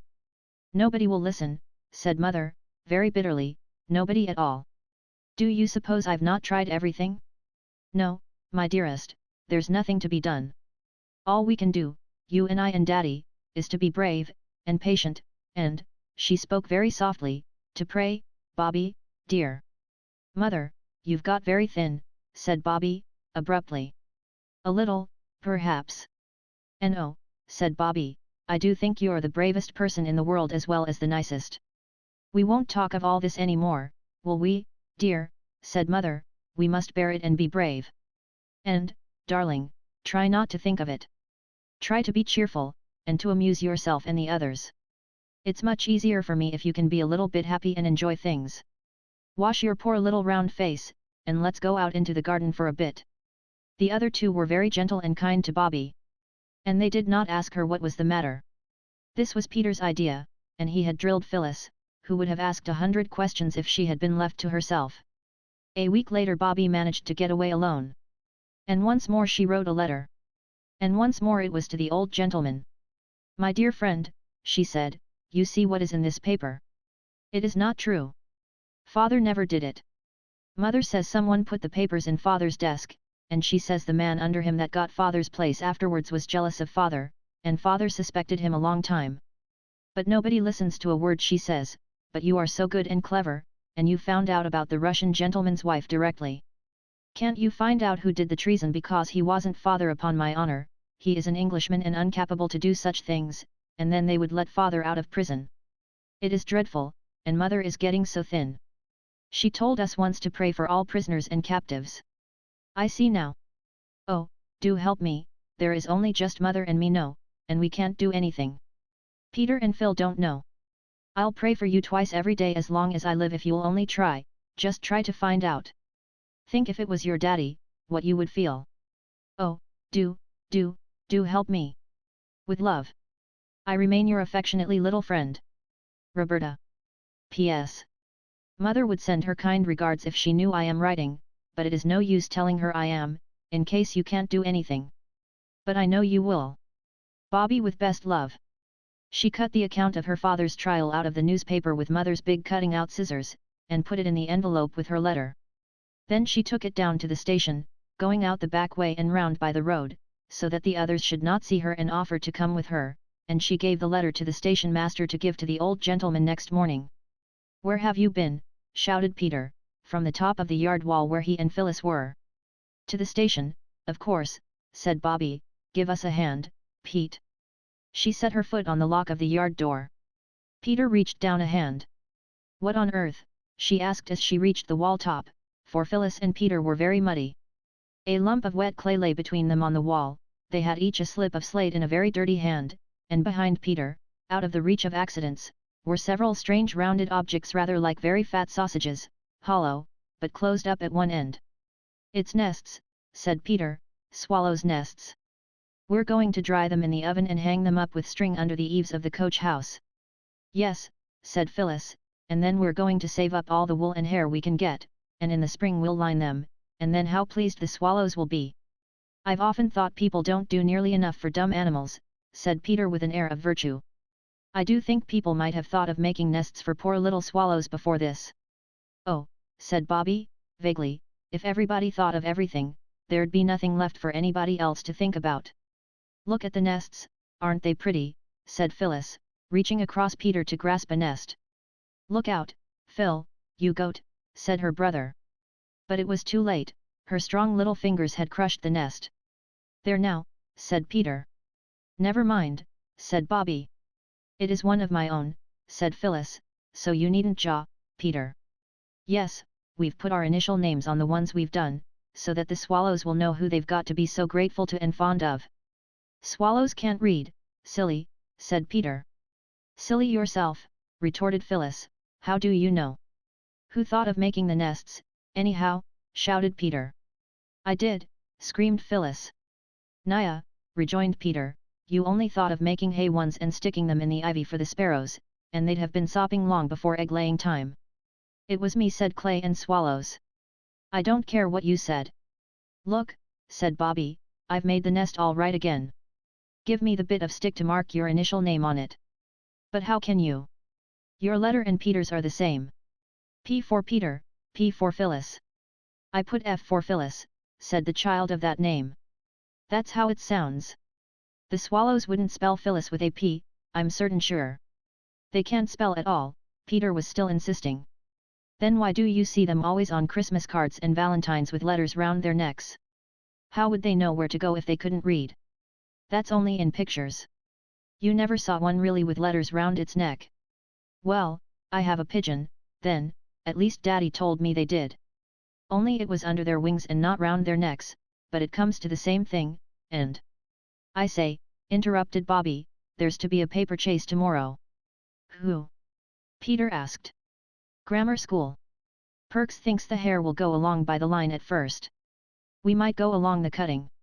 You can see a long way from there." The paper chase was found to be a more amusing subject of conversation than the reading powers of swallows. Bobby had hoped it might be. And next morning Mother let them take their lunch and go out for the day to see the paper chase. "If we go to the cutting," said Peter, "we shall see the workmen, even if we miss the paper chase." Of course it had taken some time to get the line clear from the rocks and earth and trees that had fallen on it when the great landslip happened. That was the occasion, you will remember, when the three children saved the train from being wrecked by waving 6 little red flannel petticoat flags. It is always interesting to watch people working, especially when they work with such interesting things as spades and picks and shovels and planks and barrows, when they have cindery red fires in iron pots with round holes in them, and red lamps hanging near the works at night. Of course the children were never out at night, but once, at dusk, when Peter had got out of his bedroom skylight onto the roof, he had seen the red lamp shining far away at the edge of the cutting. The children had often been down to watch the work, and this day the interest of picks and spades, and barrows being wheeled along planks, completely put the paper chase out of their heads, so that they quite jumped when a voice just behind them panted, "Let me pass, please." It was the hare, a big-boned, loose-limbed boy, with dark hair lying flat on a very damp forehead. The bag of torn paper under his arm was fastened across one shoulder by a strap. The children stood back. The hare ran along the line, and the workmen leaned on their picks to watch him. He ran on steadily and disappeared into the mouth of the tunnel. "That's against the bylaws," said the foreman. "Why worry?" said the oldest workman, "live and let live's what I always say." "Ain't you never been young yourself, Mr. Bates?" "I ought to report him," said the foreman. "Why spoil sport's what I always say." "Passengers are forbidden to cross the line on any pretense," murmured the foreman, doubtfully. "He ain't no passenger," said one of the workmen. "Nor 'e ain't crossed the line, not where we could see 'im do it," said another. "Nor yet 'e ain't made no pretenses," said a third. "And," said the oldest workman, "'e's outer sight now. What the eye don't see the art needn't take no notice of's what I always say." And now, following the track of the hare by the little white blots of scattered paper, came the hounds. There were 30 of them, and they all came down the steep, ladder-like steps by ones and twos and threes and sixes and sevens. Bobby and Phyllis and Peter counted them as they passed. The foremost ones hesitated a moment at the foot of the ladder, then their eyes caught the gleam of scattered whiteness along the line and they turned towards the tunnel, and, by ones and twos and threes and sixes and sevens, disappeared in the dark mouth of it. The last one, in a red jersey, seemed to be extinguished by the darkness like a candle that is blown out. "They don't know what they're in for," said the foreman. "It isn't so easy running in the dark. The tunnel takes 2 or 3 turns. They'll take a long time to get through, you think?" Peter asked. "An hour or more, I shouldn't wonder." "Then let's cut across the top and see them come out at the other end," said Peter. "We shall get there long before they do." The counsel seemed good, and they went. They climbed the steep steps from which they had picked the wild cherry blossom for the grave of the little wild rabbit, and reaching the top of the cutting, set their faces towards the hill through which the tunnel was cut. It was stiff work. "It's like Alps," said Bobby, breathlessly. "Or Andes," said Peter. "It's like Himmy what's its names," gasped Phyllis. "Mount Everlasting. Do let's stop." "Stick to it," panted Peter, "you'll get your second wind in a minute." Phyllis consented to stick to it, and on they went, running when the turf was smooth and the slope easy, climbing over stones, helping themselves up rocks by the branches of trees, creeping through narrow openings between tree trunks and rocks, and so on, up and up, till at last they stood on the very top of the hill where they had so often wished to be. "Halt!" cried Peter, and threw himself flat on the grass. For the very top of the hill was a smooth, turf tableland, dotted with mossy rocks and little mountain ash trees. The girls also threw themselves down flat. "Plenty of time," Peter panted, "the rest's all downhill." When they were rested enough to sit up and look round them, Bobby cried. "Oh, look!" "What it?" said Phyllis. "The view," said Bobby. "I hate views," said Phyllis. "Don't you, Peter?" "Let's get on," said Peter. "But this isn't like a view they take you to in carriages when you're at the seaside, all sea and sand and bare hills. It's like the colored counties in one of Mother's poetry books." "It's not so dusty," said Peter. "Look at the aqueduct straddling slap across the valley like a giant centipede, and then the towns sticking their church spires up out of the trees like pens out of an inkstand. I think it's more like. There could he see the banners of 12 fair cities shine." "I love it," said Bobby. "It's worth the climb." "The paper chase is worth the climb," said Phyllis, "if we don't lose it. Let's get on. It's all downhill now." "I said that 10 minutes ago," said Peter. "Well, I've said it now," said Phyllis. "Come on." "Loads of time," said Peter. And there was. For when they had got down to a level with the top of the tunnel's mouth, they were a couple of 100 yards out of their reckoning and had to creep along the face of the hill. There was no sign of the hare or the hounds. "They've gone long ago, of course," said Phyllis, as they leaned on the brick parapet above the tunnel. "I don't think so," said Bobby, "but even if they had, it's ripping here, and we shall see the trains come out of the tunnel like dragons out of lairs. We've never seen that from the top side before."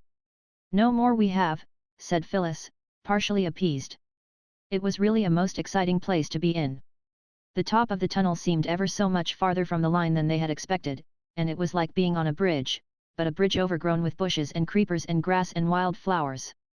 "I know the paper chase has gone long ago," said Phyllis every 2 minutes, and she hardly knew whether she was pleased or disappointed when Peter, leaning over the parapet, suddenly cried, "Look out!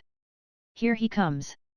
They all leaned over the sun-warmed brick wall in time to see the hare, going very slowly, come out from the shadow of the tunnel. "There, now," said Peter, "what did I tell you? Now for the hounds." Very soon came the hounds, by ones and twos and threes and sixes and sevens, and they also were going slowly and seemed very tired. 2 or 3 who lagged far behind came out long after the others. "There," said Bobby, "that's all, now what shall we do?" "Go along into the tulgey wood over there and have lunch," said Phyllis, "we can see them for miles from up here." "Not yet," said Peter. "That's not the last. There's the one in the red jersey to come yet. Let's see the last of them come out." But though they waited and waited and waited, the boy in the red jersey did not appear. "Oh, let's have lunch," said Phyllis, "I've got a pain in my front with being so hungry." "You must have missed seeing the red-jerseyed one when he came out with the others." But Bobby and Peter agreed that he had not come out with the others. "Let's get down to the tunnel mouth," said Peter, "then perhaps we shall see him coming along from the inside. I expect he felt Spunchuck, and rested in one of the manholes. You stay up here and watch, Bob, and when I signal from below, you come down. We might miss seeing him on the way down, with all these trees." So the others climbed down and Bobby waited till they signaled to her from the line below. And then she, too, scrambled down the roundabout slippery path among roots and moss till she stepped out between 2 dogwood trees and joined the others on the line. And still there was no sign of the hound with the red jersey.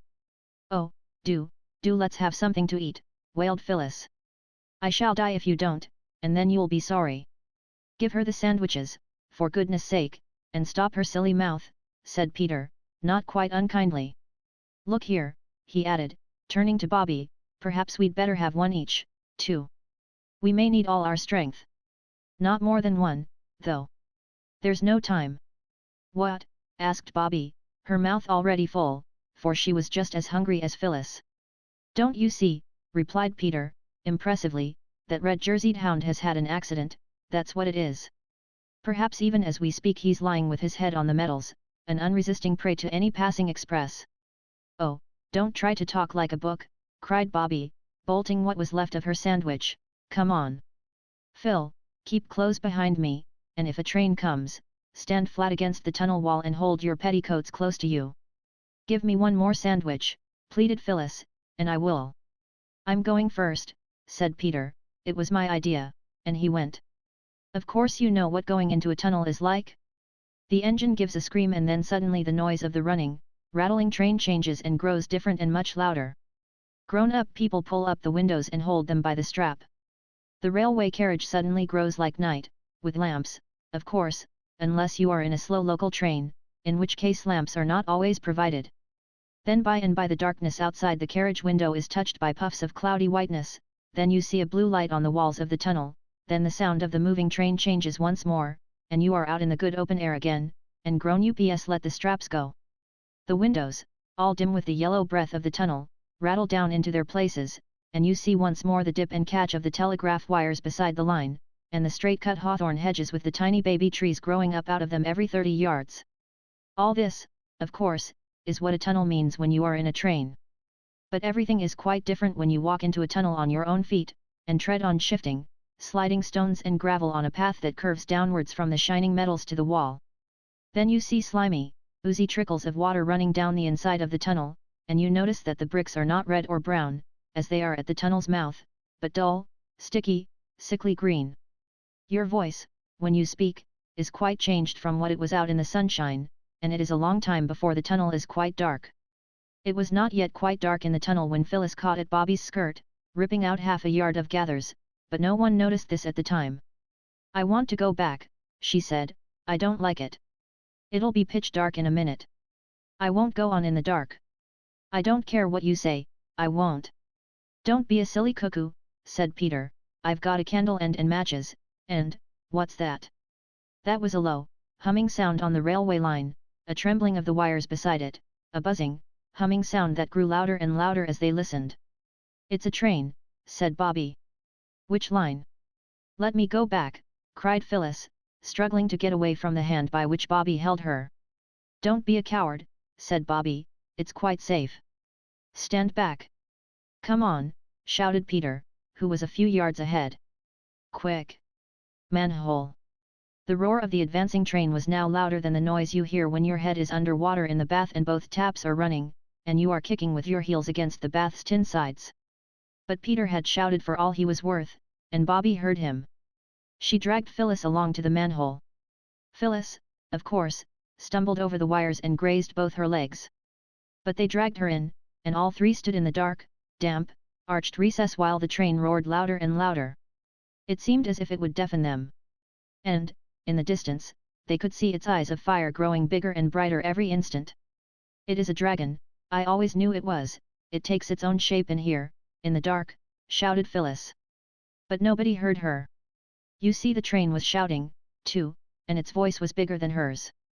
And now, with a rush and a roar and a rattle and a long dazzling flash of lighted carriage windows, a smell of smoke, and blast of hot air, the train hurtled by, clanging and jangling and echoing in the vaulted roof of the tunnel. Phyllis and Bobby clung to each other. Even Peter caught hold of Bobby's arm, in case she should be frightened, as he explained afterwards. And now, slowly and gradually, the tail lights grew smaller and smaller, and so did the noise, till with one last whiz the train got itself out of the tunnel, and silence settled again on its damp walls and dripping roof. "Oh," said the children, all together in a whisper.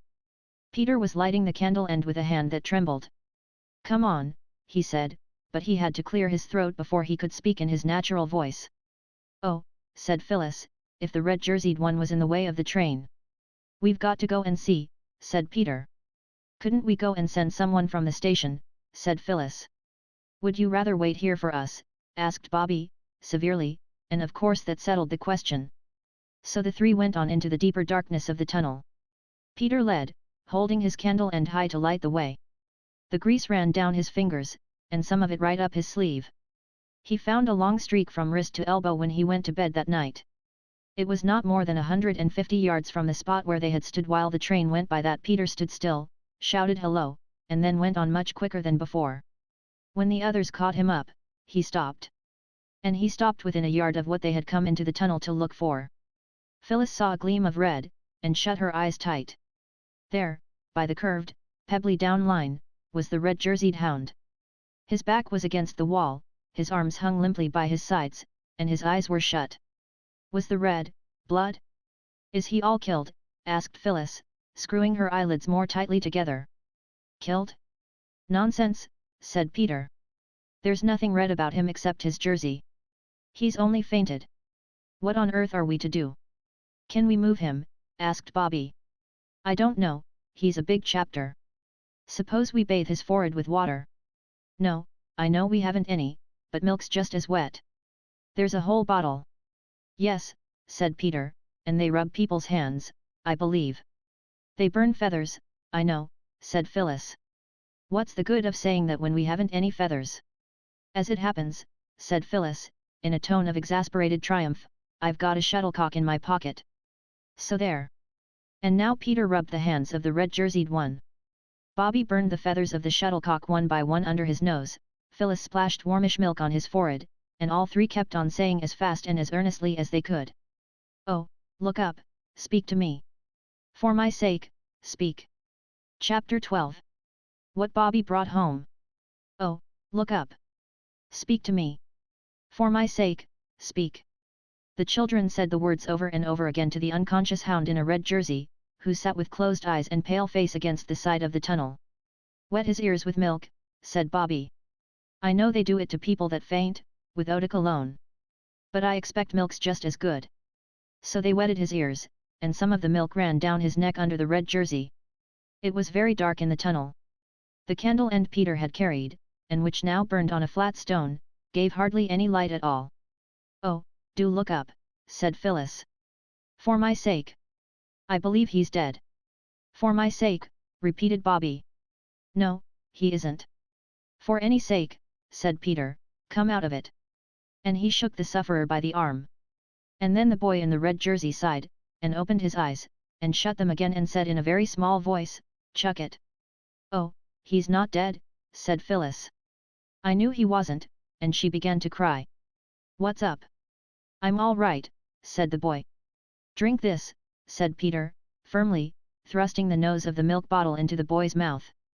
The boy struggled, and some of the milk was upset before he could get his mouth free to say, "What is it?" "It's milk," said Peter. "Fear not, you are in the hands of friends. Phil, you stop bleeding this minute." "Do drink it," said Bobby, gently, "it'll do you good." So he drank. And the three stood by without speaking to him. "Let him be a minute," Peter whispered, "he'll be all right as soon as the milk begins to run like fire through his veins." He was. "I'm better now," he announced. "I remember all about it." He tried to move, but the movement ended in a groan. "Bother! I believe I've broken my leg," he said. "Did you tumble down?" asked Phyllis, sniffing. "Of course not, I'm not a kitty," said the boy, indignantly, "it was one of those beastly wires tripped me up, and when I tried to get up again I couldn't stand, so I sat down. Gee whillikins! It does hurt, though. How did you get here? We saw you all go into the tunnel and then we went across the hill to see you all come out. And the others did, all but you, and you didn't. So we are a rescue party," said Peter, with pride. "You've got some pluck, I will say," remarked the boy. "Oh, that's nothing," said Peter, with modesty. "Do you think you could walk if we helped you?" "I could try," said the boy. He did try. But he could only stand on one foot, the other dragged in a very nasty way. "Here, let me sit down. I feel like dying," said the boy. "Let go of me, let go, quick." He lay down and closed his eyes. The others looked at each other by the dim light of the little candle. "What on earth?" said Peter. "Look here," said Bobby, quickly, "you must go and get help. Go to the nearest house." "Yes, that's the only thing," said Peter. "Come on. If you take his feet and Phil and I take his head, we could carry him to the manhole." They did it. It was perhaps as well for the sufferer that he had fainted again. "Now," said Bobby, "I'll stay with him. You take the longest bit of candle, and, oh, be quick, for this bit won't burn long." "I don't think Mother would like me leaving you," said Peter, doubtfully. "Let me stay, and you and Phil go." "No, no," said Bobby, "you and Phil go, and lend me your knife. I'll try to get his boot off before he wakes up again." "I hope it's all right what we're doing," said Peter. "Of course it's right," said Bobby, impatiently. "What else would you do?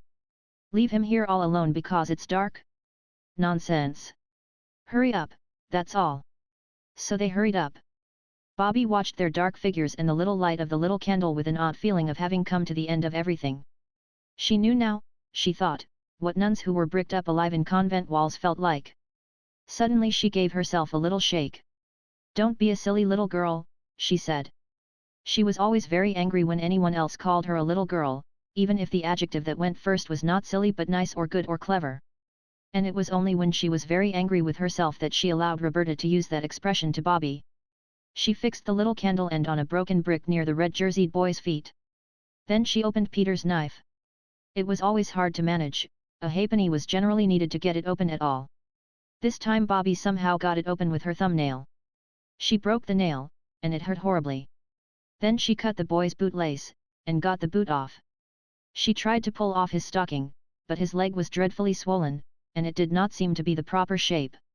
So she cut the stocking down, very slowly and carefully.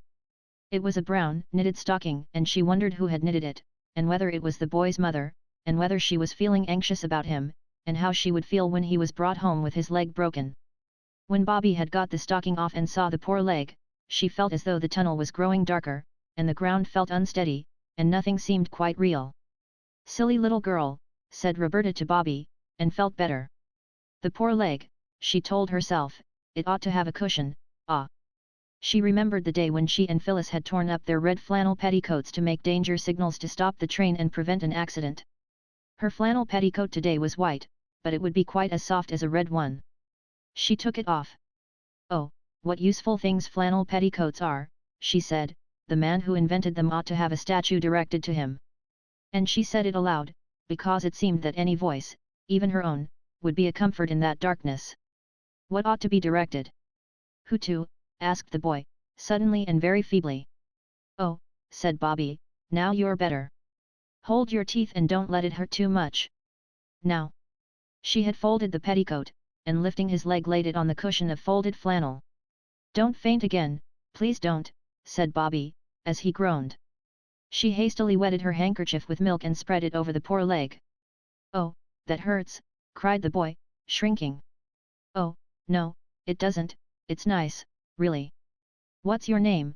Said Bobby. Jim. Mine's Bobby. But you're a girl, aren't you? Yes, my long name's Roberta. I say, Bobby.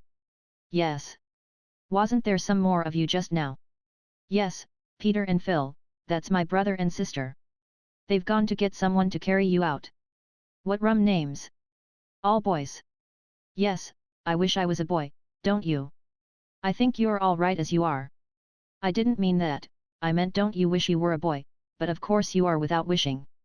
You're just as brave as a boy. Why didn't you go with the others?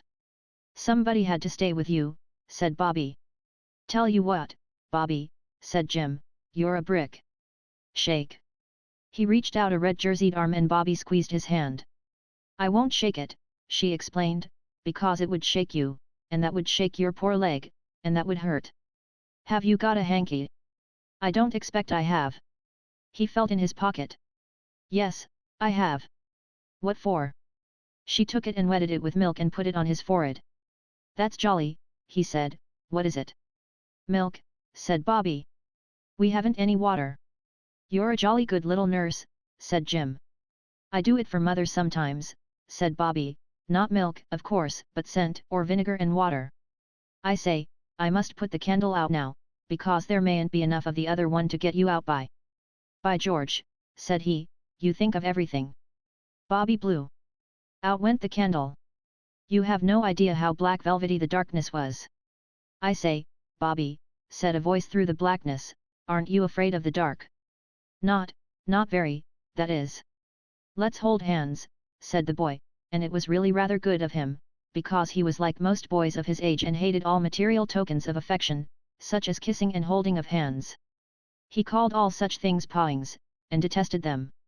The darkness was more bearable to Bobby now that her hand was held in the large rough hand of the red-jerseyed sufferer, and he, holding her little smooth hot paw, was surprised to find that he did not mind it so much as he expected. She tried to talk, to amuse him, and take his mind off his sufferings, but it is very difficult to go on talking in the dark, and presently they found themselves in a silence, only broken now and then by a "You all right, Bobby?" or an "I'm afraid it's hurting you most awfully, Jim. I am so sorry." And it was very cold. Asterisk asterisk asterisk asterisk asterisk asterisk. Peter and Phyllis tramped down the long way of the tunnel towards daylight, the candle grease dripping over Peter's fingers. There were no accidents unless you count Phyllis's catching her frock on a wire, and tearing a long, jagged slit in it, and tripping over her bootlace when it came undone, or going down on her hands and knees, all four of which were grazed. "There's no end to this tunnel," said Phyllis, and indeed it did seem very very long. "Stick to it," said Peter, "everything has an end, and you get to it if you only keep all on."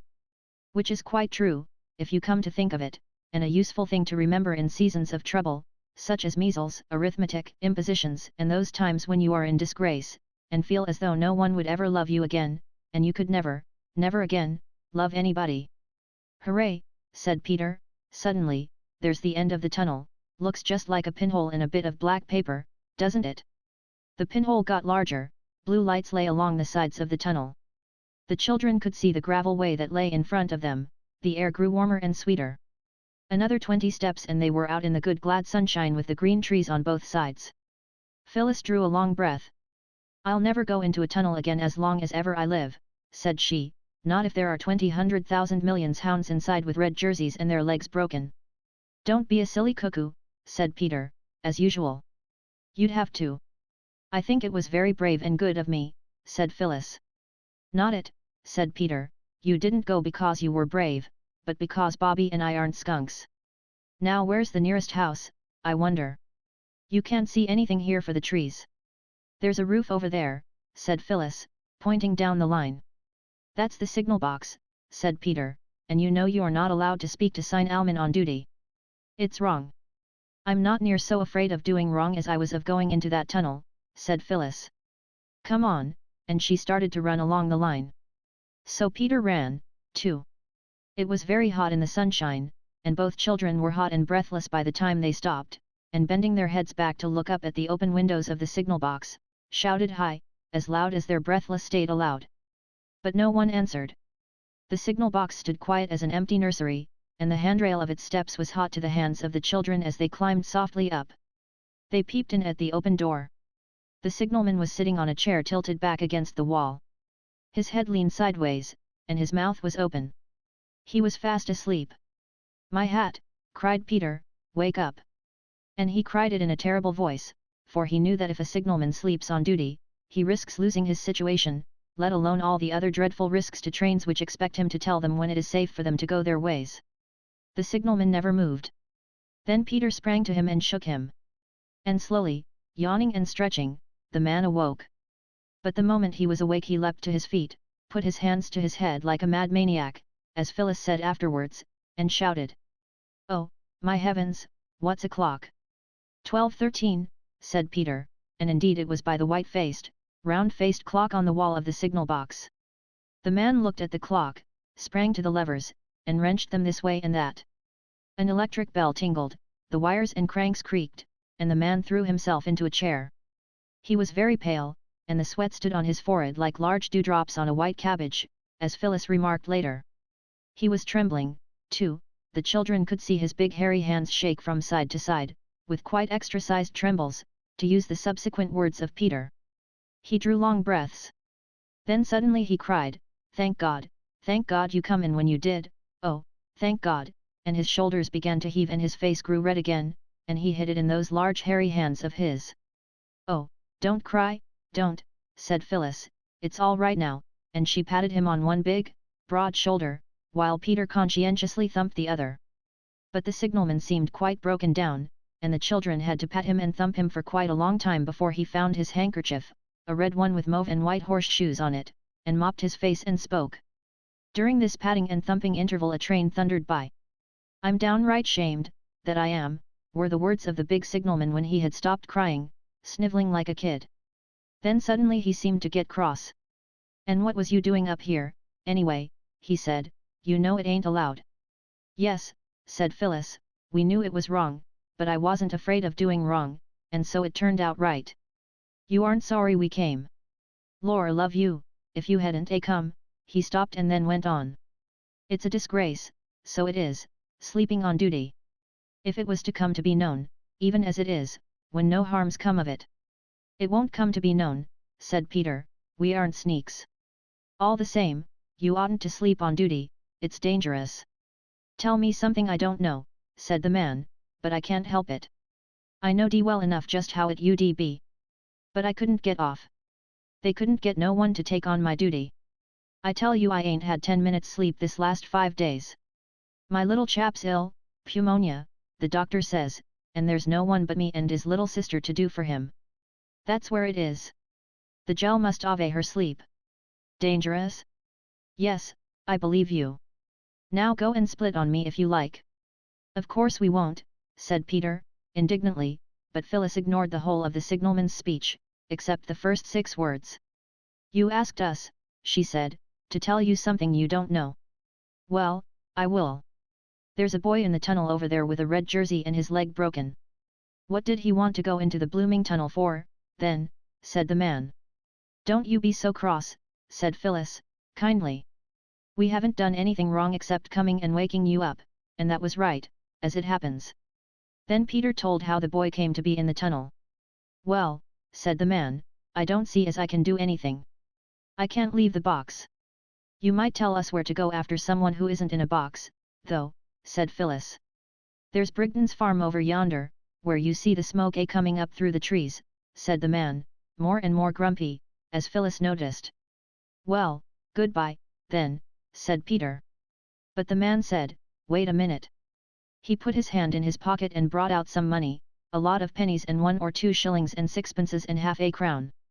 He picked out 2 shillings and held them out. Here, he said. I'll give you this to hold your tongues about what's taken place today. There was a short, unpleasant pause. Then, you are a nasty man, though, aren't you? Said Phyllis. Peter took a step forward and knocked the man's hand up, so that the shillings leapt out of it and rolled on the floor. If anything could make me sneak, that would, he said. Come, Phil, and marched out of the signal box with flaming cheeks. Phyllis hesitated. Then she took the hand, still held out stupidly, that the shillings had been in. I forgive you, she said, even if Peter doesn't. You're not in your proper senses, or you'd never have done that. I know want of sleep sends people mad. Mother told me.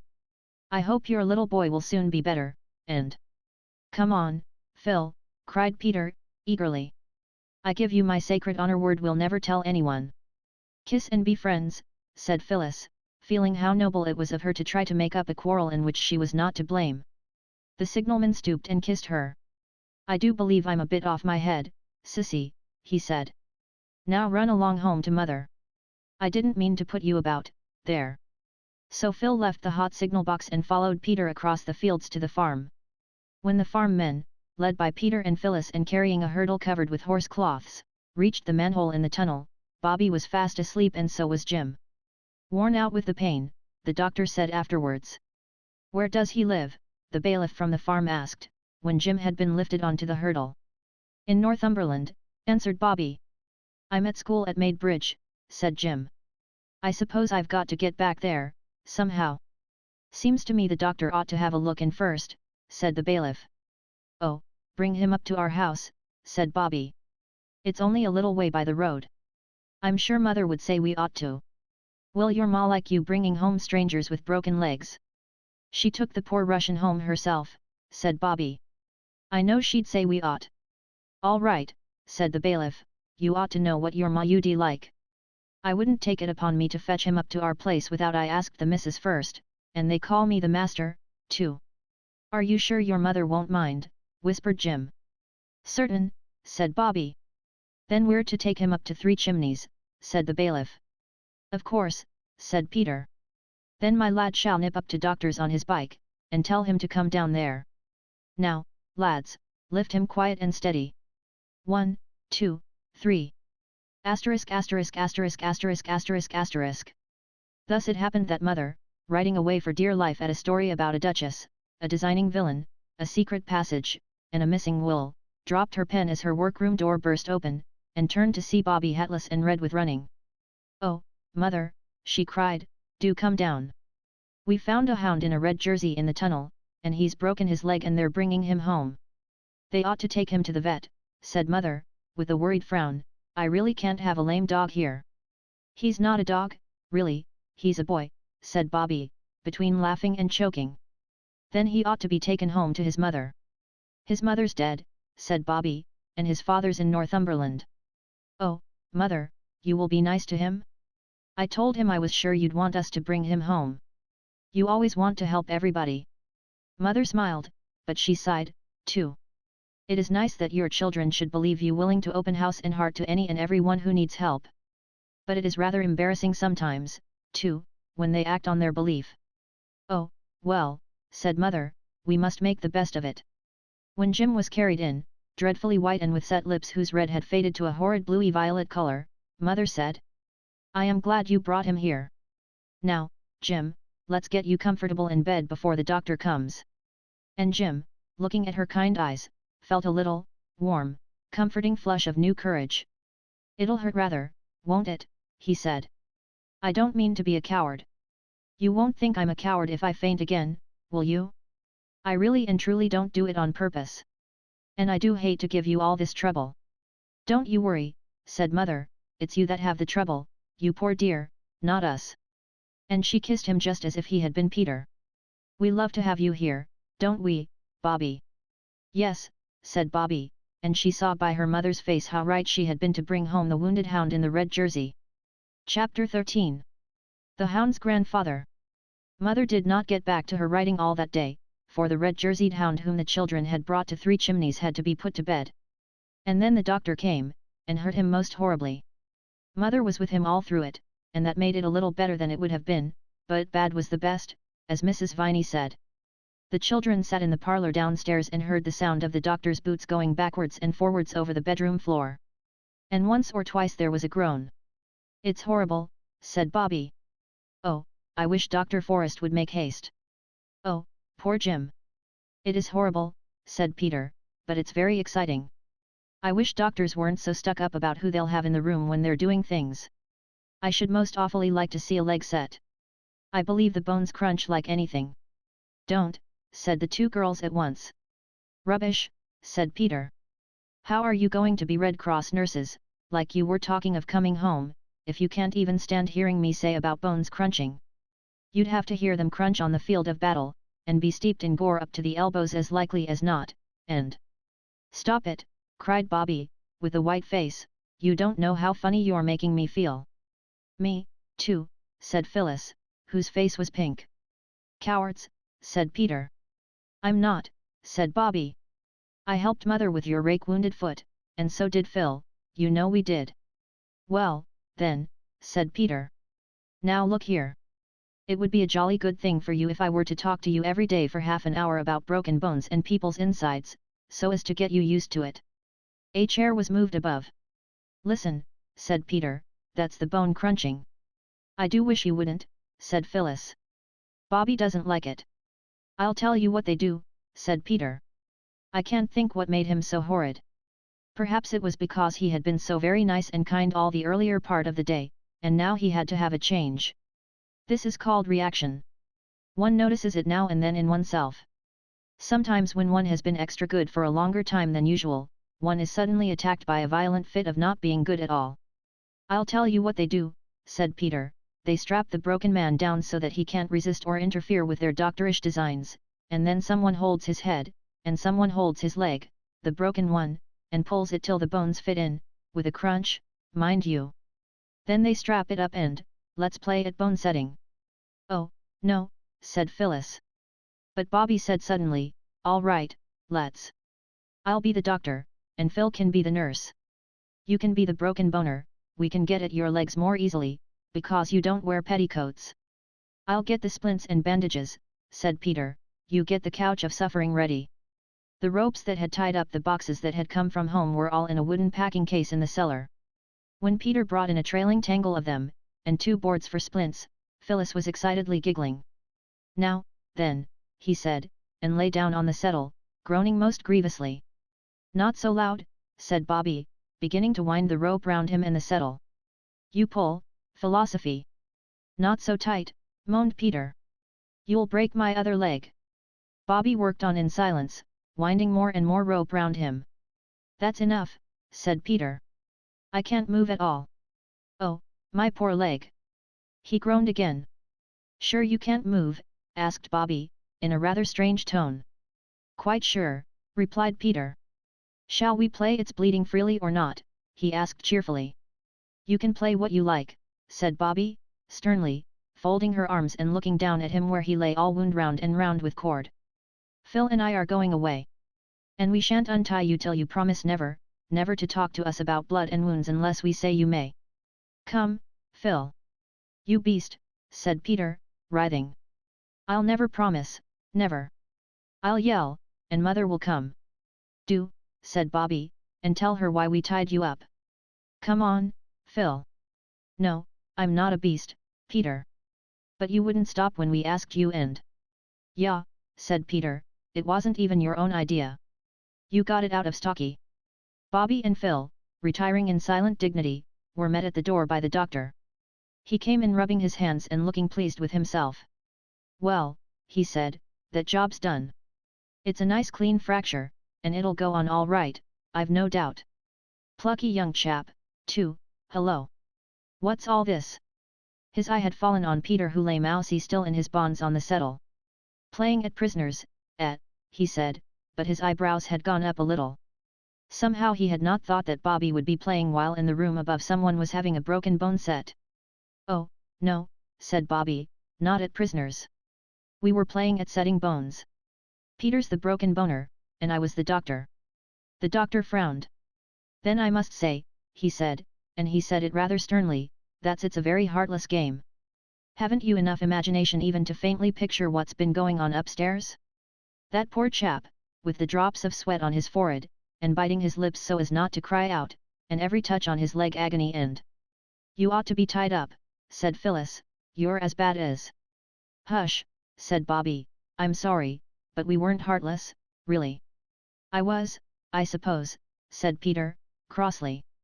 All right, Bobby, don't you go on being noble and screening me, because I jolly well won't have it. It was only that I kept on talking about blood and wounds. I wanted to train them for Red Cross nurses. And I wouldn't stop when they asked me. Well, said Dr. Forrest, sitting down. Well, then I said, let's play at setting bones. It was all rot. I knew Bobby wouldn't. I only said it to tease her. And then when she said yes, of course I had to go through with it. And they tied me up. They got it out of Stocky. And I think it's a beastly shame. He managed to writhe over and hide his face against the wooden back of the settle. I didn't think that anyone would know but us, said Bobby, indignantly answering Peter's unspoken reproach. I never thought of your coming in. And hearing about blood and wounds does really make me feel most awfully funny. It was only a joke our tying him up. Let me untie you, Pete. I don't care if you never untie me, said Peter, and if that's your idea of a joke. If I were you, said the doctor, though really he did not quite know what to say, I should be untied before your mother comes down. You don't want to worry her just now, do you? I don't promise anything about not saying about wounds, mind, said Peter, in very surly tones as Bobby and Phyllis began to untie the knots. I'm very sorry, Pete, Bobby whispered, leaning close to him as she fumbled with the big knot under the settle, but if you only knew how sick you made me feel. You've made me feel pretty sick, I can tell you, Peter rejoined. Then he shook off the loose cords, and stood up. I looked in, said Dr. Forrest, to see if one of you would come along to the surgery. There are some things that your mother will want at once, and I've given my man a day off to go and see the circus. Will you come, Peter? Peter went without a word or a look to his sisters. The two walked in silence up to the gate that led from the Three Chimneys field to the road. Then Peter said, "Let me carry your bag." "I say, it is heavy, what's in it?" "Oh, knives and lancets and different instruments for hurting people. And the ether bottle. I had to give him ether, you know, the agony was so intense." Peter was silent. "Tell me all about how you found that chap," said Dr. Forrest. Peter told. And then Dr. Forrest told him stories of brave rescues. He was a most interesting man to talk to, as Peter had often remarked. Then in the surgery Peter had a better chance than he had ever had of examining the doctor's balance, and his microscope, and his scales and measuring glasses. When all the things were ready that Peter was to take back, the doctor said suddenly, "You'll excuse my shoving my oar in, won't you? But I should like to say something to you." Now for a rowing, thought Peter, who had been wondering how it was that he had escaped one. "Something scientific," added the doctor. "Yes," said Peter, fiddling with the fossil ammonite that the doctor used for a paperweight. "Well then, you see. Boys and girls are only little men and women. And we are much harder and hardier than they are." Peter liked the "we." Perhaps the doctor had known he would, and much stronger, and things that hurt them don't hurt us. "You know you mustn't hit a girl." "I should think not, indeed," muttered Peter, indignantly. "Not even if she's your own sister. That's because girls are so much softer and weaker than we are, they have to be, you know," he added, "because if they weren't, it wouldn't be nice for the babies. And that's why all the animals are so good to the mother animals. They never fight them, you know." "I know," said Peter, interested, "two buck rabbits will fight all day if you let them, but they won't hurt a doe." "No, and quite wild beasts, lions and elephants, they're immensely gentle with the female beasts. And we've got to be, too." "I see," said Peter. "And their hearts are soft, too," the doctor went on, "and things that we shouldn't think anything of hurt them dreadfully. So that a man has to be very careful, not only of his fists, but of his words. They're awfully brave, you know," he went on. "Think of Bobby waiting alone in the tunnel with that poor chap. It's an odd thing, the softer and more easily hurt a woman is the better she can screw herself up to do what has to be done. I've seen some brave women, your mother's one," he ended abruptly. "Yes," said Peter. "Well, that's all. Excuse my mentioning it. But nobody knows everything without being told. And you see what I mean, don't you?" "Yes," said Peter. I'm sorry. There. Of course you are. People always are, directly they understand. Everyone ought to be taught these scientific facts. So long. They shook hands heartily. When Peter came home, his sisters looked at him doubtfully. It's Pax, said Peter, dumping down the basket on the table. Dr. Forrest has been talking scientific to me. No, it's no use my telling you what he said, you wouldn't understand. But it all comes to you girls being poor, soft, weak, frightened things like rabbits, so us men have just got to put up with them. He said you were female beasts. Shall I take this up to mother, or will you?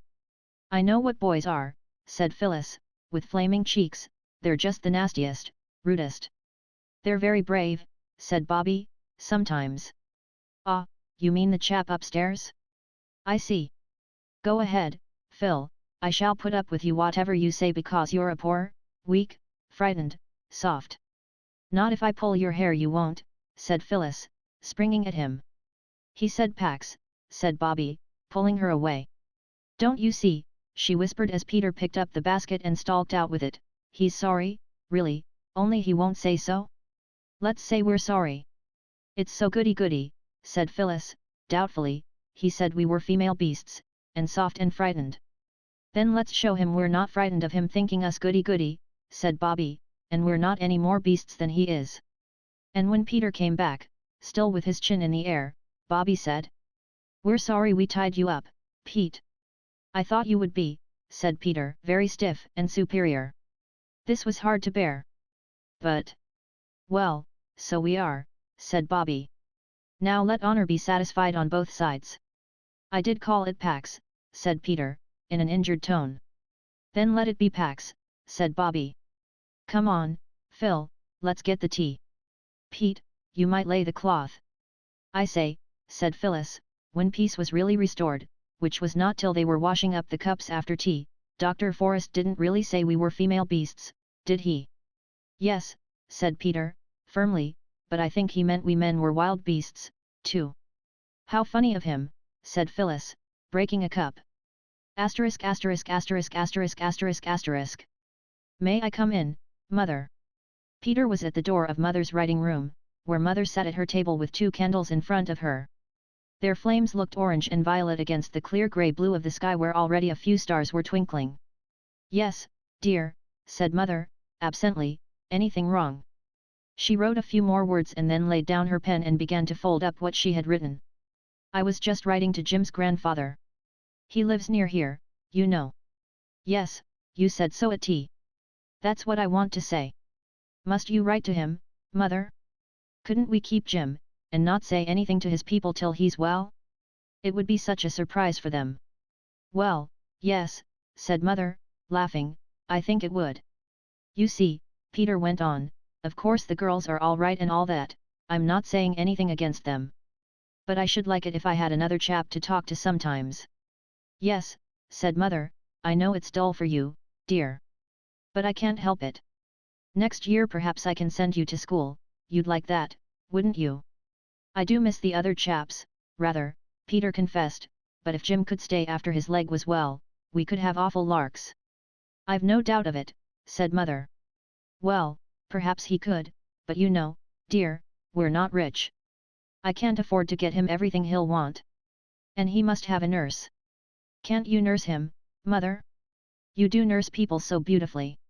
That's a pretty compliment, Pete, but I can't do nursing and my writing as well. That's the worst of it. Then you must send the letter to his grandfather. Of course, and to his schoolmaster, too. We telegraphed to them both, but I must write as well. They'll be most dreadfully anxious. I say, Mother, why can't his grandfather pay for a nurse? Peter suggested. That would be ripping. I expect the old boy's rolling in money. Grandfathers in books always are. Well, this one isn't in a book, said Mother, so we mustn't expect him to roll much. I say, said Peter, musingly, wouldn't it be jolly if we all were in a book, and you were writing it? Then you could make all sorts of jolly things happen, and make Jim's legs get well at once and be all right tomorrow, and Father come home soon and... Do you miss your father very much? Mother asked, rather coldly, Peter thought. Awfully, said Peter, briefly. Mother was enveloping and addressing the second letter. You see, Peter went on slowly, you see, it's not only him being father, but now he's away there's no other man in the house but me, that's why I want Jim to stay so frightfully much. Wouldn't you like to be writing that book with us all in it, Mother, and make Daddy come home soon? Peter's mother put her arm round him suddenly, and hugged him in silence for a minute. Then she said, "Don't you think it's rather nice to think that we're in a book that God's writing? If I were writing the book, I might make mistakes. But God knows how to make the story end just right, in the way that's best for us." "Do you really believe that, Mother?" Peter asked quietly. "Yes," she said, "I do believe it, almost always, except when I'm so sad that I can't believe anything. But even when I can't believe it, I know it's true, and I try to believe." "You don't know how I try, Peter. Now take the letters to the post, and don't let's be sad any more. Courage, courage. That's the finest of all the virtues. I dare say Jim will be here for 2 or 3 weeks yet." For what was left of the evening Peter was so angelic that Bobby feared he was going to be ill. She was quite relieved in the morning to find him plaiting Phyllis's hair onto the back of her chair in quite his old manner. It was soon after breakfast that a knock came at the door. The children were hard at work cleaning the brass candlesticks in honor of Jim's visit. "That'll be the doctor," said Mother, "I'll go. Shut the kitchen door, you're not fit to be seen." But it wasn't the doctor. They knew that by the voice and by the sound of the boots that went upstairs. They did not recognize the sound of the boots, but everyone was certain that they had heard the voice before. There was a longish interval. The boots and the voice did not come down again. "Who can it possibly be?" they kept on asking themselves and each other. "Perhaps," said Peter at last, "Dr. Forrest has been attacked by highwaymen and left for dead, and this is the man he's telegraphed for to take his place. Mrs. Viney said he had a local tenant to do his work when he went for a holiday, didn't you, Mrs. Viney?" "I did so, my dear," said Mrs. Viney from the back kitchen. "He's fallen down in a fit, more likely," said Phyllis, all human aid despaired of. "And this is his man come to break the news to Mother." "Nonsense," said Peter, briskly, "Mother wouldn't have taken the man up into Jim's bedroom. Why should she? Listen, the door's opening. Now they'll come down. I'll open the door a crack." He did. "It's not listening," he replied indignantly to Bobby's scandalized remarks, "nobody in their senses would talk secrets on the stairs. And Mother can't have secrets to talk with Dr. Forrest's stable man, and you said it was him." "Bobby," called Mother's voice. They opened the kitchen door, and Mother leaned over the stair railing. "Jim's grandfather has come," she said, "wash your hands and faces and then you can see him. He wants to see you." The bedroom door shut again. "There now," said Peter, "fancy us not even thinking of that. Let's have some hot water, Mrs. Viney. I'm as black as your hat." The three were indeed dirty, for the stuff you clean brass candlesticks with is very far from cleaning to the cleaner. They were still busy with soap and flannel when they heard the boots and the voice come down the stairs and go into the dining room. And when they were clean, though still damp, because it takes such a long time to dry your hands properly, and they were very impatient to see the grandfather, they filed into the dining room. Mother was sitting in the window seat, and in the leather-covered armchair that Father always used to sit in at the other house sat their own old gentleman. "Well, I never did," said Peter, even before he said, "How do you do?" He was, as he explained afterwards, too surprised even to remember that there was such a thing as politeness, much less to practice it. "It's our own old gentleman," said Phyllis. "Oh, it's you," said Bobby. And then they remembered themselves and their manners and said, "How do you do?" very nicely. "This is Jim's grandfather, Mr.," said Mother, naming the old gentleman's name. "How splendid," said Peter, "that's just exactly like a book, isn't it, Mother?" "It is, rather," said Mother, smiling, "things do happen in real life that are rather like books, sometimes." "I am so awfully glad it is you," said Phyllis, "when you think of the tons of old gentlemen there are in the world, it might have been almost anyone." "I say, though," said Peter, "you're not going to take Jim away, though, are you?" "Not at present," said the old gentleman. "Your mother has most kindly consented to let him stay here. I thought of sending a nurse, but your mother is good enough to say that she will nurse him herself." "But what about her writing?" said Peter, before anyone could stop him. "There won't be anything for him to eat if Mother doesn't write." "That's all right," said Mother, hastily. The old gentleman looked very kindly at mother. I see, he said, you trust your children, and confide in them. Of course, said mother. Then I may tell them of our little arrangement, he said.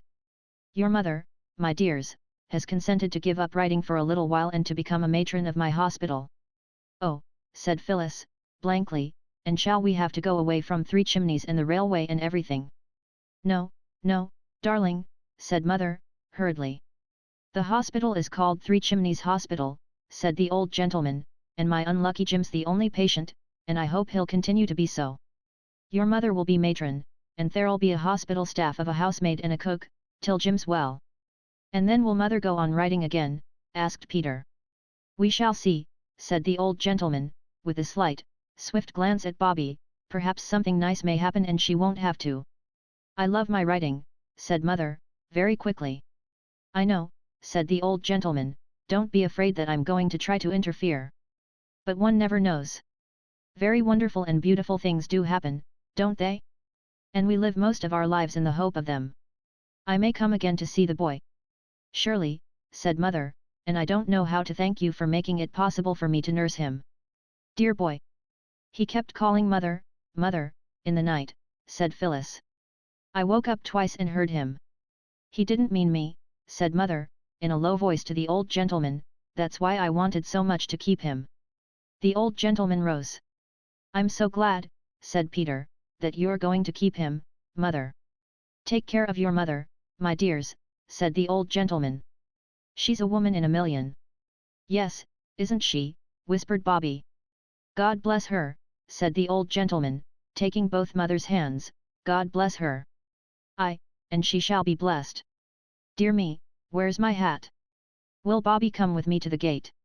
At the gate he stopped and said. You're a good child, my dear, I got your letter. But it wasn't needed. When I read about your father's case in the papers at the time, I had my doubts. And ever since I've known who you were, I've been trying to find out things. I haven't done very much yet. But I have hopes, my dear, I have hopes. Oh, said Bobby, choking a little. Yes, I may say great hopes. But keep your secret a little longer. Wouldn't do to upset your mother with a false hope, would it? Oh, but it isn't false, said Bobby, I know you can do it. I knew you could when I wrote. It isn't a false hope, is it? No, he said, I don't think it's a false hope, or I wouldn't have told you. And I think you deserve to be told that there is a hope. And you don't think father did it, do you? Oh, say you don't think he did. My dear, he said, I'm perfectly certain he didn't. If it was a false hope, it was nonetheless a very radiant one that lay warm at Bobby's heart, and through the days that followed lighted her little face as a Japanese lantern is lighted by the candle within. Chapter 14. The End. Life at the Three Chimneys was never quite the same again after the old gentleman came to see his grandson. Although they now knew his name, the children never spoke of him by it, at any rate, when they were by themselves. To them he was always the old gentleman, and I think he had better be the old gentleman to us, too. It wouldn't make him seem any more real to you, would it, if I were to tell you that his name was Snooks or Jenkins, which it wasn't, and, after all, I must be allowed to keep one secret. It's the only one. I have told you everything else, except what I am going to tell you in this chapter, which is the last. At least, of course, I haven't told you everything. If I were to do that, the book would never come to an end, and that would be a pity, wouldn't it? Well, as I was saying, life at Three Chimneys was never quite the same again. The cook and the housemaid were very nice, I don't mind telling you their names, they were Clara and Ethelwyn, but they told mother they did not seem to want Mrs. Viney, and that she was an old muddler. So Mrs. Viney came only 2 days a week to do washing and ironing. Then Clara and Ethelwyn said they could do the work all right if they weren't interfered with, and that meant that the children no longer got the tea and cleared it away and washed up the tea things and dusted the rooms. This would have left quite a blank in their lives, although they had often pretended to themselves and to each other that they hated housework. But now that mother had no writing and no housework to do, she had time for lessons. And lessons the children had to do. However nice the person who is teaching you may be, lessons are lessons all the world over, and at their best are worse fun than peeling potatoes or lighting a fire. On the other hand, if mother now had time for lessons, she also had time for play, and to make up little rhymes for the children as she used to do. She had not had much time for rhymes since she came to Three Chimneys. There was one very odd thing about these lessons. Whatever the children were doing, they always wanted to be doing something else. When Peter was doing his Latin, he thought it would be nice to be learning history like Bobby. Bobby would have preferred arithmetic, which was what Phyllis happened to be doing, and Phyllis of course thought Latin much the most interesting kind of lesson. And so on. So, one day, when they sat down to lessons, each of them found a little rhyme at its place. I put the rhymes in to show you that their mother really did understand a little how children feel about things, and also the kind of words they use, which is the case with very few grown-up people. I suppose most grown-ups have very bad memories, and have forgotten how they felt when they were little. Of course, the verses are supposed to be spoken by the children. Peter. I once thought Caesar easy pap. How very soft I must have been. When they start Caesar with a chap. He little know what that will mean. Oh, verbs are silly stupid things. I'd rather learn the dates of kings. Bobby. The worst of all my lesson things. Is learning who succeeded who. In all the rows of queens and kings. With dates to everything they do. With dates enough to make you sick. I wish it was arithmetic. Phyllis. Such pounds and pounds of apples fill my slate, what is the price you'd spend? You scratch the figures out until you cry upon the dividend. I'd break the slate and scream for joy. If I did Latin like a boy. This kind of thing, of course, made lessons much jollier. It is something to know that the person who is teaching you sees that it is not all plain sailing for you, and does not think that it is just your stupidness that makes you not know your lessons till you've learned them. Then as Jim's leg got better it was very pleasant to go up and sit with him and hear tales about his school life and the other boys. There was one boy, named Parr, of whom Jim seemed to have formed the lowest possible opinion, and another boy named Wigsby Minor, for whose views Jim had a great respect. Also there were 3 brothers named Paley, and the youngest was called Paley Turds, and was much given to fighting. Peter drank in all this with deep joy, and Mother seemed to have listened with some interest, for one day she gave Jim a sheet of paper on which she had written a rhyme about Parr, bringing in Paley and Wigsby by name in a most wonderful way, as well as all the reasons Jim had for not liking Parr, and Wigsby's wise opinion on the matter. Jim was immensely pleased. He had never had a rhyme written expressly for him before. He read it till he knew it by heart and then he sent it to Wigsby, who liked it almost as much as Jim did. Perhaps you may like it, too. The new boy. His name is Parr, he says that he is given bread and milk for tea.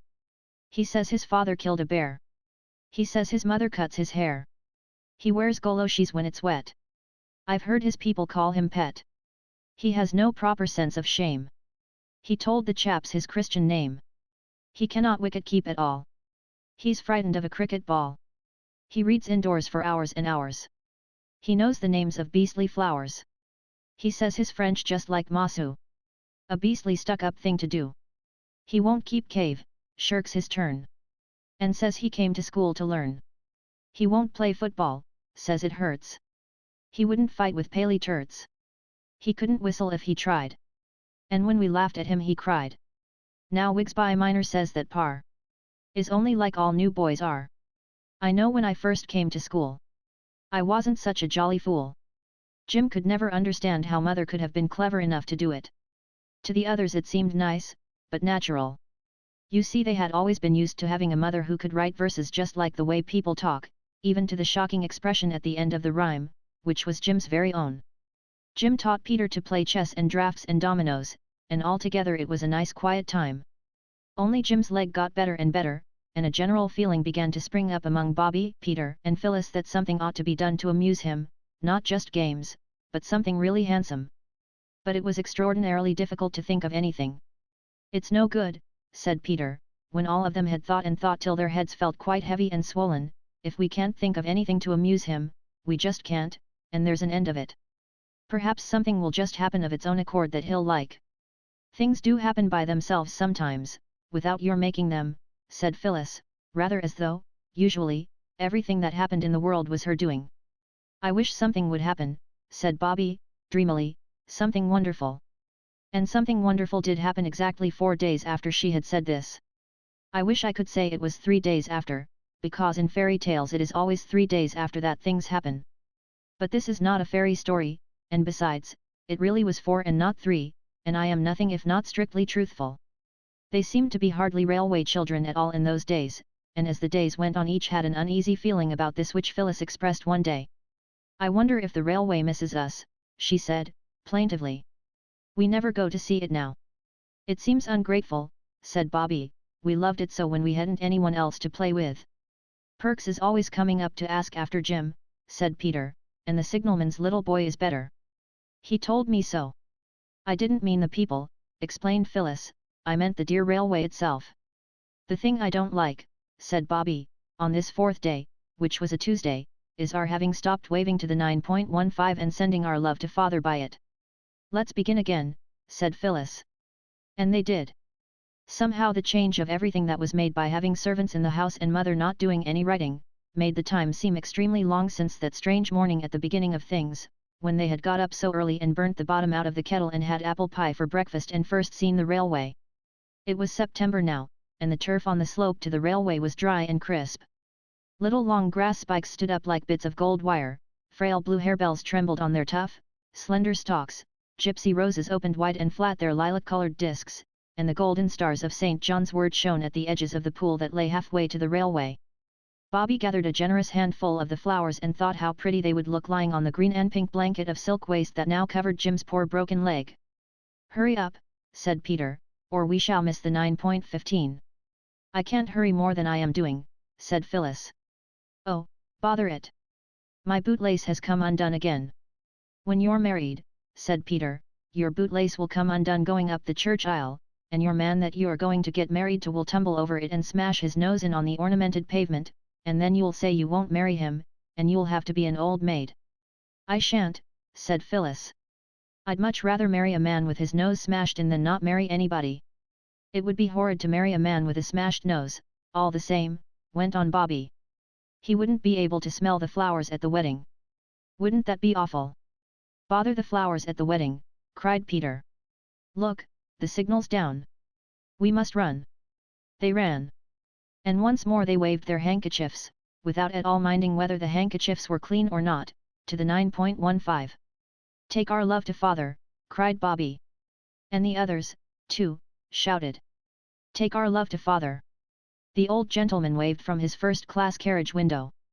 Quite violently he waved. And there was nothing odd in that, for he always had waved. But what was really remarkable was that from every window handkerchiefs fluttered, newspapers signalled, hands waved wildly. The train swept by with a rustle and roar, the little pebbles jumped and danced under it as it passed, and the children were left looking at each other. "Well," said Peter. "Well," said Bobby. "Well," said Phyllis. "Whatever on earth does that mean?" asked Peter, but he did not expect any answer. "I don't know," said Bobby. "Perhaps the old gentleman told the people at his station to look out for us and wave. He knew we should like it." Now, curiously enough, this was just what had happened. The old gentleman, who was very well known and respected at his particular station, had got there early that morning, and he had waited at the door where the young man stands holding the interesting machine that clips the tickets, and he had said something to every single passenger who passed through that door. And after nodding to what the old gentleman had said, and the nods expressed every shade of surprise, interest, doubt, cheerful pleasure, and grumpy agreement, each passenger had gone on to the platform and read one certain part of his newspaper. And when the passengers got into the train, they had told the other passengers who were already there what the old gentleman had said, and then the other passengers had also looked at their newspapers and seemed very astonished and, mostly, pleased. Then, when the train passed the fence where the three children were, newspapers and hands and handkerchiefs were waved madly, till all that side of the train was fluttery with white like the pictures of the king's coronation in the biograph at Masklin and Cook's. To the children it almost seemed as though the train itself was alive, and was at last responding to the love that they had given it so freely and so long. "It is most extraordinarily rum," said Peter. "Most stronary," echoed Phyllis.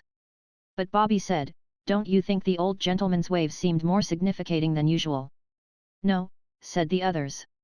"I do," said Bobby. "I thought he was trying to explain something to us with his newspaper." "Explain what?" asked Peter, not unnaturally. "I don't know," Bobby answered, "but I do feel most awfully funny. I feel just exactly as if something was going to happen." "What is going to happen?" said Peter, "is that Phyllis's stocking is going to come down." This was but too true.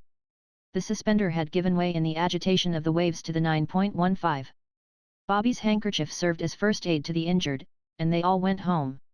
Lessons were more than usually difficult to Bobby that day. Indeed, she disgraced herself so deeply over a quite simple sum about the division of 48 pounds of meat and 36 pounds of bread among 144 hungry children that Mother looked at her anxiously. "Don't you feel quite well, dear?" she asked. "I don't know," was Bobby's unexpected answer. "I don't know how I feel. It isn't that I'm lazy.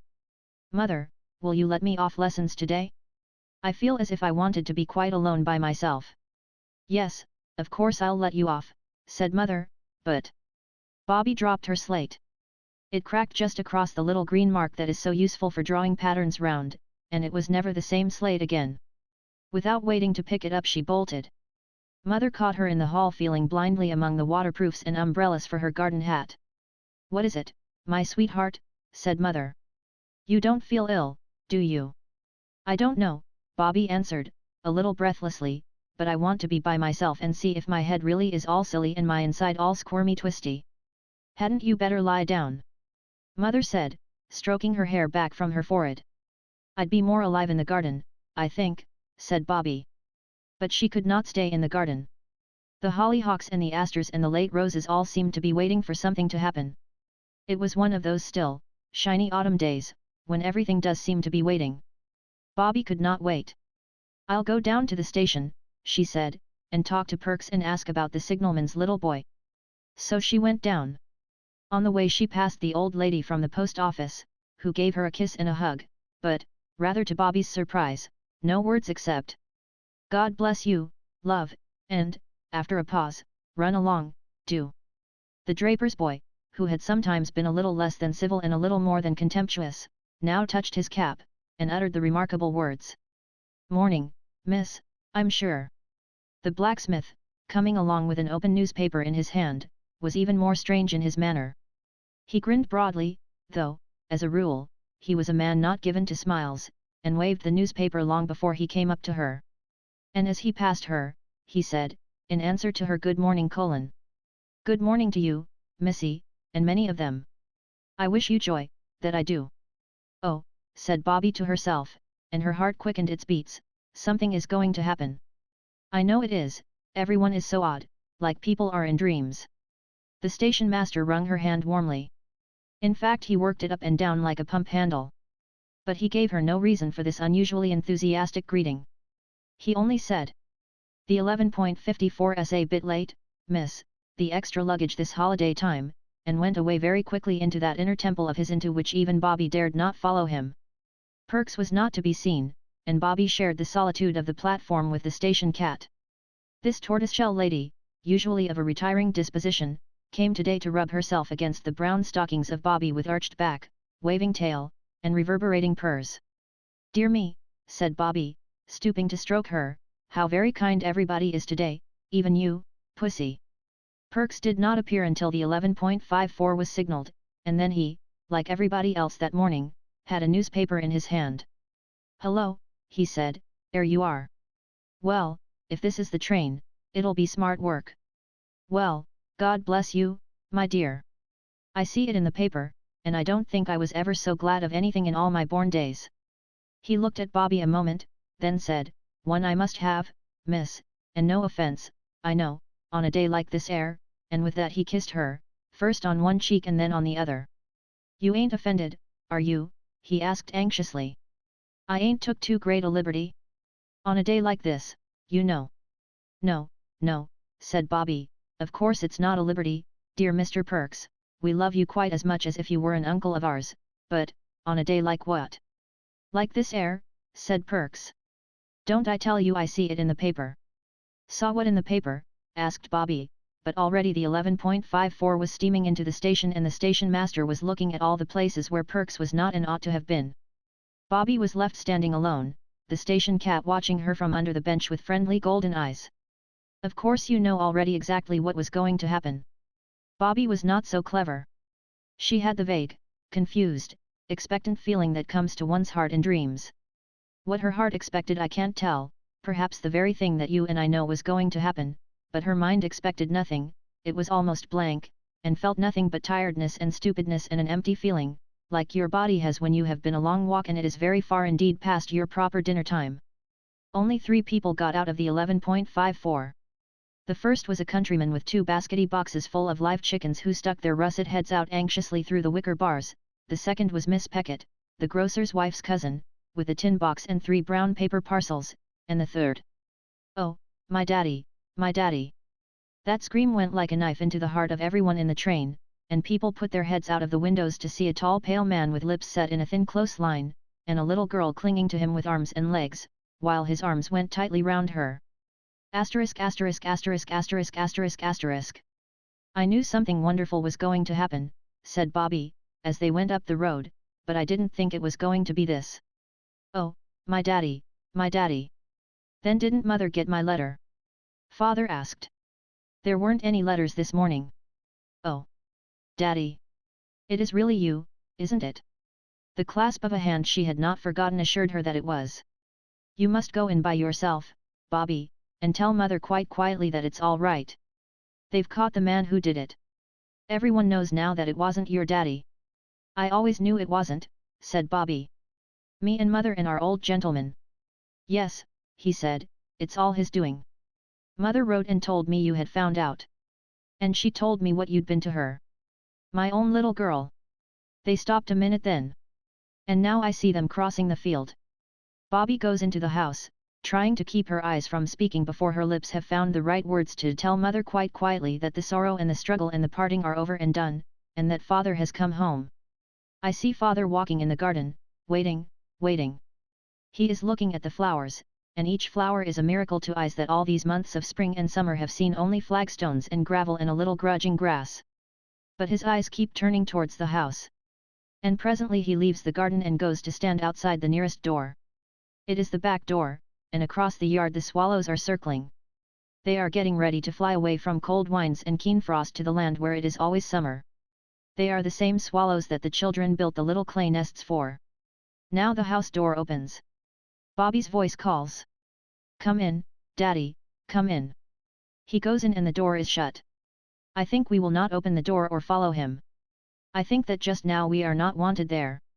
I think it will be best for us to go quickly and quietly away.